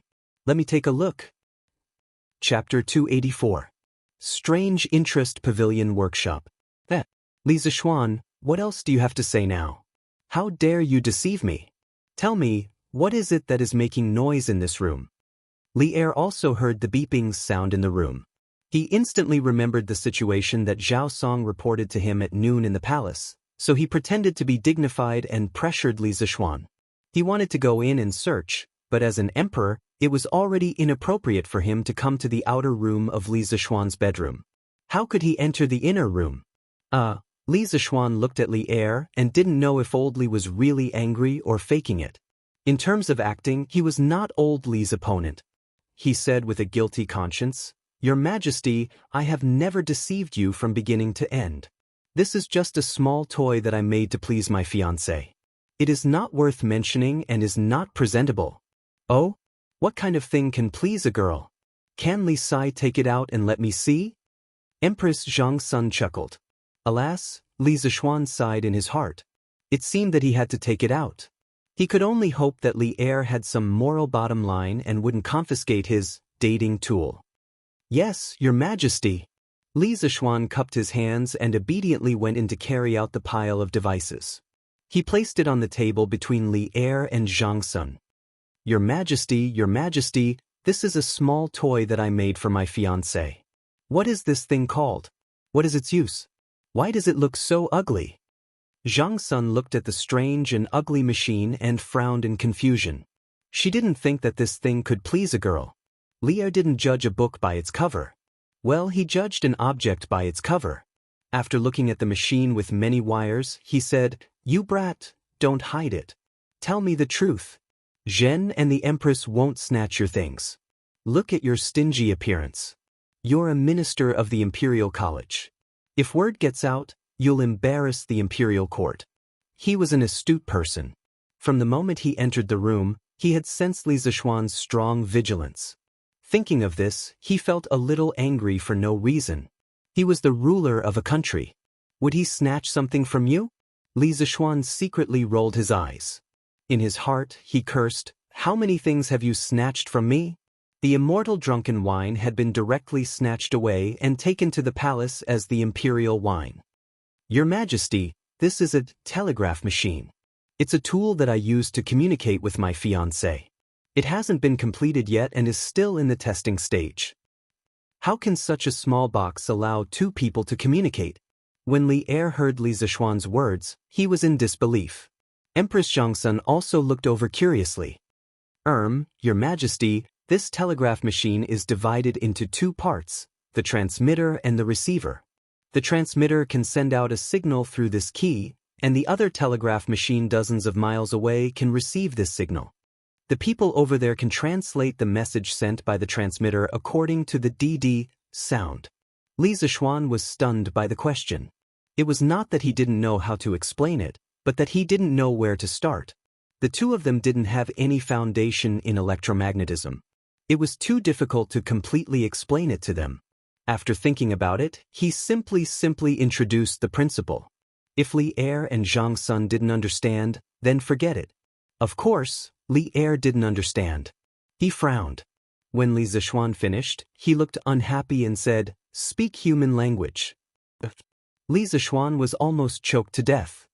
He thought for a moment and found that there was no way to explain it clearly in a few words. He could only say, Your Majesty, the principle of this telegraph machine involves a lot of electromagnetism knowledge. I really can't explain it clearly in a short time. However, Your Majesty and Your Majesty only need to know that when I send a beep beep beep sound here, another telegraph machine dozens of miles away can also receive the same sound. This is how two people communicate with each other. Dozens of miles? It can be transmitted so far? Li Er saw that Li Zixuan wasn't deliberately beating around the bush. He understood that the principle of this telegraph machine really couldn't be explained clearly in a few words. He directly skipped the parts he didn't understand and captured the most important information in Li Zixuan's words. That's indeed the case. After I've tested the telegraph machine, I've found that it can send messages up to at least 11 miles away. And that shouldn't be the limit. Theoretically speaking, if this telegraph machine is perfected to the limit, it can allow two people in any corner of the world to send messages to each other. The process of sending messages can be completed in the blink of an eye. Since the telegraph machine had been taken out, Li Zixuan didn't intend to hide anything. He could also show off in front of Li Er. Wasn't it great? If his parents in his previous life knew that he had once shown off in front of the Emperor Tang Taizong, they would definitely be very pleased. People anywhere can communicate with each other in the blink of an eye? Li Er carefully recalled what Li Zixuan had just said a few times and couldn't help but have a toothache. It was really too shocking. Compared to the methods of communication that people often used in this era, such as relay stations, carrier pigeons, and fire beacons, Li Zixuan's telegraph transmission had completely subverted everyone's understanding. This empress has one thing that I don't understand. Can Li Xiannan solve this problem for this empress? Empress Zhangsun always looked as calm as water. At this time, she looked at Li Zixuan and asked with a smile. Empress, please speak. This small official will definitely tell you everything he knows. Compared to Li Er, who was a wolf in sheep's clothing, Li Zixuan preferred to talk to Zhangsun. He felt that Zhangsun was more gentle and virtuous, and her heart was better than Li Er's. However, it probably wouldn't take long for Li Zixuan to understand how stupid his current thinking was. Zhangsun nodded and said, according to what you said just now, this telegraph machine, regardless of whether it is sending or receiving a message, will make a DDDD sound. However, with just this sound, how can we know what message the other party wants to send? Li Er also reacted and said, the Empress is right. With just this DDDD sound, how can we send a message?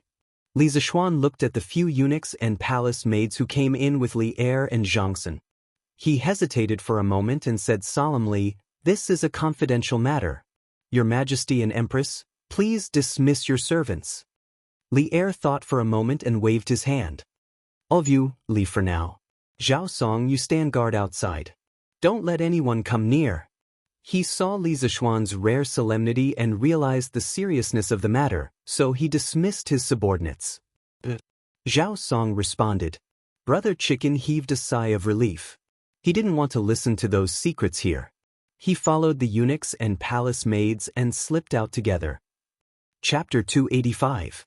Your Majesty, your Ladyship, if you listen carefully, you will realize that this telegraph machine can actually emit two types of sounds. One is a short sound like this. When the people on the other side receive this signal, they can record it as a dot and read it as D. The other type is a long sound that lasts for a certain period of time. When the people on the other side receive this signal, they can record it as a horizontal line and read it as D. Your Majesty and your Ladyship can listen carefully. Drunken Wind Pavilion. In order to clearly explain the telegraph machine's communication mechanism to Li Er and Zhangsun, Li Zixuan explained the principle while personally operating the telegraph machine. In fact, the principle was very simple. It was nothing more than controlling the telegraph machine to emit two different types of signals based on the length of time the switch was closed. And that's indeed the case. But with just these, I'm afraid they can't transmit the message, right? When Li Er saw Li Zixuan's demonstration, he was amazed by the telegraph machine's magic and asked doubtfully, Your Majesty, with just these two monotonous signals, of course, it can't completely express the meaning of both parties. This telegraph machine also needs to be used in conjunction with a codebook. Li Zixuan explained with a smile. What's a codebook? Kid, can't you say it all at once? Li Er frowned and said unhappily. This kid dared to deliberately use a bridge in front of him. He was really bold. Replying to Your Majesty, I just said that the two types of signals emitted by the telegraph machine can be recorded as dots and horizontal lines. I later combined the dots and horizontal lines, and each combination represents a number. For example, a dot with 4 horizontal lines represents the number 1, and the rest of the numbers so on. There are a total of 10 numbers, and then the sender can combine the 4 numbers to represent a word.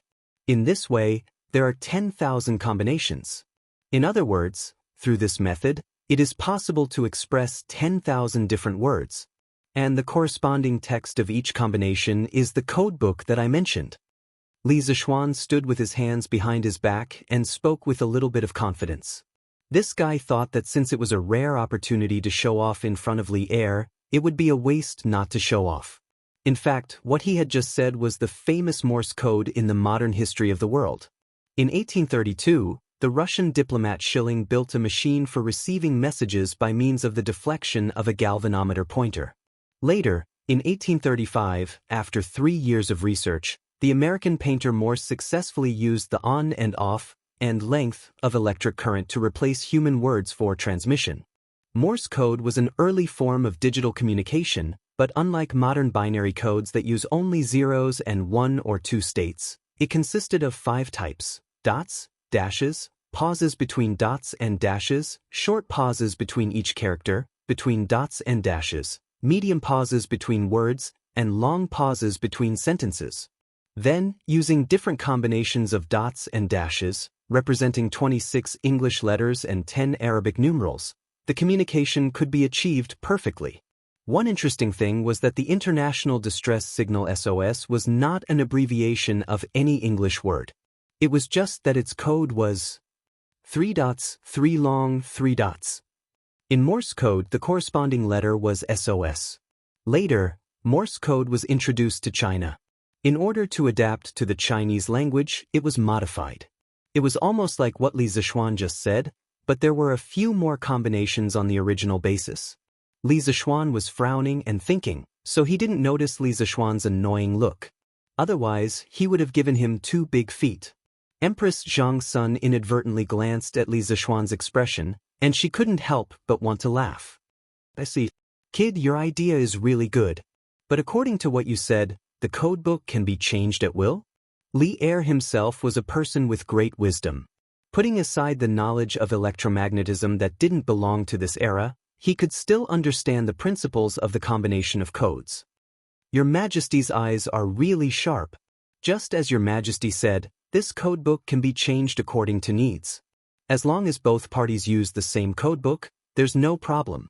It is precisely due to the ever-changing nature of the telegram code that guarantees the safety of the message between the 2 parties. This way, even if the message is intercepted, the other party won't be able to understand the meaning of the message just by looking at the dots and strokes. When Li Zixuan heard Li Er's question, his eyes lit up. He secretly thought that the ancient people weren't stupid. He just had more knowledge than them. Don't flatter me, kid. Oh, according to what you said just now, could it be that the message sent by this telegraph can be intercepted by others? Li Er was secretly happy, but on the surface, he laughed and scolded. However, he was a little puzzled. In his opinion, the message sent by this telegraph was silent and invisible. How could it be intercepted? Your Majesty, the message sent by the telegraph is actually equivalent to the military messenger sending military intelligence through text. They both have the possibility of being intercepted. As long as you have a high-power transceiver and adjust the receiving frequency of this transceiver to the corresponding wave band, you can capture the telegraph message sent by others. Of course, this is only in theory. This is because in the whole world, I am the only one who is proficient in the production principle of the telegraph. Nothing was invincible. Although the electromagnetic waves emitted by the telegraph were invisible and silent, as long as the method was right, it could still be captured. In some anti-Japanese war TV series, there were often plots of underground parties intercepting and deciphering the enemy's telegrams. In the military, Li Er's heart skipped a beat as he muttered to himself. Although he didn't know what power, frequency, and waveband were, this didn't prevent him from obtaining other key information. At this time, he looked at the telegraph on the table again, and his eyes slowly became more and more passionate. This was the divine weapon of the country. With this telegraph, wouldn't the Tang Empire be in an invincible position in future wars? He had fought in wars all his life, and he immediately thought of the huge role this telegraph would play in the military. You just said that in the whole world, you are the only one who is proficient in the production principle of the telegraph? Li Er narrowed his eyes and looked at Li Zixuan as he spoke. Li Zixuan's heart tightened. He felt a trace of danger. Did he just show off too much? Your Majesty, it should be like this. Li Zixuan couldn't hear anything wrong from Li Er's tone, so he could only bite the bullet and answer. Can this telegraph be mass-produced? Can it be used for the transmission of intelligence in the military? Li Er's face didn't have any special expression, but there was a trace of hope in his heart. This, Li Zixuan wanted to curse in his heart. Sure enough, old Li wanted all the good things that he saw. What a robber! Your Majesty, the telegraph is currently only in the experimental stage. Its transmission distance and working time are not stable. I can use it to chat with Yushi, But if it is used for the transmission of intelligence in the military, we first need to solve the problem of its power supply, and then the problem of its signal transmission distance. Chat? You're actually planning to use this telegraph to chat? Before Li Zishuan could finish, Li Er couldn't help but interrupt. Li Er's eyes were wide open, and he looked like he wanted to eat someone. If it wasn't for Zhang Sun beside him, he would have pulled out his sword and chopped Li Zishuan into pieces and fed him to the dogs. But, Your Majesty! Li Zishuan cursed in his heart. In a moment of desperation, he spilled the beans. This was a pill.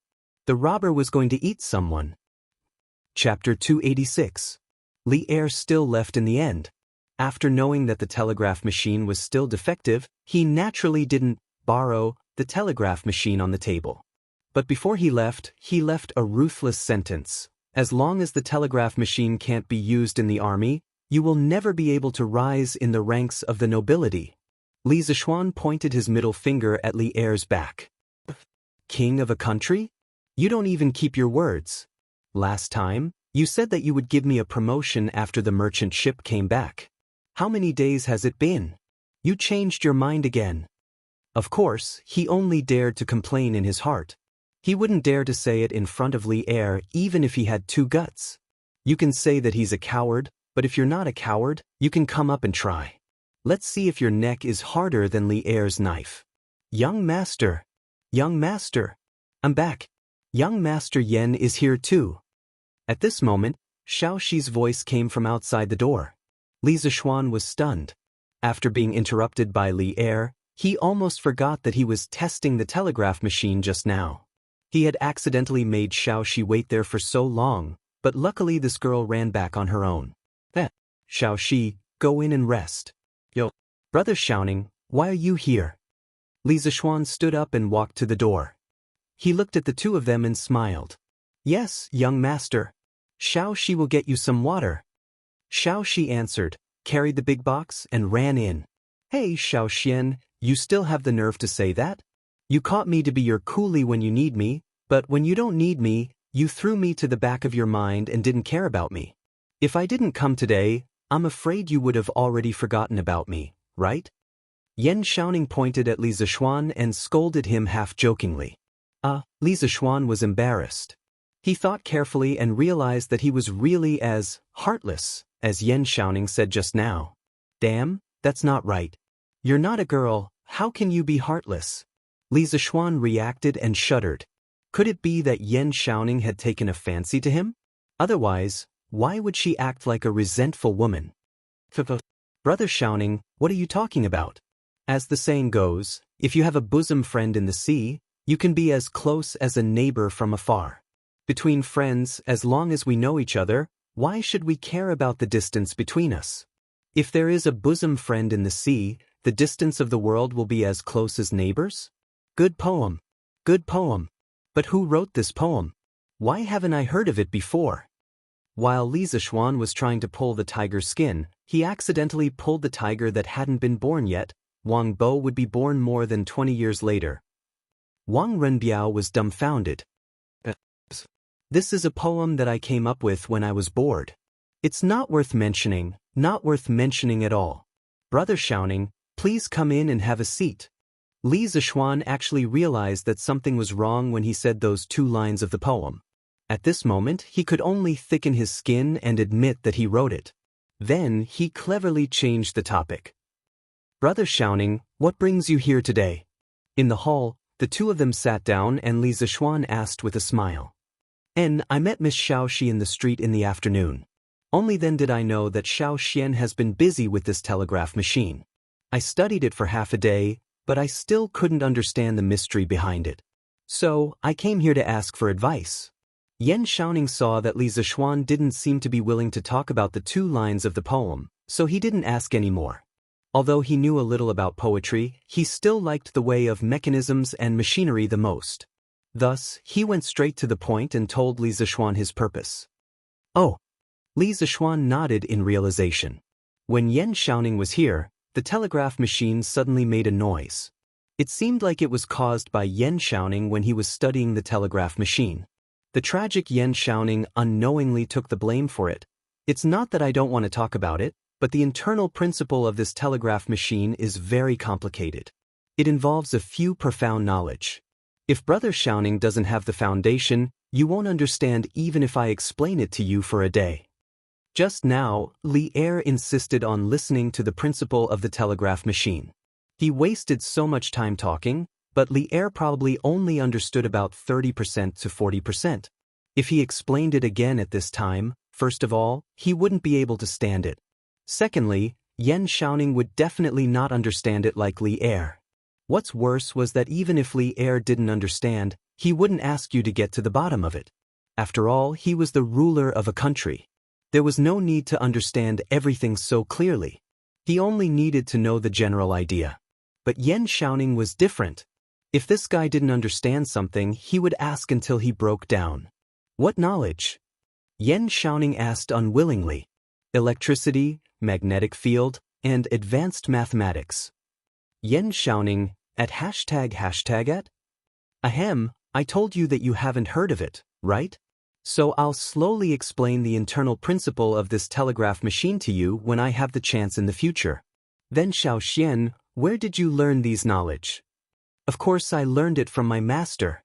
Brother Xiaoning, you should know that my master learned a lot when he was alive. The three knowledge that I just mentioned are just a drop in the ocean of the knowledge that my master was good at. Yan Xiaoning was a little annoyed in his heart. I know?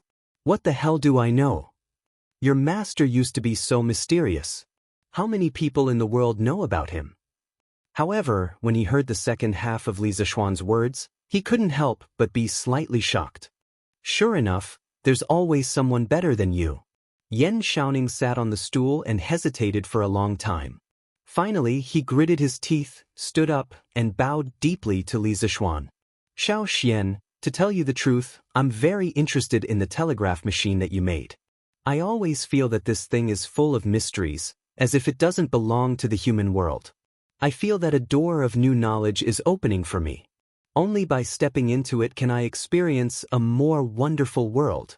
If I don't understand the principle of this telegraph machine, I'm afraid that I won't be able to eat or sleep in peace. Xiao Xian, if your master's knowledge can't be spread to outsiders, I, Yan Xiaoning, am willing to treat you as my master. I only hope that you can peek into this door. Don't. Li Zishuan was shocked and quickly went forward to help Yan Xiaoning up. He underestimated Yan Xiaoning's dedication to new knowledge. If this guy was in the modern world, he would be an engineering expert. He was already addicted to new technology and couldn't extricate himself.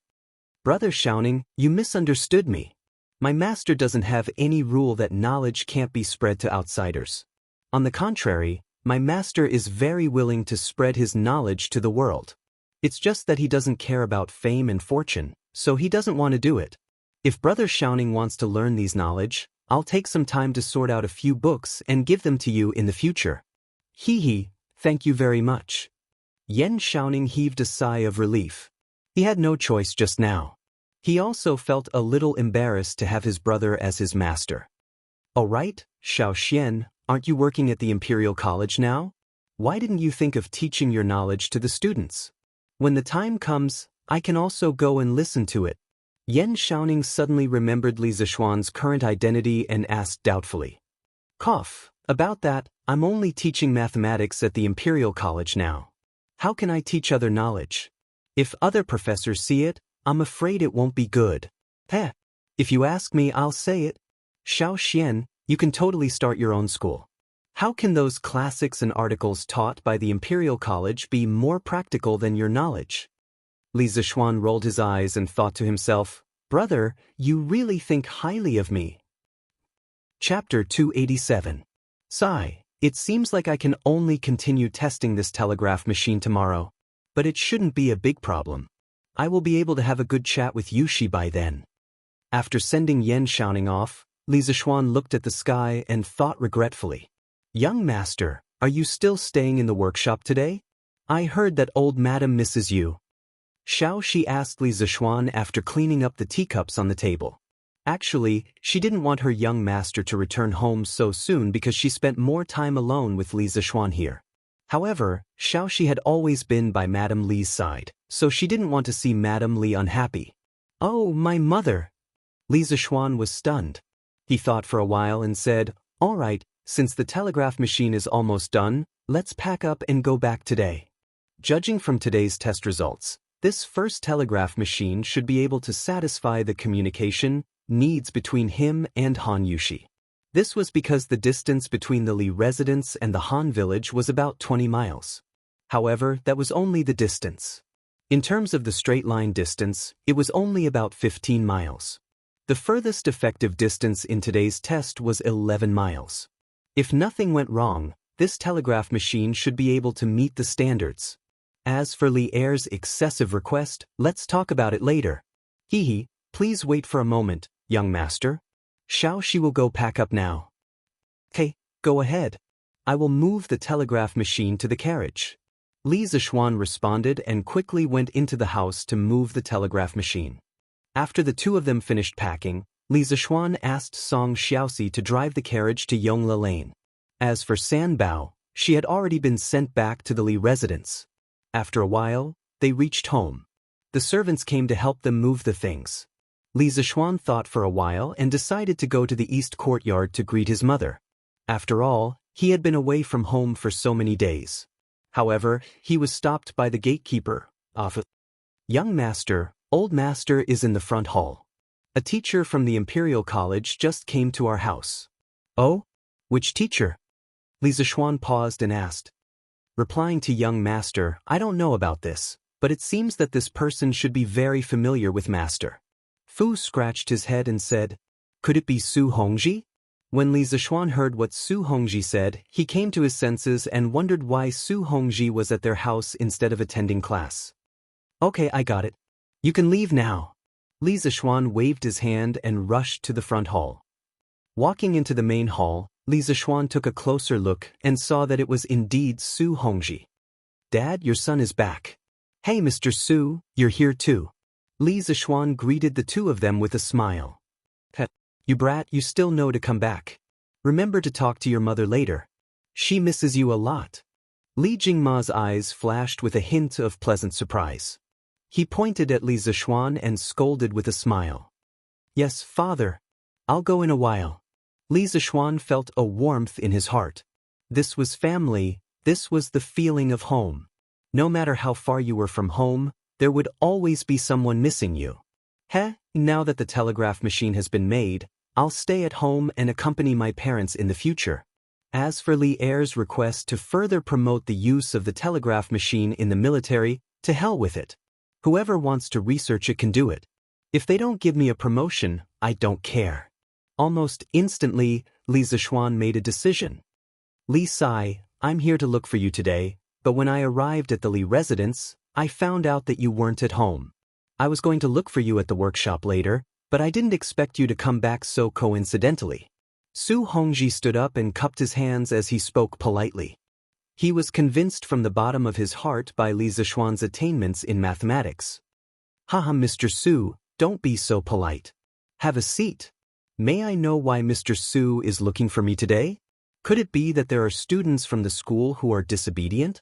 If that's the case, just tell me. I'll deal with them myself. Li Zishuan's first reaction was that there were mischievous people in the school who were causing trouble when he wasn't around. After all, the children of the officials weren't easy to deal with. No. Su Hongji's face darkened. He quickly waved his hands and said, I'm here today to remind Li Sai that your confinement period is coming to an end. You have to remember to return to the Imperial College in time to give a lecture.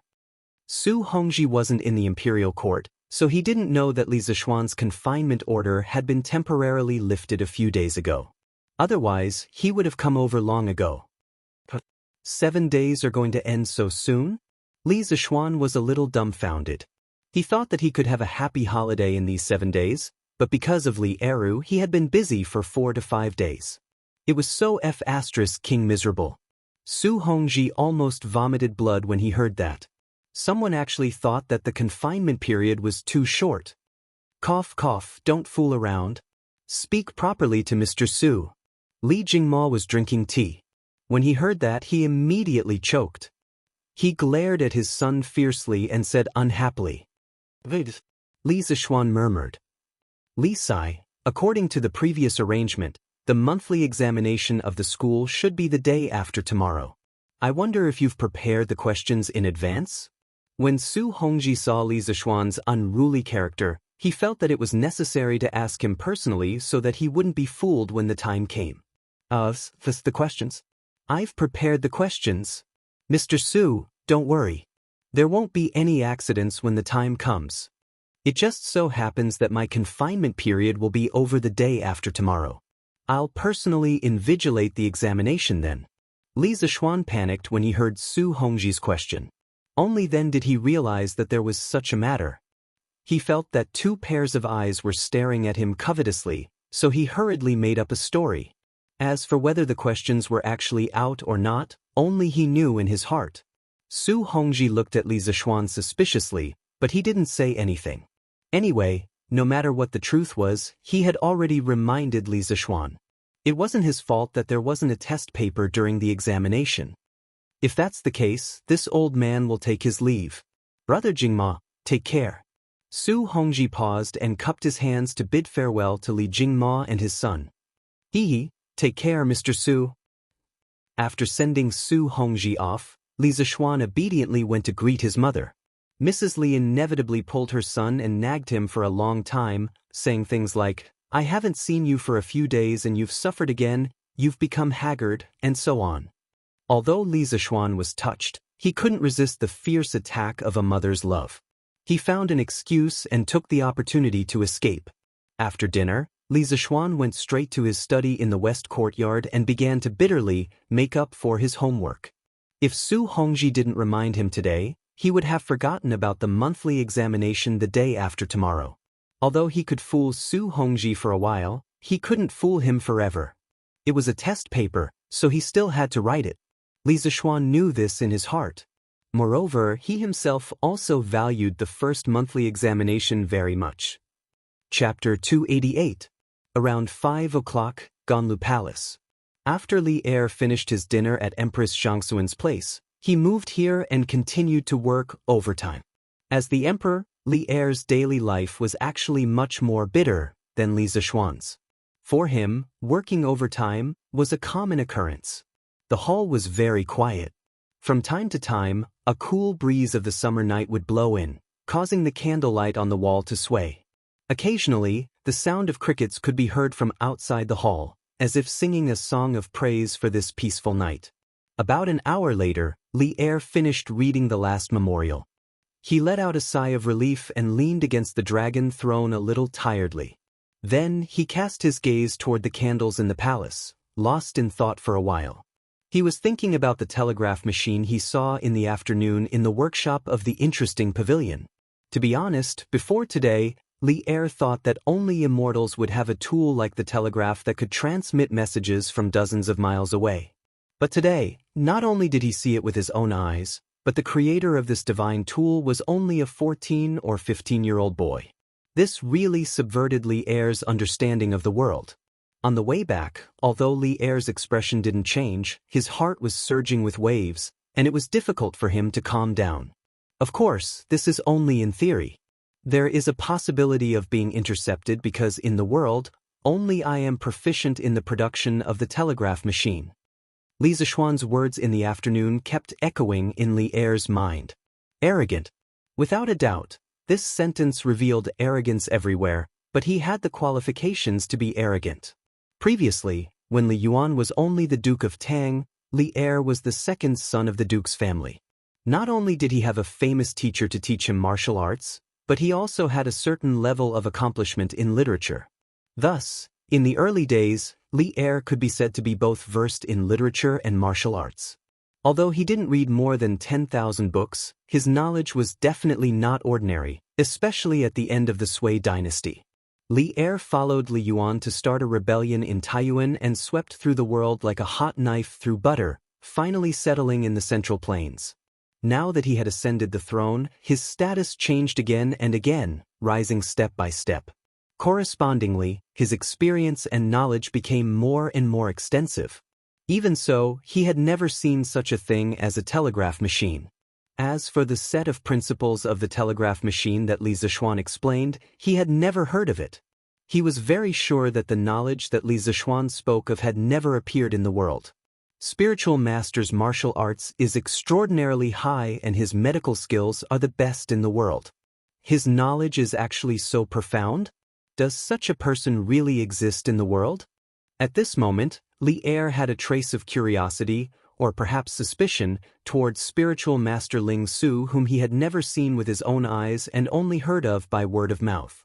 Could it be that he doesn't belong to the world? Then doesn't the knowledge that Li Zishuan displayed come from immortals? Li Er let his imagination run wild and couldn't think of a reason. After a moment, he suddenly ordered, "Summon the Prince of Wei." Those who had more contact with Li Zishuan and were more familiar with his knowledge, Li Tai could be considered to be on the list.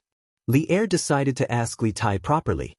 Previously, the scooter, the plow, the paper machine, and the compass were still fine. Although the structure of these things was ingenious, they were still within the scope of Li Er's knowledge. However, the telegraph machine that Li Zishuan made this time was really too mysterious. Yes, it was mysterious, as if this thing didn't belong to this world. It was for this reason that Li Er decided to ask properly. "Your son greets Imperial Father." After about half an hour, the chubby Li Tai arrived at the sweet Du Hall. This couldn't be blamed on him. Among the adult princes, Li Tai was an exception. Li Er specifically allowed him to build a residence in Cheng. This treatment was almost as good as that of Crown Prince Li Chengqian. There was still some distance between the Prince of Wei's residence and the palace. At this time, all the gates of the palace were closed. Although the imperial eunuch had Li Er's warrant and could bring Li Tai into the palace unimpeded, it would still take a lot of time to sit in a hanging basket and climb over the palace walls. "Rise. Come, give him a seat."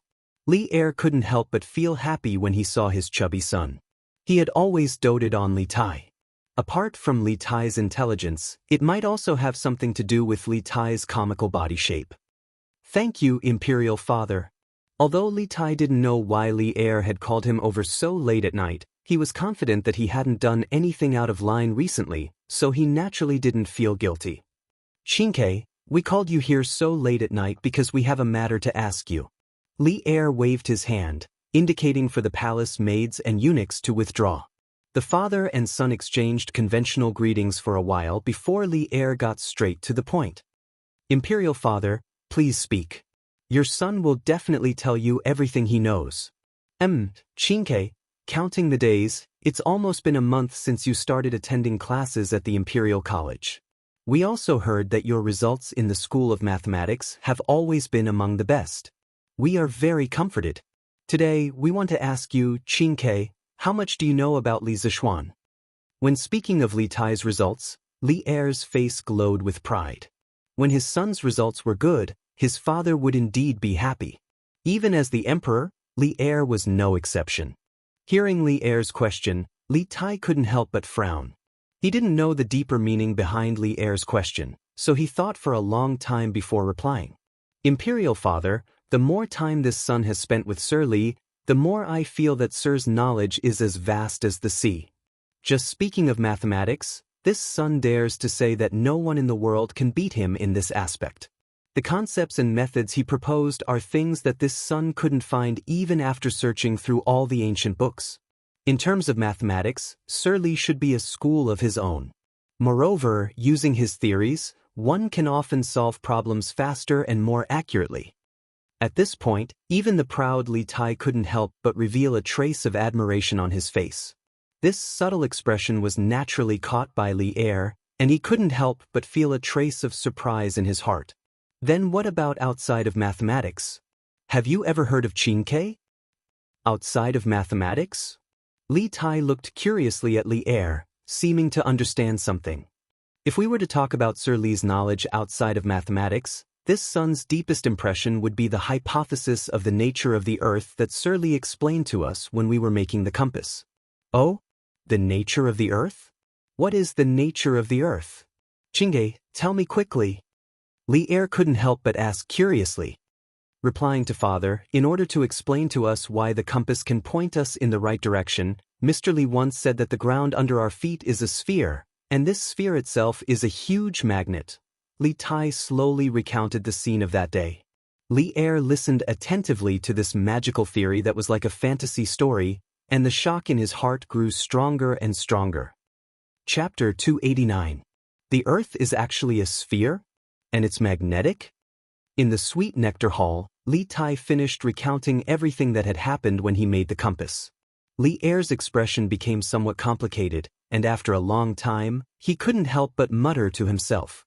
These novel theories might sound absurd at first, but behind each theory, there was a strong argument supporting it, making it impossible to refute. It was precisely because of this that Li Er was silent for a long time after listening to it. Qingke, it seems that you already believe in Li Zishuan's theories? Li Er turned around and asked softly.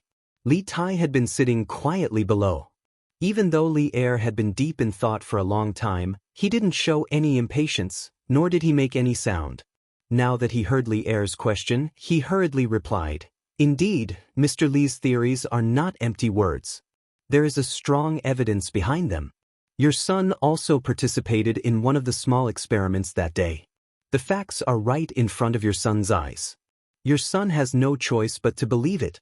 Li Tai paused, then continued, "Your son used to be conceited about his innate intelligence and erudite knowledge. Unavoidably, your son was a little arrogant because of his talents. Ever since I met Mr. Li, your son has learned that there is always someone better than you."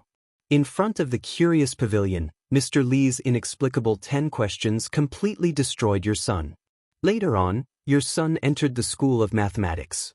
Originally, your son had some thoughts of competing with you, but as your son's understanding deepened, I was convinced by Mr.'s vast and profound knowledge. A new door opened to your son. After your son entered, your son discovered that mathematics could actually be so exciting, interesting, and novel. It wasn't until a few days ago that your son understood that mathematics was only the tip of the iceberg of Mr. Li's expertise. Physics, chemistry, these are things that your son had never heard of before, but Mr. Li was able to easily grasp them. Your son's previous thoughts of competing with you have long disappeared without a trace. Compared to 2 months ago, Li Tai was indeed much more stable and sunny. He, who was focused on his studies, had even faintly forgotten that he had to compete with Li Chengqian for favor. Li Tai looked at his son. In such a short period of time, he had changed so much. For a moment, he felt a little emotional. After mulling over what Li Tai had just said, he suddenly asked, "Chemistry? What is chemistry? Qingke, you haven't mentioned chemistry before, have you?" Li Tai was a little dumbfounded. He accidentally spilled the beans. He had promised Li Zishuan that he would not spread the principle of making glass. What should he do now? What? Is there something else you need to hide from me? Li Tai was shrewd. He immediately saw the hesitation in Li Tai's eyes. Hesitation at this time was equivalent to preparing to lie. Li Er was a little dissatisfied. Among his sons, Li Tai was the one he doted on the most. He did not expect that his favorite son would want to lie to him now. No. Replying to Imperial Father, the teacher said before that the so-called chemistry is the study of changes. It is a knowledge that studies the changes of substances. Under certain conditions, several substances can react with each other and form a new substance. This is the definition of chemistry and also the use of chemistry. When Li Tai saw Li Er's gaze, he panicked and hurriedly blurted out, "The study of changes? This sounds interesting." Li Er held his chin and smiled, then asked, "Why did Li Zishuan mention this knowledge to you? Could it be that this kid has created something new?" Li Tai's heart sank. Sure enough, things were developing in the direction he did not want to see the most. However, in this situation, there was no time for him to think. The little fatty could only bite the bullet and say, replying to Imperial Father, previously the teacher felt that the Hu merchant's glass was turbid and expensive, so he made his own glass. The knowledge he used was chemistry. What? Li Er suddenly stood up. He was shocked and angry. How could he not be shocked that Li Zishuan could make something like glass that was so profitable? Previously, the imperial court had commissioned the workshop of the Curious Pavilion to make compasses. Li Zishuan had asked for a high price because it contained glass. At that time, he thought about it and agreed. However, now that Li Zishuan could make his own glass, The cost of the compasses would definitely be much cheaper. Thinking of this, how could Li Er not be angry? 2 days ago, Li Xiaogong had excitedly ran into the palace to tell him that the compasses bought from the workshop of the Curious Pavilion were of better quality, especially the glass that was clearer. At that time, Li Er was still wondering if Li Zishuan had found his conscience and specially used good glass for this batch of compasses for the imperial court. In the end, he and Li Xiaogong had been teased by this kid. Then Qingke, do you know how much the glass Li Zishuan made cost? How exactly was it made? Li Er calmed himself down and asked. Replying to Imperial Father at that time, Mr. only told us the general principle of the process of making colored glaze. He didn't talk about the details. I'm afraid that only a few core members of the workshop know the specific process of making colored glaze. As for the cost of the glass they make, your son does not know, but it should be somewhat cheaper than the glass sold by the Hu merchants, and the quality should be even higher. Li Tai considered his words as he spoke. He knew what Li Er was thinking. He was just a little unhappy, so he intentionally did not mention the materials used to make glass. Otherwise, Li Er would definitely be even angrier. I didn't think that this kid would be so erudite and talented. He could even make glass. Li Er did not hear that the glass was very cheap, so he felt a little better. But after thinking about it for a while, he relaxed. Li Zishuan being able to make glass was only beneficial to the Great Tang. The ones who should be worried were the Hu merchants. Li Zishuan earned money with his own ability. As the emperor, why should he care about such details? Imperial Father is right. The longer I stay with teacher, the more I can feel teacher's erudition. Li Tai heaved a sigh of relief and nodded in agreement. That kid has been up to something recently. Qingke, you probably don't know, right? Li Er took a sip of tea and smiled. Oh, did teacher invent something again? Your son has been busy preparing for the monthly examination and did not see teacher. Can Imperial Father tell me a little?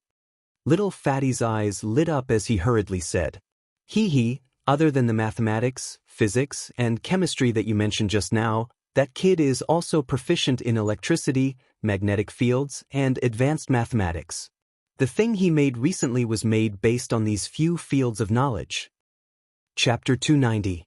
It was already late at night, but the father and son in the Sweet Nectar Palace were chatting more and more happily. Li Er described the telegraph machine that he saw in the workshop that afternoon to Li Tai.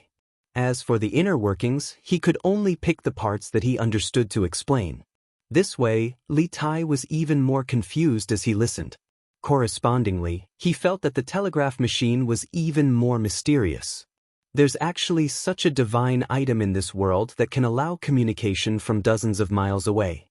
In that case, what's the difference between this telegraph machine and those celestial artifacts? Previously, Li Er was amazed by Li Zishuan's theory of the Earth's magnetic field. Now, it was Li Tai's turn to be amazed by the powerful functions of the telegraph machine.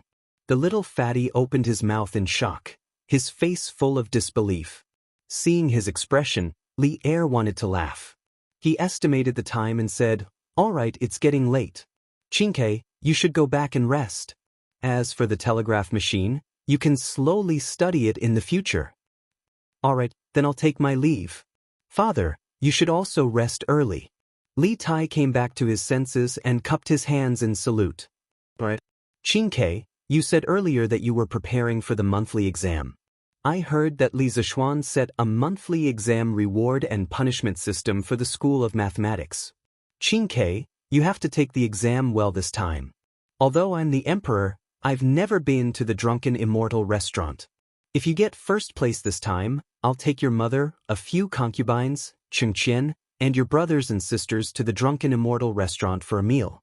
This way, even Wei Jing won't have anything to say." Li Er stopped Li Tai and laughed. Li Tai was speechless. He couldn't help but mourn for Li Zishuan in his heart. There were probably more than 20 people in their family, right? If they all went to the Drunken Immortal restaurant for a meal, it might even cost more than 1,000 strings of coins. That would be enough for Li Zishuan to eat. Li Tai was speechless and could only flee. Li Er didn't immediately return to the harem to rest. He looked at Li Tai's back and his gaze became somewhat deep. After a long time, he stood up and sighed, "Even Qing Ke has been subdued by you, kid." The disciple of spiritual master spirit Su really lives up to his reputation. Mathematics, physics, chemistry, electricity, magnetic fields, advanced mathematics. How many more skills do you have that you haven't shown? Was he planning to establish his own sect and establish his own sect? It seems like a mere directorate is no longer enough for you. Li Er paced back and forth as he pondered for a moment. Suddenly he burst into laughter and said, "Ha, since you have this ability, I will give you the chance to display it to your heart's content. We would like to see what the great Tang will become 10 years later because of you." Ha. He was not like some conservative emperors who saw new theories and ideas as heresy and wanted to nip them in the bud. As an enterprising emperor, Li Er had a high and radical fighting spirit in his bones. He was happy to see the emergence of new theories. The Confucian school had been dominant for nearly 1,000 years and had gradually become the orthodox school of thought. However, Li Er didn't particularly agree with the Confucian school of thought that emphasized theory over practice. He had once conquered the world on horseback. What he valued was still practicality and efficiency. Yongle Lane. Li Zishuan racked his brains and finally came up with a set of questions of higher quality. He didn't take the unconventional path like the previous weekly exam. The difficulty of the questions this time wasn't high. It mainly tested the foundation. Of course, there were many small pitfalls in the questions. If one was careless, it was very easy to be tricked. Li Zishuan didn't feel that Li Er was trying to trick him with this monthly exam. After finishing the papers, he washed up and directly lay on the bed and fell into a deep sleep. These few days, in order to invent the telegraph machine, it had really been hard on him. It was really hard for him not to fall asleep when he finally returned home and lay on the familiar bed. Li Zishuan had a dream. In the dream, he was actually chatting with Yushi on QQ. The strange thing was, he didn't feel that anything was wrong in the dream. All kinds of flirtatious words came out, and he was flirting with the girl. Li Zishuan, "Yushi, do you know what a door made of wood is?" Han Yushi, "A wooden door." Li Zishuan, "What about a door made of iron?" Han Yushi, "An iron door." Li Zishuan, "What about the door to happiness?" Han Yushi, "I don't know." Li Zishuan, "Silly, it's us." Han Yushi, "Carat omega carat." Li Zishuan, "Yushi, can you show me the way?" Han Yushi, "The way to where?" Li Zishuan, "In your heart." Han Yushi, "Shy." "Young master, Yushi is sleepy. I want to sleep." Li Zishuan, "You want to sleep together so soon. I'm not ready yet. Now I'm so nervous." Han Yushi, "Young master, hee, brother must be dreaming of something delicious." He's still smiling in his sleep.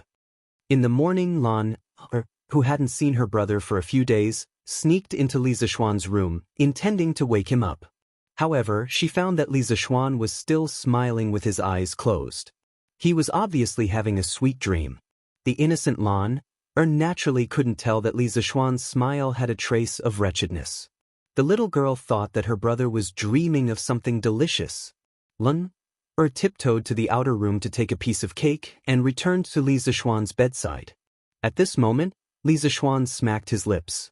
Lan saw the opportunity and quickly brought the cake to her brother's mouth.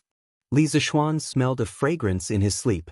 He couldn't help but open his mouth and move closer to the source of the fragrance. Lan looked at Li Zishuan's silly appearance as he slept and ate the cake at the same time. She couldn't help but laugh loudly. Li Zishuan was awakened by the laughter. Logically speaking, with his martial arts, he should have woken up long ago if someone approached him. However, on one hand, he was now at home, so of course he wasn't vigilant at all. On the other hand, this body of his had been spoiled since he was young. If it wasn't under the care of his parents at home, then it was under the guidance of spiritual master Lingshu in the mountains. He had never experienced the life of a vagrant in the Jianghu. Besides, he was only an ordinary student in his previous life, not a killer in the Jianghu. He didn't have the habit of being vigilant at all times. "But, little Lan, you're being naughty again. See how I'll deal with you." Li Zishuan saw that Lan was laughing so hard that she couldn't straighten her back. He immediately understood what was going on. He unhappily wiped the cake crumbs from the corner of his mouth. Then he picked up his little sister who didn't manage to escape in time and threw her on the bed. He took off the little girl's shoes and scratched the soles of her feet. He said fiercely, Do you still dare to tease your brother? Don't scratch. Brother, that was wrong. Ha, you know you're wrong? I think you're getting bolder and bolder. Didn't I tell you to knock before entering a room? Why didn't you knock? Yeah, I knocked. Brother, you didn't hear it. Hey, still stubborn. Stop scratching. I know I'm wrong. Chapter 291. After playing with the little girl for a while, Li Zishuan was no longer sleepy. So, he carried Lan Er and left the room. Under the care of Xiao He and Xiao Shi, the siblings washed up and went to the front yard to have breakfast. However, they bumped into San Bao. Hey San Bao, are you feeling better? Yes, young master. My body is very strong. I've almost recovered since last night. San Bao quickly scratched his head and said with a silly smile. Hey, look at what you're capable of. Later, go to Butler Wang to get 3 strings of money as a tip. Thank you for your hard work yesterday. Li Zishuan took a closer look and realized that San Bao was really fine. He waved his hand and brought Lan Er to the front hall. Thank you, young master. Thank you, young master. San Bao was very surprised and thanked him profusely. When the other servants saw this, they looked at San Bao enviously. This tip was equivalent to a few months of their salary. In the front hall, the family of 4 was having breakfast happily. Mrs. Li hadn't seen her son for 3 days. Yesterday's dinner and today's breakfast were very sumptuous. They were all Li Zishuan's favorite dishes. Li Zishuan couldn't help but sigh in his heart. If he ate like this every day, it wouldn't take long for him to become a big fat man. By then, Cheng and would have one less handsome man. Xian, come and drink some mushroom pheasant soup. This pheasant was sent over by your in-laws yesterday. Mrs. Li scooped some soup for her son with a smile. Li Jingma, who was sitting at the side, was naturally left out. Not only that, because Mrs. Li stood up to scoop some soup for him, Mr. Li couldn't even pick up any food. He could only eat the white rice in his bowl silently. Okay, Mom, you shouldn't eat too much for breakfast. Li Zishuan quickly said. Who said that I shouldn't eat too much for breakfast? That's nonsense. Mrs. Li rolled her eyes at her son. Although she said that, she still put down the spoon and sat back down. That's right. Mother, you just said that this pheasant was sent by Han Lijing, but why didn't he come in person? Li Zishuan asked as he ate. Isn't this all because of you? Old man Li, who had been eating silently at the side, said, I heard that Han Li has been busy preparing for your marriage with Han Girl these past few days. At the same time, he often goes to the neighboring plum village to check on the situation of the chicken farm there. He's so busy, how could he have the time to come over and deliver pheasants to you? This pheasant was hunted by the Han village's farmer. After he gave it to Han Lijing, he couldn't bear to eat it, so he asked someone to send it over. I see. Brat, what have you been doing in the workshop recently? Li Jingma took a bite and asked. In the past, the Li family had always been particular about not talking while eating. Ever since Li Zishuan returned, he had led the entire Li residence astray. It's nothing. I was just bored and made some small things to play with. Li Zishuan explained casually. Brother, what's so fun about it? Lan wants to play with it too. Okay, I'll teach you later. After breakfast, Li Zishuan didn't forget that he had something important to do today. He called San Bao, Xiao He, Xiao Shi, and Lan Er over, then took out a telegraph and a few spare batteries. He said to them, send these things to the Han family. I've already put the instructions and code book of the telegraph inside. Xiao Shi, you know more about the telegraph. If Yushi doesn't know how to use it, you can teach her. Yes, young master. You don't run around. Do you understand? Brother is so long-winded. Li Zishuan couldn't be bothered to banter with her. He looked at San Bao and said, San Bao, ask a few guards to go with you later and protect Mrs. Safety. Li Zishuan didn't plan to let Lan go with them. However, he couldn't resist the little girl's pestering. Now, he could only arrange a few more people to take care of her. Young master, don't worry. I will definitely not let anything happen to Miss Lan. San Bao patted his chest and promised. His loyalty to Li Zishuan was unquestionable. He was almost equivalent to Li Zishuan's #1 henchman. Go quickly. Xiaoxi, remember to send me a telegram when you arrive. Yes, young master. A group of people drove the carriage out of Yongla Lane and went straight to the west gate of Chang'an City. Li Zishuan estimated that Xiaoxi and the rest wouldn't be able to reach the Han family in less than 2 hours. After all, the road from Chang'an City to the Han family village wasn't wide and flat. It wasn't easy to walk on it. So, he went back to his room to catch up on his sleep. For the past 3 days, he had been working overtime and didn't have much time to rest. Today, he wanted to sleep for the whole morning but was woken up by Lan. Since the telegram machine was in his room, he would be able to hear Han Yushi's message immediately. Li Zishuan slipped back to the west courtyard, closed the door and windows, and started to sleep. Eat and sleep, sleep and eat. If old man Li was at home and knew about this, he would probably scold Li Zishuan for not doing his job properly and being a good-for-nothing. Li Zishuan laid on the bed and fell into a deep sleep after a while. This speed of falling asleep, no matter who it was, they would have to admit defeat. After an unknown amount of time, there was a sudden intermittent DDD sound. He woke up abruptly and knew that Xiaoxi and the rest had arrived at the Han family village. Li Zishuan walked quickly to the long table where the telegram machine was placed and started to record the telegram. Perhaps the person who sent the telegram wasn't very familiar with it. So, it took almost 15 minutes for the short message to be sent. Luckily, Han Yushi's side was slow. Li Zishuan had come into contact with telegrams in his previous life, but this was his first time making one. His speed of recording the code was also very slow. After he finished recording the code, Li Zishuan flipped open the code book and started to translate the telegram. His speed was faster because he was the one who wrote the code book. He couldn't say that he remembered everything, but at least he was very familiar with it. After a while, Li Zishuan translated the contents of the telegram. Young master, I am Xiaoxi. We have a safe journey and have arrived at young madam's house. Young madam is learning how to use the telegram machine. Just a short 30 words, but there were almost 700 codes. Li Zishuan sighed in his heart. This telegram machine was still not as convenient as a phone. This is really greedy. You already have a telegram machine, why do you still need a bicycle? Li Zishuan laughed and shook his head. He thought for a while, then looked at the code book and sent a telegram. And take care of Lan. Don't let her run around. Also, tell Yushi not to rush and learn slowly. I can wait. Chapter 292. Young madam, young master is talking to you. He wants you to learn slowly. Don't be anxious. Han family's courtyard. After Xiaoxi finished translating the code, she ran to the side and said to Han Yushi, who was reading the telegraph machine manuals.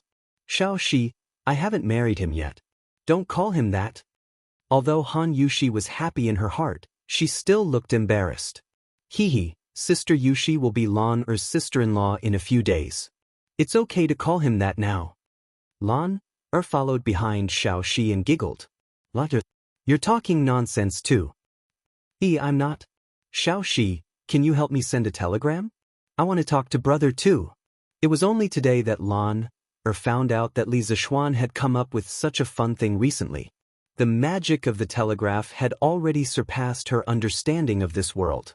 The little girl was now very fond of this efficient and fast method of communication. She saw Xiaoxi's operation just now, but she did not learn it. That was why she said that. But what do you want to say to young master? Xiaoxi will help you send it. Xiaoxi smiled faintly. Let's talk about it over there. Lan pulled Xiaoxi back to the telegraph machine and started chatting with Li Zishuan. On the other side, Li Zishuan waited for a long time, but there was no telegram.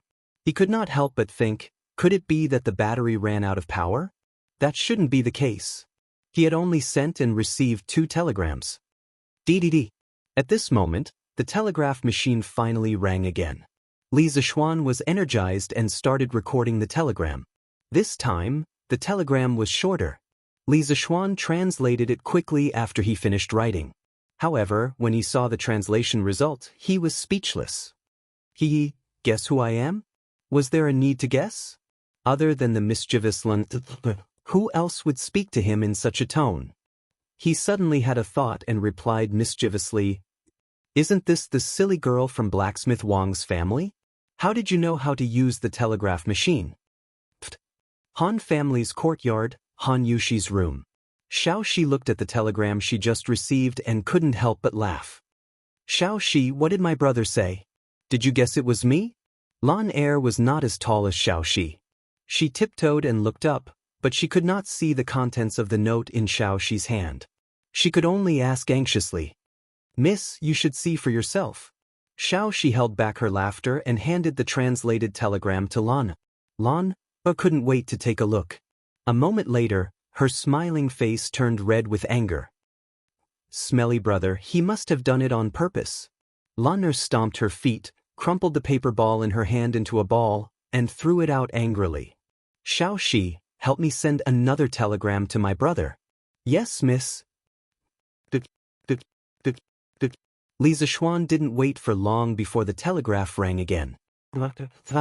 "Smelly brother, you're the silly girl." This little girl." Li Zixuan smiled and shook his head. He suddenly felt that chatting like this was quite interesting. "So it's Lan Er, you know how to use the telegraph so quickly?" Li Zixuan replied with a sudden realization. "Smelly brother, you're still trying to lie to me. You obviously did it on purpose just now. Also, Xiaoxi is helping me send another telegram. Lan Er still doesn't know how to use this thing."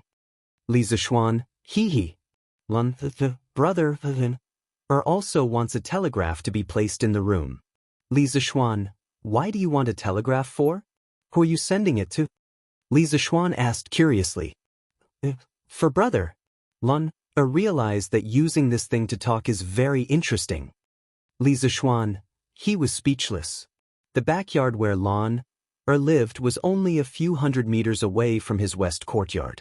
Why would she need a telegraph? In the afternoon, Lan Xiaoxi and the rest finally returned. After witnessing the magical power of the telegraph at the Han residence, Lan Er came back and found Li Zixuan. She cried and begged for a telegraph. Li Zixuan was helpless. He really didn't have the time and energy to build another telegraph. He would be returning to the Imperial College tomorrow. Now that he thought about it, the position of Imperial College was really a kind of restraint. Li Zixuan planned to find an opportunity in the future to resign with Li Er and return to their hometown. He only wanted to keep his title of nobility. After promising countless benefits, Li Zixuan finally got rid of Lan Er, this annoying little tail. He called Xiaoxi and asked, "How's Yushi's learning of the telegraph?" Xiaoxi replied, "Well, young madam already knows how to use it, but she's not very familiar with it yet. She said that she'll contact you when she's familiar with it. Young master, don't be anxious." "Ahem, I'm not anxious. Li Zixuan touched his nose awkwardly and said. At night, Li Zixuan returned to his room early after dinner and waited for Han Yushi to send a message. At this time, he realized that there was a very obvious flaw in the telegraph. That was that it could not record the received code by itself. It needed someone to be by its side 24 hours a day. Otherwise, he would not even know if he missed the telegram. In fact, the early wired telegraph had a device that automatically recorded the code. It mainly used the electromagnet inside the transceiver to drive the pen on the iron plate to make a mark on the paper tape. If it was a short time, it would be a dot. If it was a long time, it would be a line. Li Zixuan could not help but have an idea. Should he add such an automatic code recording device to his own wireless telegraph? However, this way, the telegraph would be very power-hungry. Why hasn't Yushi sent a telegram yet? Could it be that she has to be very familiar with it before she sends it? Does she have to be so professional? Li Zixuan let his imagination run wild for a while. Then, he looked at the time and could not help but mutter to himself. Beep, beep, beep. Just as he was getting a little impatient from waiting, the telegraph finally rang. In fact, Li Zixuan's guess was right. Han Yushi had been familiarizing herself with the operation of the telegraph over and over again. She had translated what she might say next into the code. Only then did she send the first telegram in her life with some apprehension. "Young master, are you asleep?" Li Zixuan smiled and replied, "No. Yushi, we're going to get married soon. Why are you still calling me young master?" Han Yushi, "Then what should I call you?" Li Zixuan, "Husband." Han Yushi, that won't do. Yushi can't call me that now." Li Zixuan, "Then just call me brother Xiaoxian like everyone else. Calling me young master sounds too distant." Han Yushi, "All right, brother Xiaoxian." Li Zixuan, Yushi, how is it? This telegraph machine I made is not bad, right? Before we get married, you can't go out. I specially made this telegraph machine to talk to you and relieve your boredom. This is not considered a violation of etiquette. So this magical iron box was specially made for me. Han Yushi felt a little sweet in her heart and said, "Yes, this telegraph machine is very good. Yushi likes it very much." Chapter 293. Everyone, do your best. Regarding the monthly exams reward and punishment system, I believe all of you are very clear about it. I don't need to repeat it, right? If you do well, you will gain both fame and fortune. If you don't do well, The next morning, Li Zixuan held the exam papers and stood on the podium. He was trying to motivate the students before the exam. But his words did not sound like he was trying to motivate them. The students, especially Cheng Chumo, Sun Zifan, Yu Dongkai, Kong Chuansuin and the others, who were aiming to get out of the last 5 places, heard Li Zixuan sneer and felt their buttocks tighten. Ah no, their hearts tightened. If they were unlucky enough to get into the last 5 places, they would not have a good time next month. Ku Shiqing, Zheng Ziren, Meng Wenhao and the others, who were in the front, were all eager to try. The reward for getting first place in the monthly exam was very tempting. Especially Meng Wenhao, who was determined to get first place in this monthly exam. This was because the fleet that was going south would set sail the day after tomorrow. He wanted to get first place and give it to his father. Li Tai was very indifferent. What Li Er said to him yesterday, of course, he took it as a joke. The royal family was not so poor that they could not afford to eat. But put away your textbooks and start the exam. At this time, there was the sound of the drum and bell from the directorate. Li Zixuan patted the podium and signaled everyone to be quiet. He began to distribute the exam papers. After handing out the papers, Li Zixuan returned to the podium and brought over a stool. He sat in front of the podium and gloated as he looked at the group of miserable children who were being ravaged by the exam. The questions this time, why? After experiencing the previous weekly exams, the students were already immune to those strange questions. However, when they received the test paper and opened it, they were not used to it. The style of these questions was not quite right. It was so simple. You all can be proud over there. The questions are simple, but it does not mean they are easy. Li Zixuan was sitting on the podium. The expressions of the students naturally fell into his eyes. He couldn't help but snicker in his heart. Compared to the previous questions, this set of questions was indeed very basic. But who said that basic questions were easy to do? For those who had gone through exam-oriented education, the basic questions were the most difficult. In his previous life, Li Zixuan would rather do some extremely difficult questions than basic questions. Some basic questions were especially easy to lose points. What's more, there were more or less traps in these questions. As for who would fall into the traps, it would depend on their own luck. F***CK. Sir, you're giving me free marks with these questions. Sun Zifan continued to do a few questions as if he had the help of God. In an instant he felt very good about himself. He couldn't help but feel very proud. He secretly thought that he wouldn't be beaten when he went home this time, right? In the previous weekly exam, although Sun Zifan relied on the last additional question to get out of the last 5, but he only just got out of the last 5. He was the 8th from the bottom in the mathematics school.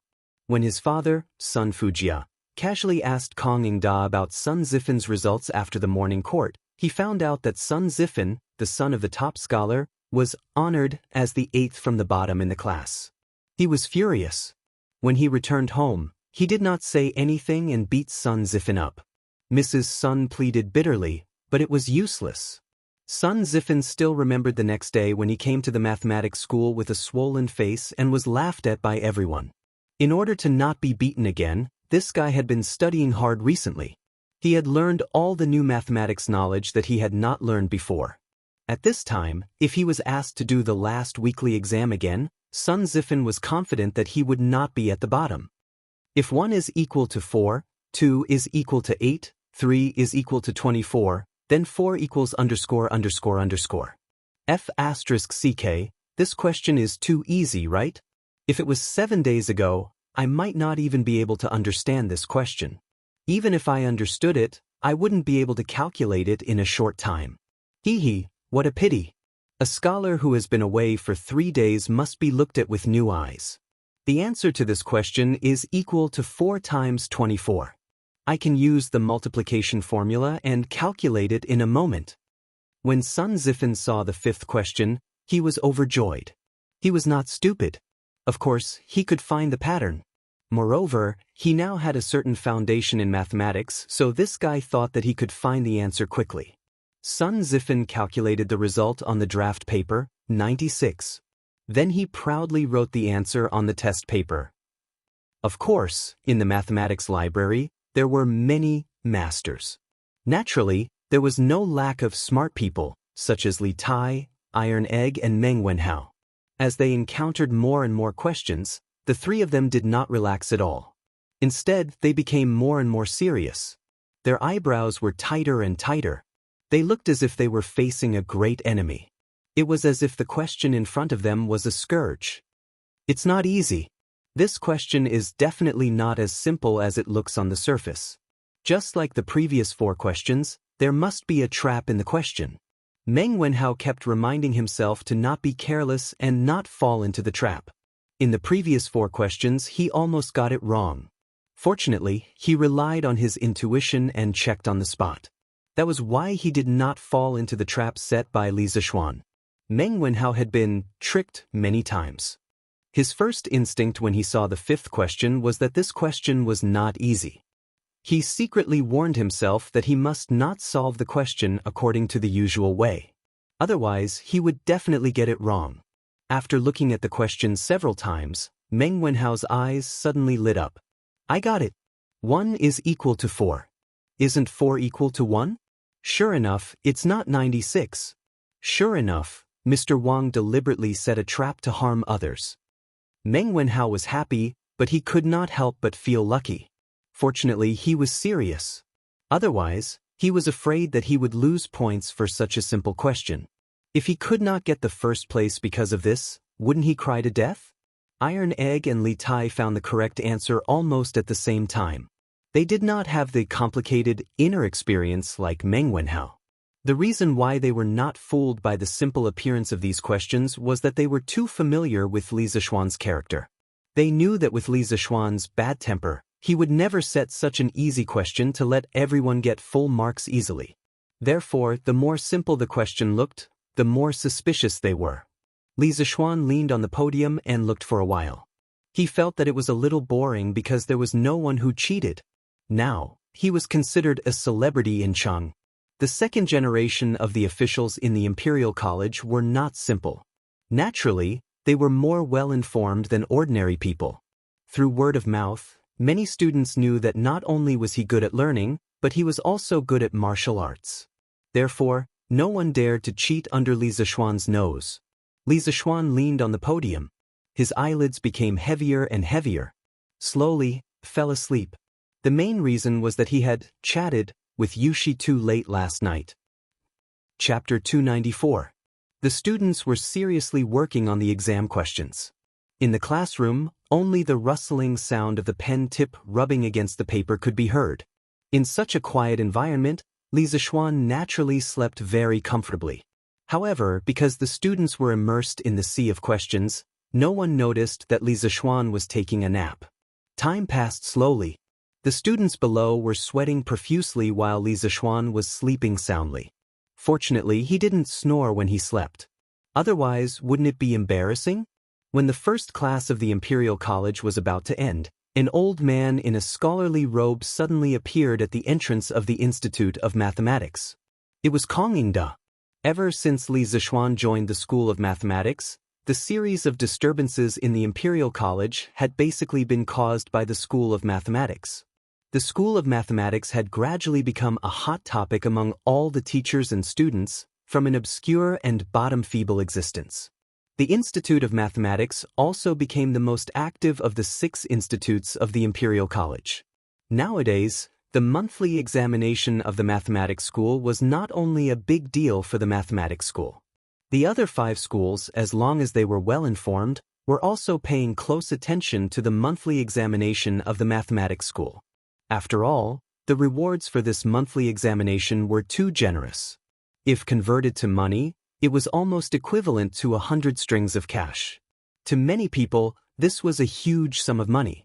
And such a generous reward could be obtained as long as one got first place.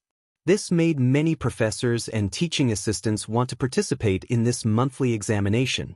The students from the other academies were naturally envious and jealous.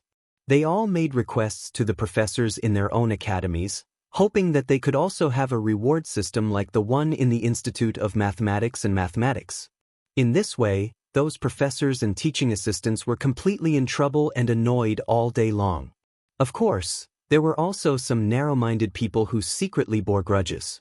For example, Cui Shanyu, the professor of the Imperial College, had come to Kong Yingda more than once 2 days ago to complain that Li Zixuan was affecting the academic atmosphere and maliciously disrupting the normal teaching order of the Imperial College. He begged Kong Yingda to kick this kind of person who didn't follow the rules out of the Imperial College. Kong Yingda was not an unreasonable person.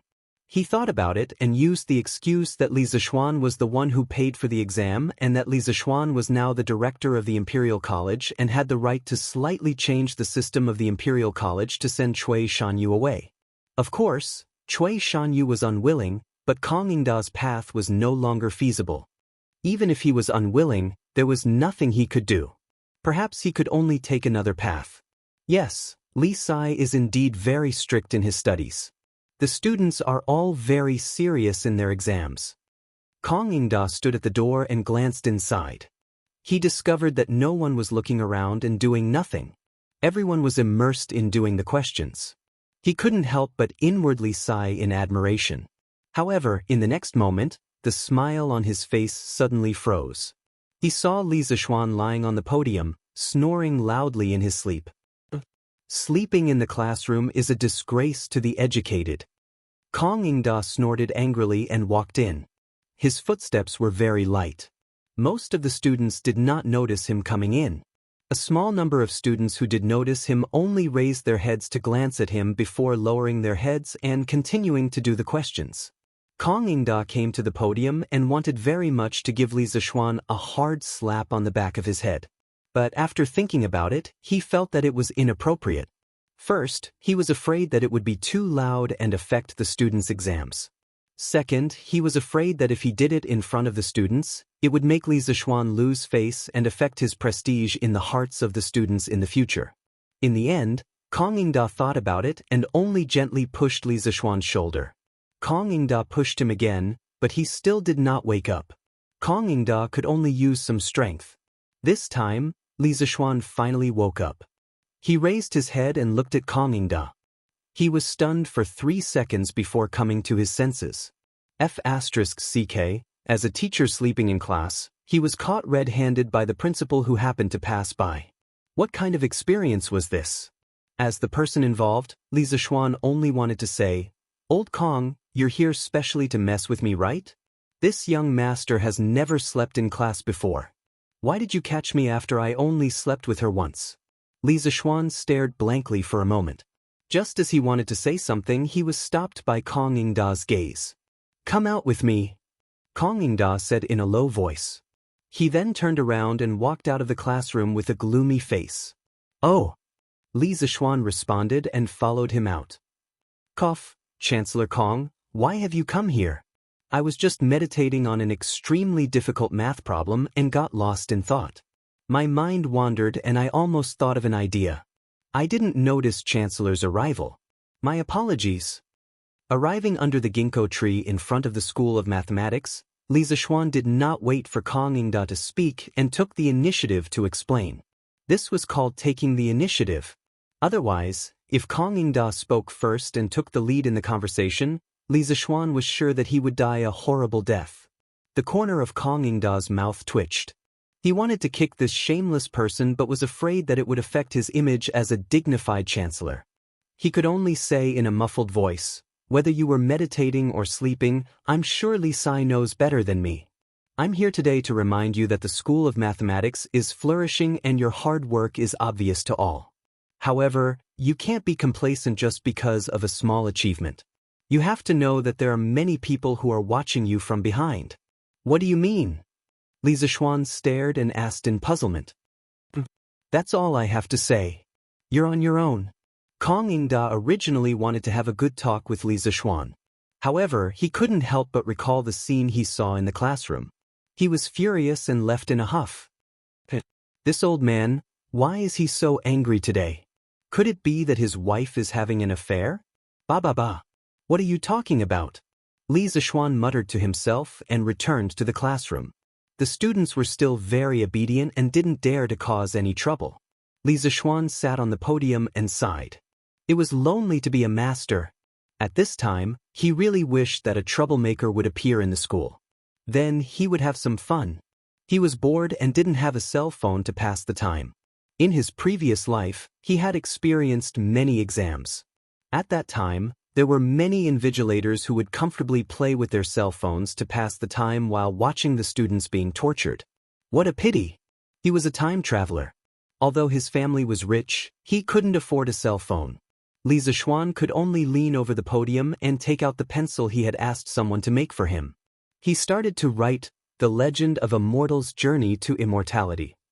Recently, he had used up too much of the manuscript for The Mortal. Ma Zhou had already asked him for a few manuscripts. It was not a bad idea to take the opportunity to write a novel. Anyway, he had kung fu now and his writing speed was very fast. Therefore, a very strange scene appeared in the School of Mathematics. The students were crazily doing the test papers while Li Zixuan, the unreliable teacher, was holding a wooden stick on the podium and writing a novel like crazy. Chapter 295. Clang, clang, clang.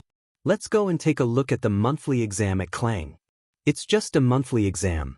What's so interesting about it? The student named Yuan Shuo shook his head and refused. What do you mean it's not interesting? If it's not interesting, why would there be so many people in the first two classes? Let's go. TSDK, I heard that the first place in the monthly exam can bring their whole family to Zuaishan for free. You can order whatever you want as long as you can finish it.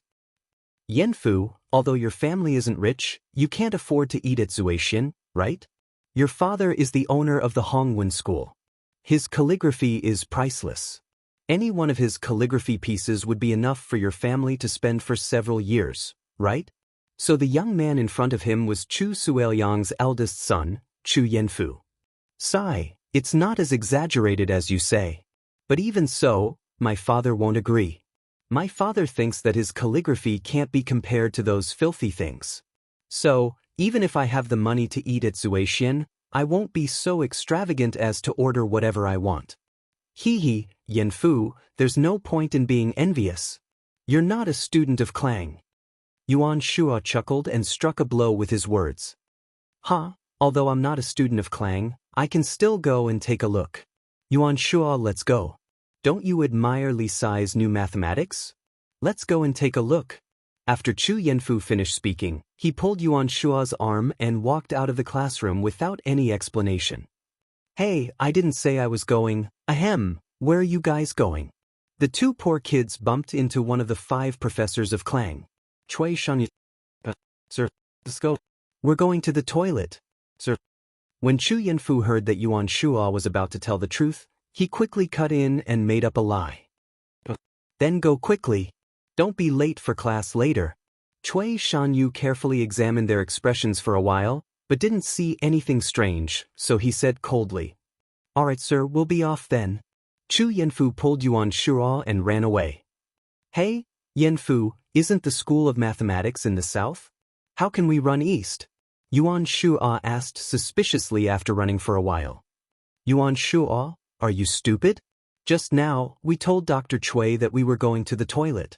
If you don't run here, won't you be exposed? It's the same if we take a detour to the School of Mathematics and Mathematics.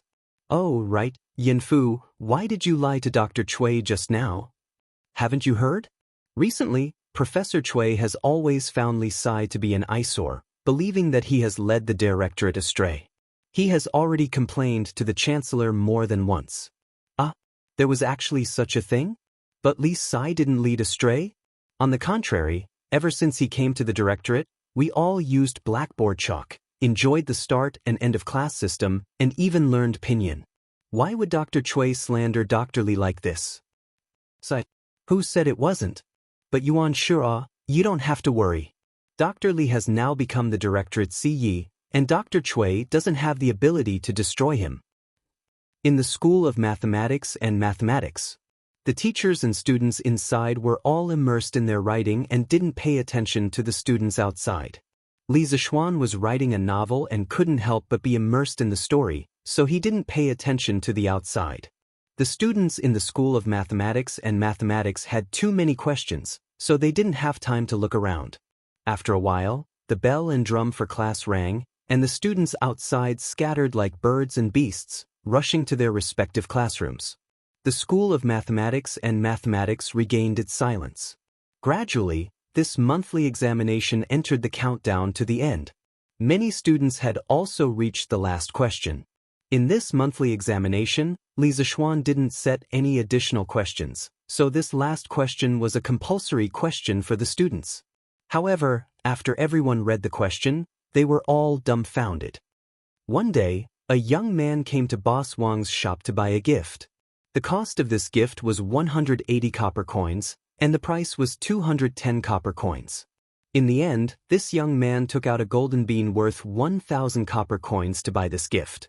Boss Wang didn't have so many copper coins at that time, so he used the golden bean worth 1,000 copper coins to exchange with the neighbor for 1,000 copper coins and gave the young man 790 copper coins. However, the neighbor later found out that the golden bean was fake, so Boss Wang had no choice but to return the neighbor a golden bean of the same size. The question is, how much money did Boss Wang lose in this transaction? After reading the question, Sun Zifan felt a little confused. He read the question twice again and felt that he had some ideas. He began to calculate on the draft paper. The 790 copper coins that Boss Wang gave to the young man was his loss, and the 1,000 copper coins that he gave to his neighbor was also his loss. His income was 210 copper coins, but 180 copper coins were his cost, so his total loss was 790 plus 1,000 plus 180 minus 210 is equal to 1,760 copper coins. Tiske, that should be it, right? Sun Zifan sorted out his thoughts and calculated the answer in a short while. He couldn't help but feel a little complacent. When he was about to copy the answer on the test paper, he suddenly felt that something was wrong. He paused and calculated again. No, I should think of it this way.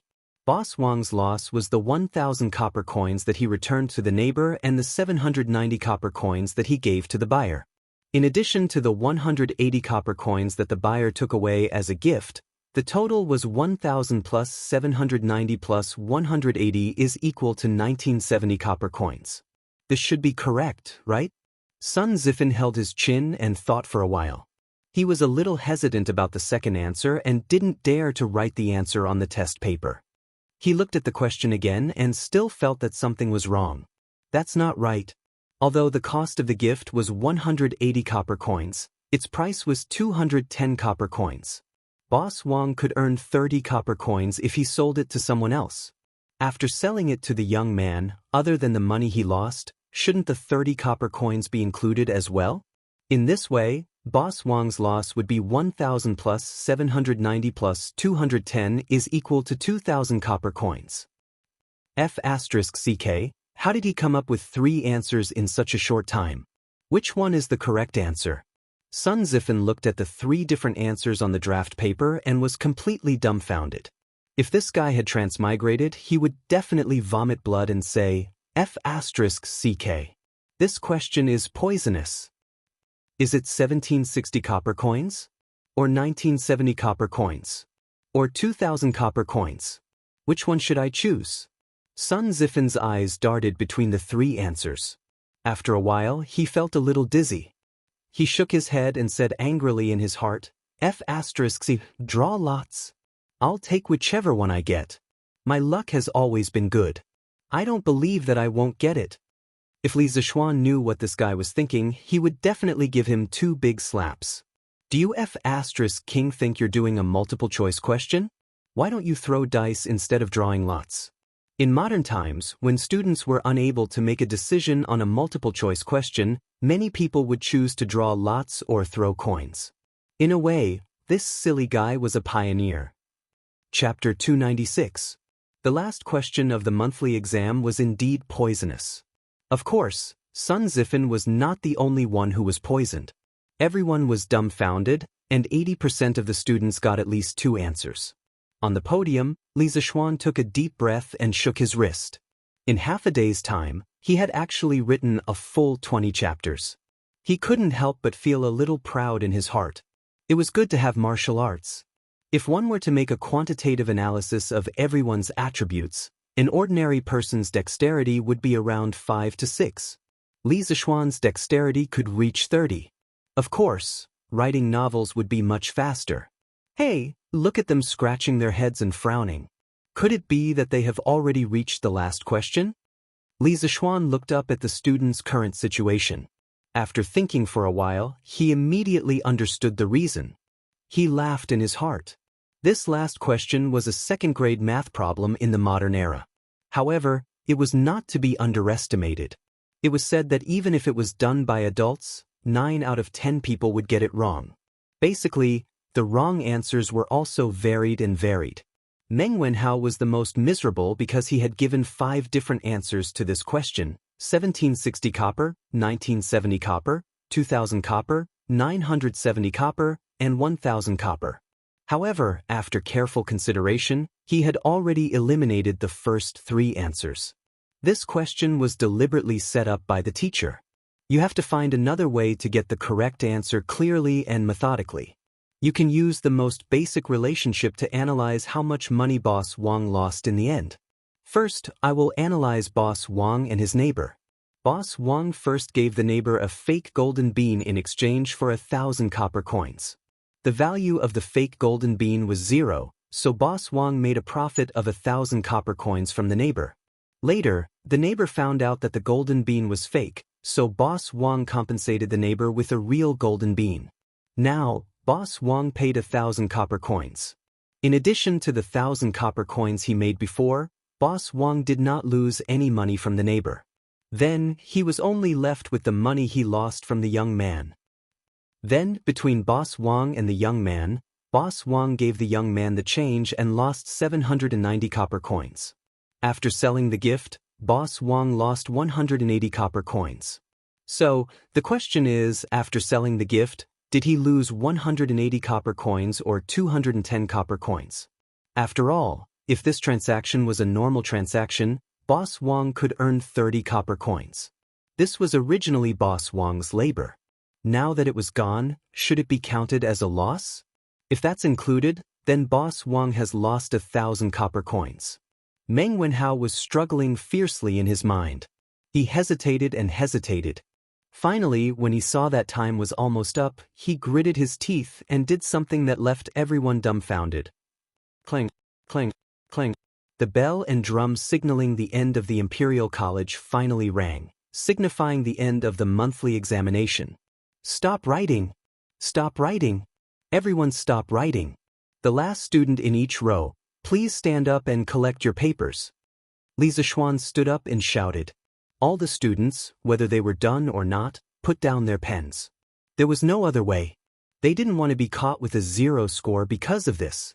If that was really the case, he would definitely suffer when he returned home. After a while, Li Zishuan checked the test papers and nodded with satisfaction. Done. Class was over. No, it's a holiday. Also, pray that you don't end up in the last 5. I have already asked the craftsmen to prepare the honor roll and shame roll. They will be erected in front of the School of Mathematics in 2 days. I wish everyone a happy holiday. Ha. The students were originally prepared to cheer when they heard that it was a holiday. However, the second half of Li Zishuan's sentence made everyone wilt. Damn, since you said that, how am I supposed to spend my holiday? Happy holiday? Happy my ass. Cheng Chumo rolled his eyes and complained in his heart. This guy had been hanging out with Li Zishuan for the longest time. He had learned a lot of the modern words that Li Zishuan often said and could use them well. Cheng Chumo's grades were not good, but he was a fast learner. Sir, how can you do this? Yeah, how am I supposed to spend my holiday? Damn, it's over. I just checked the answers with Meng Wenhao. Only 40% of the answers are the same. Damn, if I end up in the shame roll, I will be skinned alive by my old man when I return home. Ha! Wang Meng, good job. Now that you said that, I feel a little more confident. Bullshit. Sun Zifan, how good do you think you will be? You might not even score as high as me. Li Zishuan smiled and did not bother about this bunch of cute idiots. He carried the test papers and got into the carriage to go home. He was actually very happy. He had just finished his confinement period and returned to the Imperial College to work for half a day. Then, he would be able to enjoy the wonderful weekend break. Life was still pretty good. Most importantly, now that he had a telegraph machine, he could chat with pretty girls anytime. He would not be bored anymore. After lunch, Li Zishuan was about to start marking the test papers. After all, he did not like to drag things out until the end. At this moment, a servant came to report that Ma Zhou had arrived. Li Zishuan hurried to the main hall in the front yard. Oh, Lord Zhu. Ma Zhou, who was sitting on a chair, stood up and cupped his hands in greeting. It was worth mentioning that Li Zishuan could not stand the stools at home. At first, he only made himself a reclining chair. Later on, he simply asked the craftsman to replace all the benches at home with chairs with backs. Brother Ma, why are you here? Ha, take a seat, don't stand on ceremony. Li Zishuan laughed and sat beside Ma Zhou. Ma Zhou obeyed and sat down. He replied, Lord Zhu, I am here today for 3 matters. First, the shopkeeper of Chang'an's No. 1 bookstore, Mingda Bookstore, has sent someone to contact us.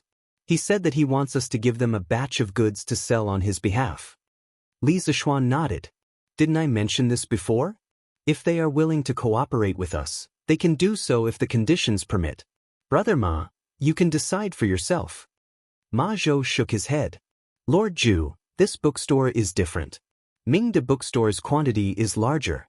Moreover, this bookstore's background is not small. Their shopkeeper came with a letter from the current minister of the Ministry of Appointments. A few days ago, they came a few times. However, at that time, I saw that Lord Zhu was in seclusion researching new things, so I sent them away. I did not expect them to come again today. This is a serious matter. I do not dare to act on my own. I am here to ask for Lord Zhu's opinion. Zhang Sun Wuji? Li Zishuan frowned deeply. When he went to the imperial court for the first time, Zhang Sun Wuji spoke up for him. He still remembered this incident. Logically speaking, he should have a good impression of Zhang Sun Wuji. However, he did not. This was because from some history books, novels, and television dramas, Zhang Sun Wuji was a scheming old fox. He was not easy to get along with. Give it to them. Satisfy them as much as possible. I owed Zhang Sun Wuji a favor last time. This time, I will return it all.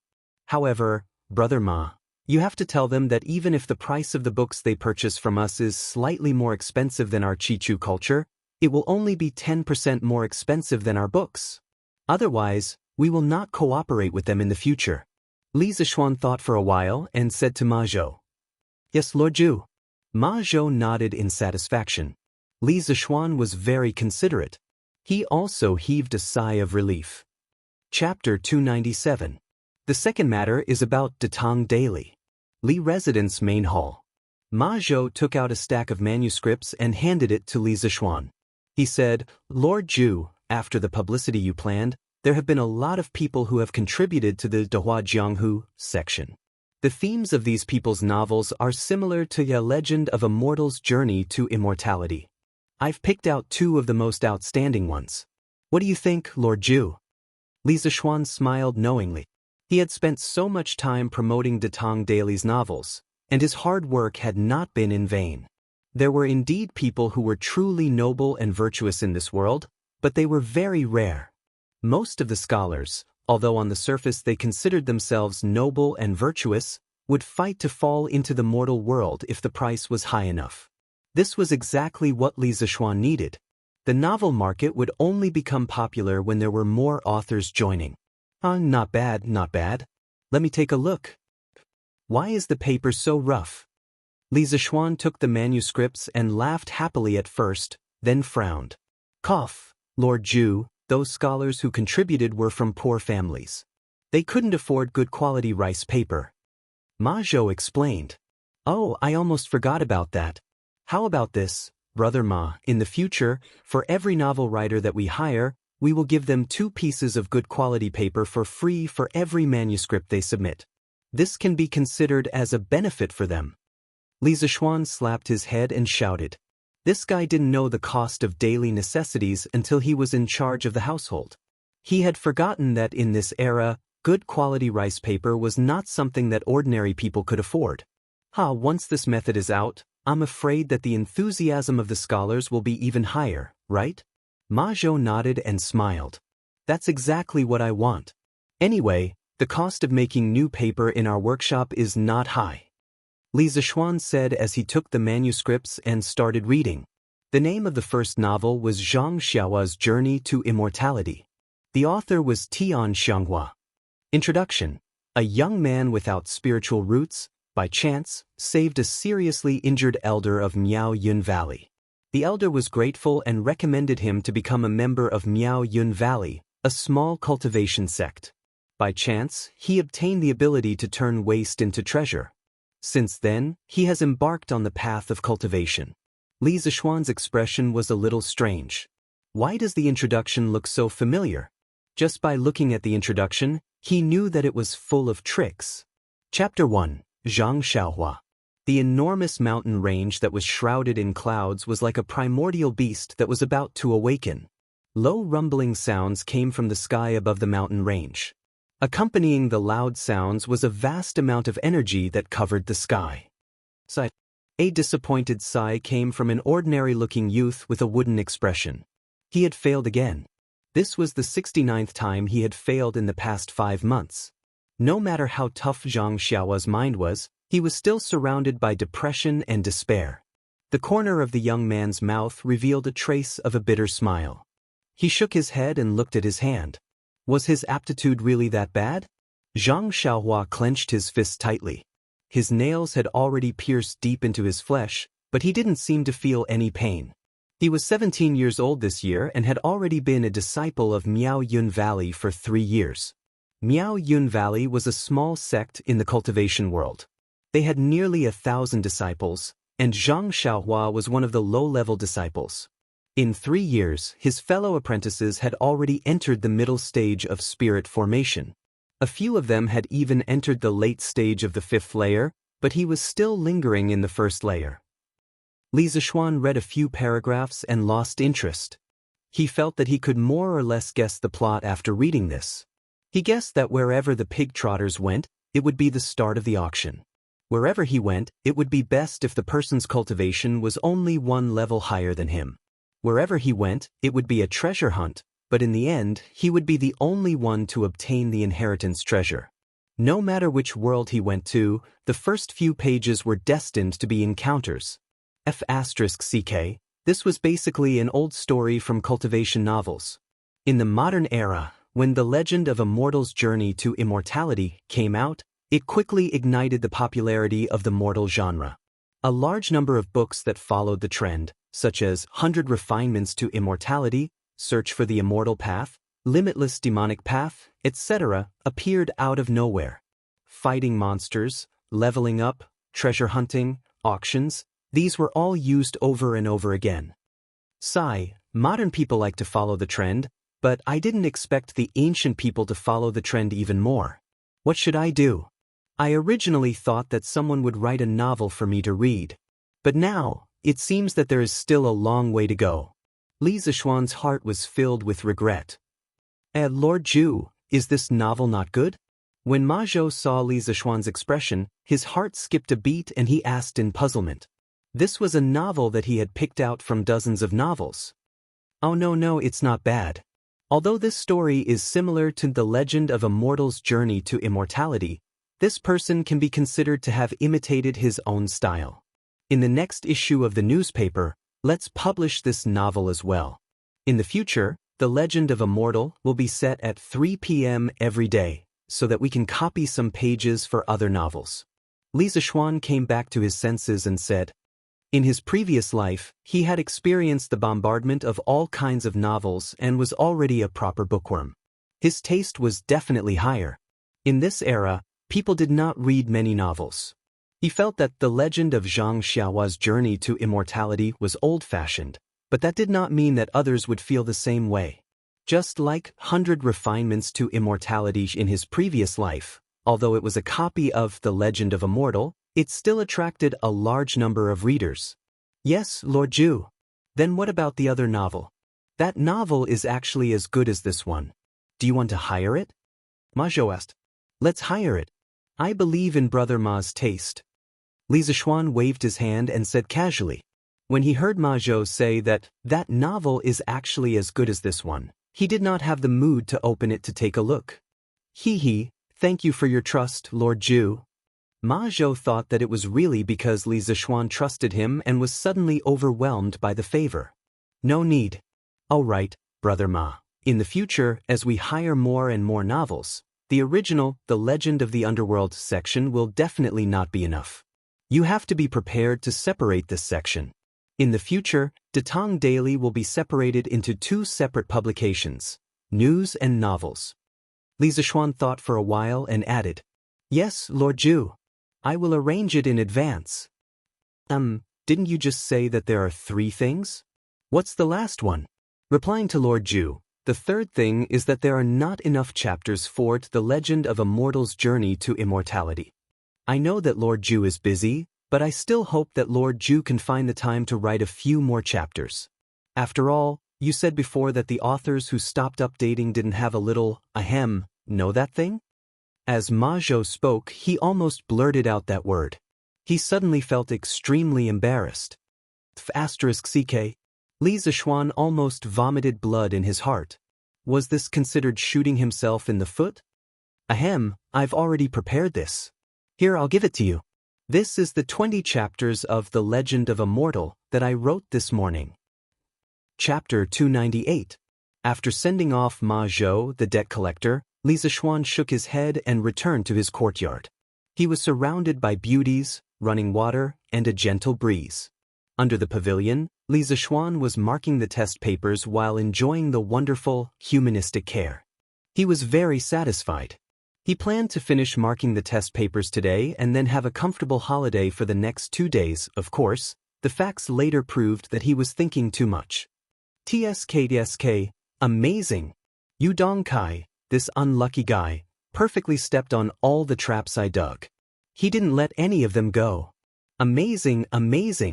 Did this little bastard do it on purpose? Li Zishuan looked at the test paper in front of him and sighed. On the top right corner of the test paper, there was 18 written on it. If Yu Dongkai was here, he would have vomited blood if he heard this sentence. What the hell do you mean by I did it on purpose?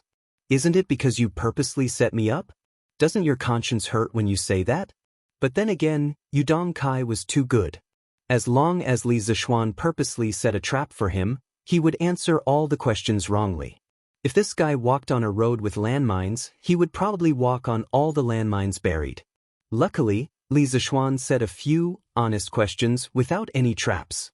Otherwise, Yu Dongkai wouldn't have dared to score a 0. Xiao He and Xiao Shi, who were waiting on the side, heard Li Zishuan's words and couldn't help but cover their mouths and chuckle. They silently mourned for this student named Yu Dongkai. Not bad. Sun Zifan, this kid, improved quite quickly. From 20 points last time to 58 points this time, although he still didn't pass, although this guy gave 3 answers to the last question, although all 3 answers he gave were wrong, this rapid progress is still worthy of praise. Li Zishuan held Sun Zifen's test paper and sighed. Xiao He and Xiao Shi looked at each other and were speechless. This sentence sounded strange to them. The first half of the sentence was fine, but the second half of the sentence was used 3 times in a row. Was this a compliment to Sun Zifen? Or was it mockery? Brother Hua, my novel has been accepted by De Tong Daily. Furthermore, their editorial department had offered a high price of 20 copper coins per 1,000 words. That's great. Jin Yu Academy, under the pine forest. Chen Tianhua laughed heartily with an excited expression. Oh, why was the price so high? Didn't they say that 1,000 characters were worth 5 copper coins? Hua Hongyi asked in surprise. Brother Hua, you didn't read it carefully. Back then, he said at least 5 copper coins per 1,000 words. As for the exact amount, it depends on the quality of the work. Chen Tianhua explained. Oh, then congratulations to Tianhua. This way, you'll be able to earn 3 or 4 strings of cash every month. Although Hua Hongyi couldn't help but feel a little disappointed, he still sincerely congratulated his good brother. Tianhua, you're really amazing. Although my novel was accepted, I only received a price of 10 copper coins for 1,000 words. Liao Feichen couldn't help but say. Feichen, don't think like that. It's a good thing to be accepted. A few days ago, both of you didn't think that you would be accepted, right? Now that your wish has been fulfilled, don't be discontent. I heard that there are at least 50 scholars who have submitted to De Tong Daily these few days, if not 100. It's not easy for both of you to stand out. Hua Hongyi analyzed with a smile. Yes, Hong is right. It's not easy to be accepted. Feichen, you write first. I believe that you'll write better and better later. Chen Tianhua interrupted. Yes, that makes sense. I was a little greedy. Liao Feichen thought for a moment and nodded in agreement. It turned out that the 2 novels that Faubert had picked out were both from Jin Yu Academy. Oh, right, Hongyi, didn't you say that you wanted to write your own novel? How's the preparation going? Feichen and I are looking forward to it. Chen Tianhua looked at Hua Hongyi and asked. Hua Hongyi thought for a while and said, my novel isn't imitating a legend of a mortal's journey to immortality.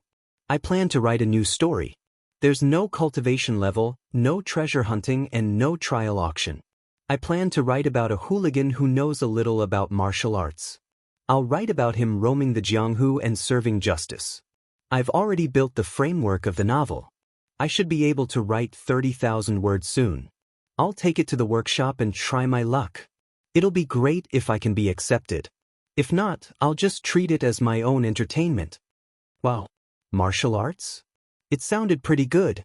But Hongyi, have you seen any Jianghu masters? Liao Feichen asked in surprise. Of course I have. When I was young, I lived in the Sichuan area. There were many Jianghu sects there. I've seen many real Jianghu masters. So, I thought that instead of writing about those illusory cultivation and Tao, I might as well write about the Jianghu masters that I've seen. Hua Hongyi looked to the south with some nostalgia and said, after hearing what you said, Hongyi, I can't wait to see it. Hong, go and write it. Chen Tianhua said excitedly. Yes, go and write it. I've never seen a legendary Jianghu master before. Husband, see if there's anything else you need. I'll go to the East Market tomorrow and buy it for you. The sea is windy and the waves are strong. You have to prepare everything in advance. Gi Lane, Meng family. Although the fleet would set sail the day after tomorrow, Mother Meng had already started to help Father Meng pack his things. Hey, it's still early. Why are you in such a hurry, you silly woman? Besides, we're going out to sea to work. Why are you packing so many things for me? Isn't it troublesome to bring them along? Father Meng looked at the luggage on the bed and felt a little uncomfortable. However, he still said impatiently, but these are the clothes that you need to wear frequently. How can you not bring them? Also, I heard from Sister Wang next door that it's cold at sea at night. You might catch a cold. Bullshit. You believe that woman's words? Father Meng said angrily. This It's always good to prepare more. Husband, you have to be careful at sea. Hao and Yaya are counting on you. Mother Meng said weakly. It's fine. I won't die for sure. Don't you know how good I am in the water? Why are you wasting time here? Go and cook for the 2 children. Father Meng waved his hand and turned around impatiently. However, no one noticed that a drop of turbid tear almost fell from the corner of this tower-like man's eye. He was actually afraid that he wouldn't be able to come back this time. If that was the case, what would happen to his 2 children? All right, husband, I'll go and kill that old hen and stew it for you. Wait, you prodigal woman. That hen's eggs are for Hao to nourish his body. How can you kill it? Chapter 299. Father. Outside the house, Meng Wenhao stood in the corner with his back against the wall. He clenched his fists so tightly that his fingernails dug deep into his flesh. However, he did not seem to feel any pain at all. His eyes were slightly red at this moment. Obviously, he had heard the conversation just now. At this point, no one could stop Father Meng's journey to the south. Meng Wenhao and Mother Meng had tried, but in the end, they returned without success. Meng Wenhao's heart was extremely heavy. He sighed, shook his head, and went to the front hall dejectedly. In the hall, the thin and weak Yaya also felt that the atmosphere in the house was not right. A child's heart was always very sensitive. Big brother, is Daddy leaving soon? Yaya looked up and asked in a crisp voice. Father will leave the day after tomorrow. Yaya, you have to be obedient and not distract Father. Meng Wenhao's heart ached. He rubbed his little sister's braids and said softly, Yaya will definitely be obedient. But brother, where is Father going? When will he be back? To the south. He should be back in 2 or 3 months. Meng Wenhao replied with uncertainty. But Yaya heard from Fat Tiger that Father might not be able to come back this time. He said that Yaya will be a child without a father in the future. Yaya doesn't want Father to leave, but Father doesn't listen to Yaya. Brother, Yaya is so sad. Nonsense. Meng Wenhao was furious. He clenched his fists and said hatefully, Yaya, don't listen to that little bastard Fat Tiger's nonsense. The next time I see him, I will definitely beat him up. Father will definitely be fine and will definitely be back soon. Brother promises you. Yaya believes in brother. But brother, don't fight. Fighting is not good. Husband, this is the rice wine I bought in the East Market today. Do you want to try it? At night, candles were lit in every house in the square. In the Meng family, a family of 4 sat around a shabby table for dinner. The atmosphere was very warm. Father Meng glared at his wife. He wanted to scold her for being extravagant, but in the end, he didn't say anything. Smelling the fragrance of the rice wine, Father Meng's long-suppressed alcohol addiction was also aroused. He picked up the bowl and took a sip. He didn't swallow it immediately, allowing the taste buds in his mouth to absorb the stimulation of the rice wine's fragrance. Good wine. A moment later, Father Meng swallowed the mouthful of rice wine and sighed. Father, what kind of good wine is this? The Drunken Immortal in's Drunken Immortal is the real deal. Meng Wenhao forced a smile in order to liven up the atmosphere. You stinking brat. That immortal drunken wine is a liter of 5 strings. Is it something that rough men like us can drink? Although Father Meng had never drunk the Drunken Immortal before, he was obviously quite knowledgeable. He pointed at his son and scolded him with a smile. Hey, who said that Father can't drink it? Teachers said before that everyone is born equal. The reason why we are treated differently is because we don't work hard. One day, I will let you drink the Drunken Immortal every day. You can drink as much as you want. Meng Wenhao said firmly. My son is ambitious. The proudest thing in Father's life is to have a son like you. So what if Squire whose family is rich? His son is not as capable as my Hao. When Father Meng heard this, he didn't criticize his son for bragging. Instead, he was filled with pride and laughed heartily. How did you do in the monthly exam this time? I heard from Squire whose son that your School of Mathematics is getting higher and higher in the Directorate of Education. Many students from other schools are paying attention to the monthly exam this time. Mother Meng smiled and asked with a hint of joy on her face. It was not easy for Meng Wenhao to enter the Imperial College of Mathematics and Mathematics from the provincial capital school. His mother was very satisfied, but people were greedy. After Meng Wenhao entered the Imperial College of Mathematics and Mathematics, Meng Wenhao's mother thought that it would be good if her son could continue to enter the four-gate School of Mathematics and Mathematics. However, she didn't expect the School of Mathematics to suddenly rise in status. It seemed like it was going to surpass the other schools. When Meng Wenhao heard his mother's question, he couldn't help but think of the situation during the exam this morning. He pondered for a moment and answered, "Mother, I think I did okay. As for whether I can get first place, it will depend on my luck." He looked at the wine bowl in Father Meng's hand and continued, "If I can get first place, according to the rules of our School of Mathematics, I can bring you all to the Drunken Immortal restaurant for free. However, by the time the results are announced, I'm afraid Father will have gone to sea." The atmosphere in the room became a little heavy for a moment. "Ha, you're such a boring woman. We're having a good meal, why are you asking about the exam results? When have we ever worried about our how's results?" Father Meng slapped the table and glared at Mother Meng. He then looked at Meng Wenhao and said earnestly, "Although I won't be home at that time, you can take your mother and Yaya with you. All these years, our family has been eating chaff and vegetables. It's good to take this opportunity to improve our diet. Isn't Yaya craving for that gnawing chicken? This time, let's let her eat to her heart's content. As a man, how can you act like a little girl? Although Father didn't study much, I know that separation and joy are common things in the world. A man should be open-minded. How can you care about these trivial matters every day?"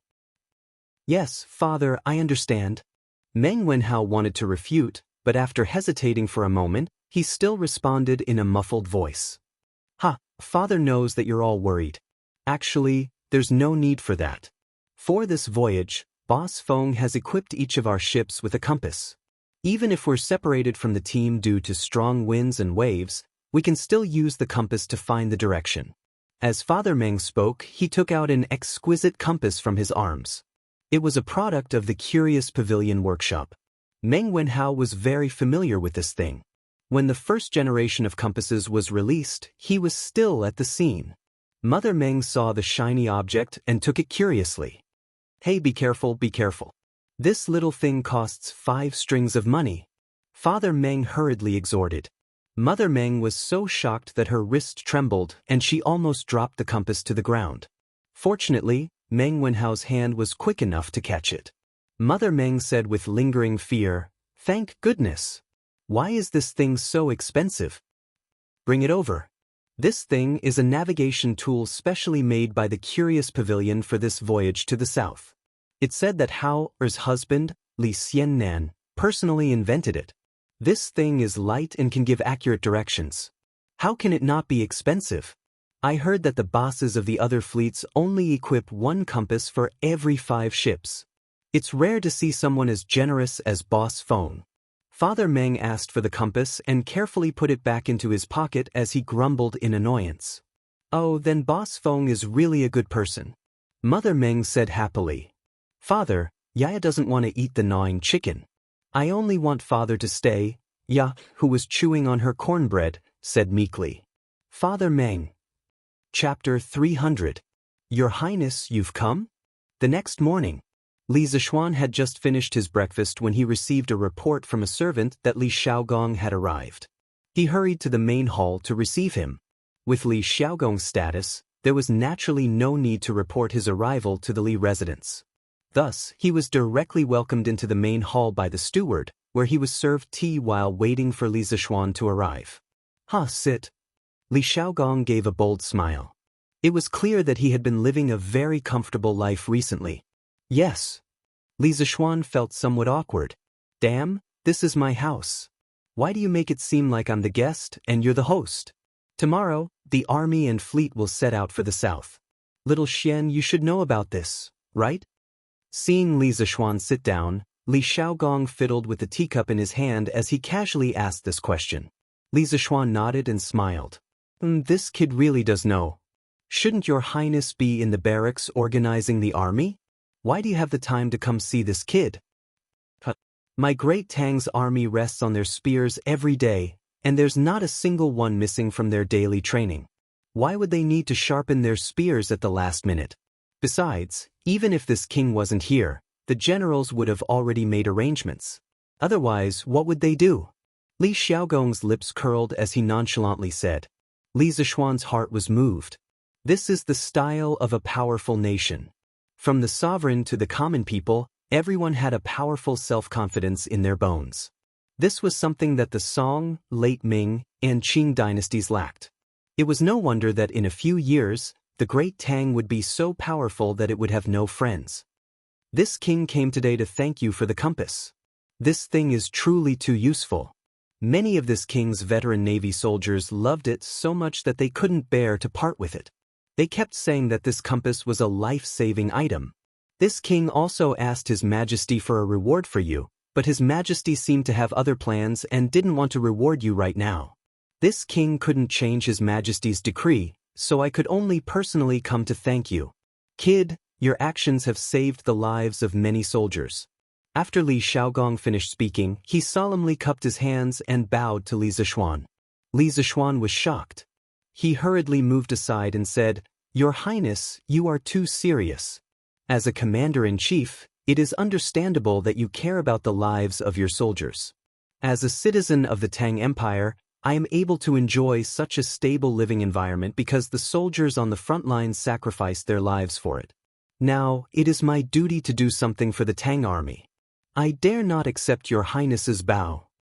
In fact, he knew in his heart that the reason why Li Er did not take the opportunity to reward him was probably because he was still concerned about the wireless telegram. Previously, he did want to get his title promoted as soon as possible, but he did not want to be led by the nose by Li Er all the time. Therefore, this time he directly gave up. If he did not get promoted, then so be it. Anyway, he was quite happy now. You brat, you sure know how to say things. But what you said is very reasonable. It's rare for you to have such a high level of awareness. Seeing that Li Zishuan did not accept his bow, Li Xiaogong did not force him. He returned to his seat and smiled. Hee, your Highness is overpraising me. Li Zishuan gave a dry laugh. In his heart, he was criticizing Li Xiaogong for being insincere. Since he was here to thank him, why didn't he bring any gifts when he came? For example, the few luminous pearls that Wang Yu had given him previously were not bad. He believed that Li Xiaogong's house definitely had such things. It was just a matter of whether Li Xiaogong was willing to part with them. If Li Xiaogong knew what Li Zishuan was thinking, he would definitely give him a big kick. It was true that he was leading the army south this time, but this was not his personal work. In the end, he was still working for Li Er. There was no need for him to fork out his own money for this matter.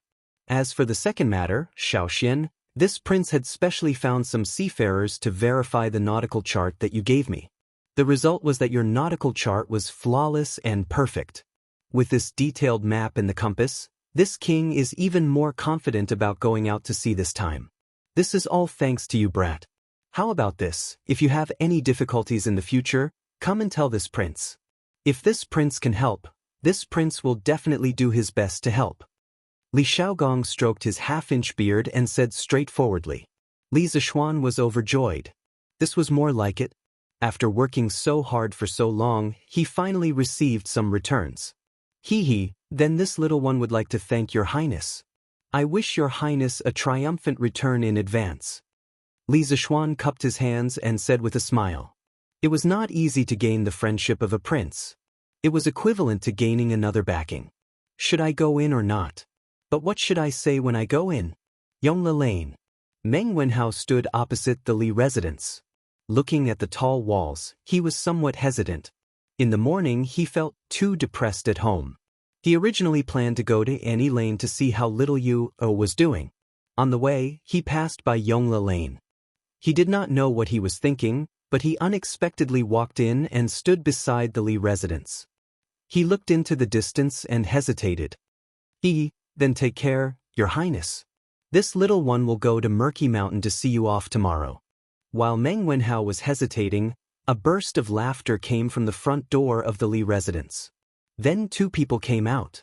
One was Li Zixuan, and the other was a middle-aged man with a noble aura.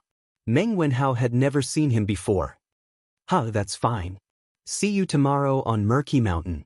The middle-aged man laughed and got into a luxurious carriage parked in front of the door. Then the carriage started and gradually went away. Wenhao? Why are you standing here? Are you here to see your master?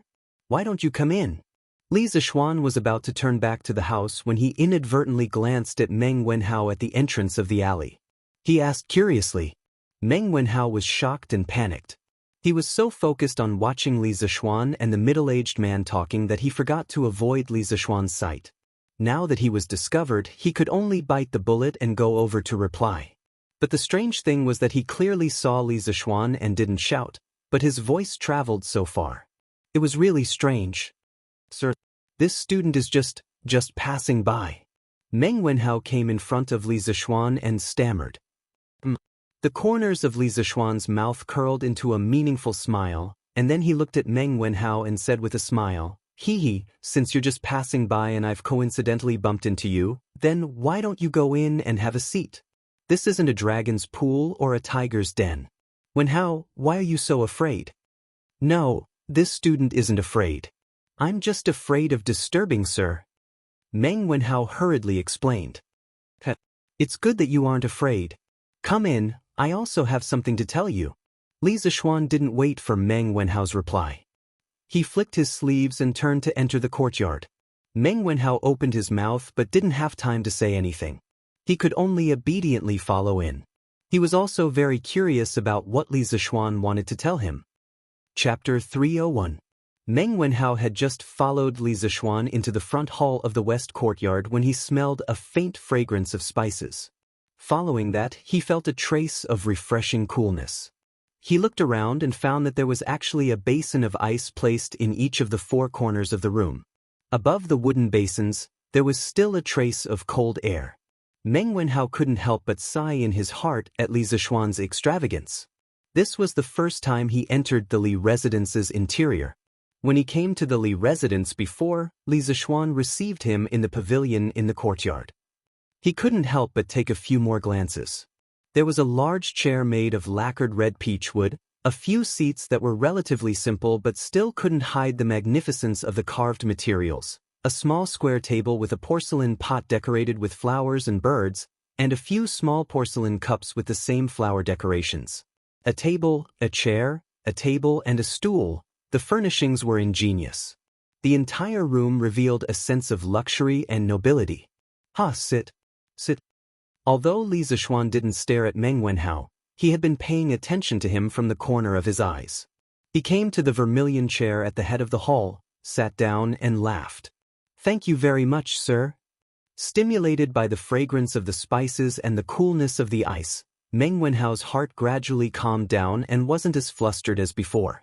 Here, let me tell you a piece of good news first. Congratulations on getting 101 points in this month's examination, first place in the entire academy. Li Zixuan didn't beat around the bush at all and directly said, The main reason Meng Wenhao came today was to inquire about the results of this examination. Although he felt that this examination was not bad, and he was lucky enough to get first place, but when it really came down to it, he realized that he was not mentally prepared in this aspect at all. Hearing this, he could not help but be stunned. Immediately after, he was hit by such a huge surprise that he almost fainted. His lips trembled a little. He wanted to say something, but nothing came out. His young heart was like a pot of fire that was burning up, hot and warm. Li Zixuan smiled and didn't say anything to interrupt. He just leisurely drank his wine while waiting for Meng Wenhao to wake up from the surprise. Meng Wenhao took a few deep breaths and suppressed the fanatical excitement in his heart. He looked at Li Zixuan and asked, Sir, when you were outside the door, you said that you had something to do with me. Is it about this? Li Zixuan said casually. Meng Wenhao choked for a moment and then asked, Sir, if I remember correctly, this is the total score of the monthly examination, should be 100 points. But why did I get 101 points? Could it be that you have remembered wrongly? Of course. Li Zixuan smiled and then went to the back room to take out Meng Wenhao's test paper. He said, I think that you answered the last question very well. Your thinking is very comprehensive. Of course, you wrote 2 answers in the end, which also shows that you are very courageous. In the last question, in the whole school, there are only 5 people who can consider the cost of labor. Not only did they consider the cost of labor, but you were also the only one who came up with the correct answer. I calculated that there are a total of 10 people who answered the last question correctly. Except for you, the other 9 people all answered 197, and your answer was 197 or 200. Wenhao, your thinking is very comprehensive. What's commendable is that not only can you ask questions, but you also have the courage to put it into practice. I admire you very much, so I gave you an extra point. Anyway, I'm not afraid of you being proud. In his previous life, there were 2 correct answers to the last question of the monthly exam. The only point of contention between the 2 answers was whether or not the 30 copper coins that Boss Wang should have received from this transaction should be included in the loss. The various experts on the internet all had their own opinions, each saying that they were right, while the others saying that they were right. In order to avoid a debate, when Li Zishuan set the question, he simply decided on 2 answers. He didn't expect Meng Wenhao to be so daring as to write down both answers. Li Zishuan admired this courage from the bottom of his heart. After all, if he were in Meng Wenhao's shoes, he wouldn't have dared to play around like this. So that's how it is, Meng Wenhao suddenly understood and muttered to himself. After he handed in the test paper yesterday, he regretted it for a while. He was afraid that because of his meddling, he wouldn't get a point for the last question. He didn't expect that in the end, he would get an extra point. Li Zishuan laughed and said, Wenhao, don't be so agitated. Since you were lucky enough to get first place in this monthly examination, what I said before still counts. After classes officially start in 2 days, I will announce this time's results to the public. At that time, you can bring your family to the Drunken Immortal restaurant. Feel free to order whatever you want to eat. I'll treat you. Little Xian, you're treating. Then I want to go too. At this moment, Cheng Chumo's voice came from outside the room. Following that, they saw this fool swagger in, followed by San Bao, who had a bitter expression on her face. San Bao pointed at herself and was about to explain something when Li Zishuan waved his hand and laughed. All right, you don't have to explain. I know. You can leave now. How could he not know Cheng Chumo's personality? Other than the first few times he came to the Li residence and had someone announce his arrival, which other time didn't he swagger indirectly? This personality that didn't know how to be polite was very similar to that little fatty Li Tai. Yes, young master. San Bao saw that Li Zishuan's tone was amiable and didn't seem to be angry. He heaved a sigh of relief and quickly left. Chumo. Cheng Chumo had taken care of Meng Wenhao in the School of Mathematics, so Meng Wenhao quickly stood up and greeted Cheng Chumo. Cheng Chumo smiled and nodded at Meng Wenhao in greeting. Chonyo, I haven't seen you come over to play recently. Why did you come over just because we talked about food? Li Zishuan joked with a smile. Ever since he started teaching at the Imperial College and became Cheng Chumo's teacher, this fellow didn't come over to play with him. Perhaps this was the natural fear students had for their teachers. Li Zishuan felt that it was a pity. Cheng Chumo was his first close friend after transmigrating. If he lost this friendship because of this, he would feel that it was a pity. Ahem. Who said that? I didn't come over to eat today.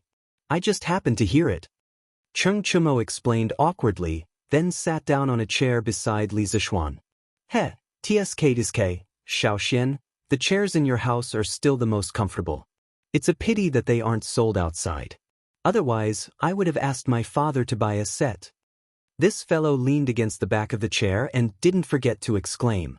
Hee, if Uncle Cheng really likes this chair, I can ask the workshop to make another batch. It won't take much effort. But it's only you who wants it, not Uncle Cheng, so I think we should just forget about it. Li Zishuan didn't want to alienate this friendship. He didn't put on airs in front of Cheng Chumo and spoke as casually as before. Xiaoxian, you're not a good friend. Cheng Chumo said angrily. All right, let's get down to business. Chonyo, why are you here today? Li Zishuan laughed and asked, no longer teasing him. What else can I be here for? I'm just here to ask old Cheng how he did in the exam and whether he would enter the role of shame. Cheng Chumo sat up straight and looked at Li Zixuan. Although Cheng Chumo didn't care about his results, he didn't want him to enter the role of shame and embarrass the Cheng family. Chapter 302. Oh. So, Chon Yo, you're here to ask about my results. Li Zixuan felt as if the sun had risen from the west when he heard that Cheng Chumo was here to ask about his results. The son of the devil incarnate actually cared about his results? Yeah, Xiao Xian, tell me, did I get out of the role of shame? Cheng Chumo asked anxiously. Li Zixuan glanced at Cheng Chumo and then looked at Meng Wenhao with a strange expression. They were both his students, but one of them was here to ask if he got first place, and the other was here to ask if he got out of the bottom 5. This was really, let me think about it. Oh, I remember, Chon Yo, you got 59 points this time. Not bad, you're already in the middle of the school of mathematics. Li Zixuan's insane mental strength was not for show. With just a thought, the results of the monthly test appeared in his mind. He looked at it and found Cheng Chumo's results and ranking. Really? That's great. My dad has nothing to say now. Cheng Chumo was very excited when he heard it and shouted loudly. However, after a while, he suddenly reacted and said unhappily, "That's not right. Why is it only 59 points? Xiao Xian, we have such a good relationship. Can't you give me more points? Don't worry, I won't be proud if you give me more points." Ahem, Meng Wenhao almost choked to death when he heard this. There was no other reason but because of what Cheng Chumo said. Li Zixuan had just told him that. Today, he had seen the strange relationship between Cheng Chumo and Li Zixuan. Both of them had a similar style of speaking.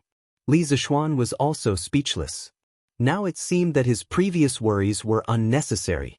Cheng Chumo, this idiot, did not alienate this friendship because of the teacher-student relationship. This joker was still as shameless as before when he played with treasures. Now that I think about it, ugly bull, you forgot to deduct a few points from your test paper. So you can only get 50 points. You're not just 1 point away from 60 points. You can't expect me to give you another 10 points, right? Li Zixuan shrugged, pretending to be helpless. Chow, little Xian. I've never seen someone as shameless as you. Cheng Chumo stomped his feet and said angrily. Bang. You still have the guts to call others shameless? Li Zixuan casually tossed a teacup to Cheng Chumo, who was already prepared. He stretched out a hand and caught it firmly. Just kidding, don't take it seriously. Cheng Chumo laughed dryly. Then he suddenly sighed and said, that's right. Sigh, actually little Xian, you can also see that I'm not cut out for studying. The fleet heading south is going to set off tomorrow. If it wasn't for my father, I would have definitely gone with Uncle Li and the others. The vast sea, free and unfettered, this is where I, Cheng Chumo, should go. Li Zixuan could hear the loneliness in his words and couldn't help but feel a little uncomfortable. The atmosphere in the room also became a little quiet. Ugly bull, how's your swimming? After a while, Li Zixuan broke the silence and asked. I'm not good at swimming. Cheng Chumo's face turned red and he scratched his head awkwardly. F***ck, you're not good at swimming, and you still want to go south with the prince? Why don't you go and ask the prince if he wants you? Li Zixuan's face was as if he had just been F***ked. It turned out that he had worried for this guy for so long for nothing.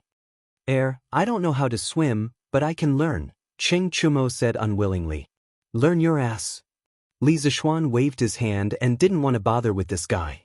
He turned to Meng Wenhao and said, Wenhao, you actually came here today to check your score, right? Meng Wenhao heard Li Zixuan call him and he quickly recovered from the explosive conversation between the two and answered honestly, yes, sir. Well, since you have checked your score, then you can go back. The fleet will set off tomorrow, so you can go back and accompany your father. Wenhao, you don't have to worry too much. I've already asked Prince Hejian to send someone to keep an eye on your father's safety. Also, I know the owner of your father's boat company and I've already sent someone to talk to him. He won't make things difficult for your father. Li Zixuan nodded and said, Thank you, sir. Thank you, sir. Hearing this, Meng Wenhao was pleasantly surprised. The big stone that had been hanging in his heart for a long time finally fell to the ground. He stood up excitedly and bowed to Li Zishuan to express his gratitude. No need. Sit down. This is just a small matter. You are my student. Of course, I can't just sit by and do nothing when you are in trouble. Li Zishuan comforted him. Wenhao, you don't have to be like this. I was wondering why you were so depressed these days. So it's because of this matter. If you had told me earlier, I would have helped you. Cheng Chumo was boasting shamelessly on the side. A good picture of a master and disciple was interrupted by this guy. Meng Wenhao was so amused by Cheng Chumo that he couldn't continue to bow. He stood up, hesitated for a moment, and said to Li Zishuan, Sir, this student has one more thing to ask. If it is convenient for you, please agree. Li Zishuan nodded and said, Say it first. Meng Wenhao said awkwardly, This student wants you to advance the reward for the first place in this monthly exam. After saying that, Meng Wenhao was a little ashamed. Li Zishuan had helped him a lot before, and now he was still making these requests. He felt that he was pushing his luck. Could it be that Wenhao is afraid that I will renege on my debt? Li Zishuan asked with a smile. No.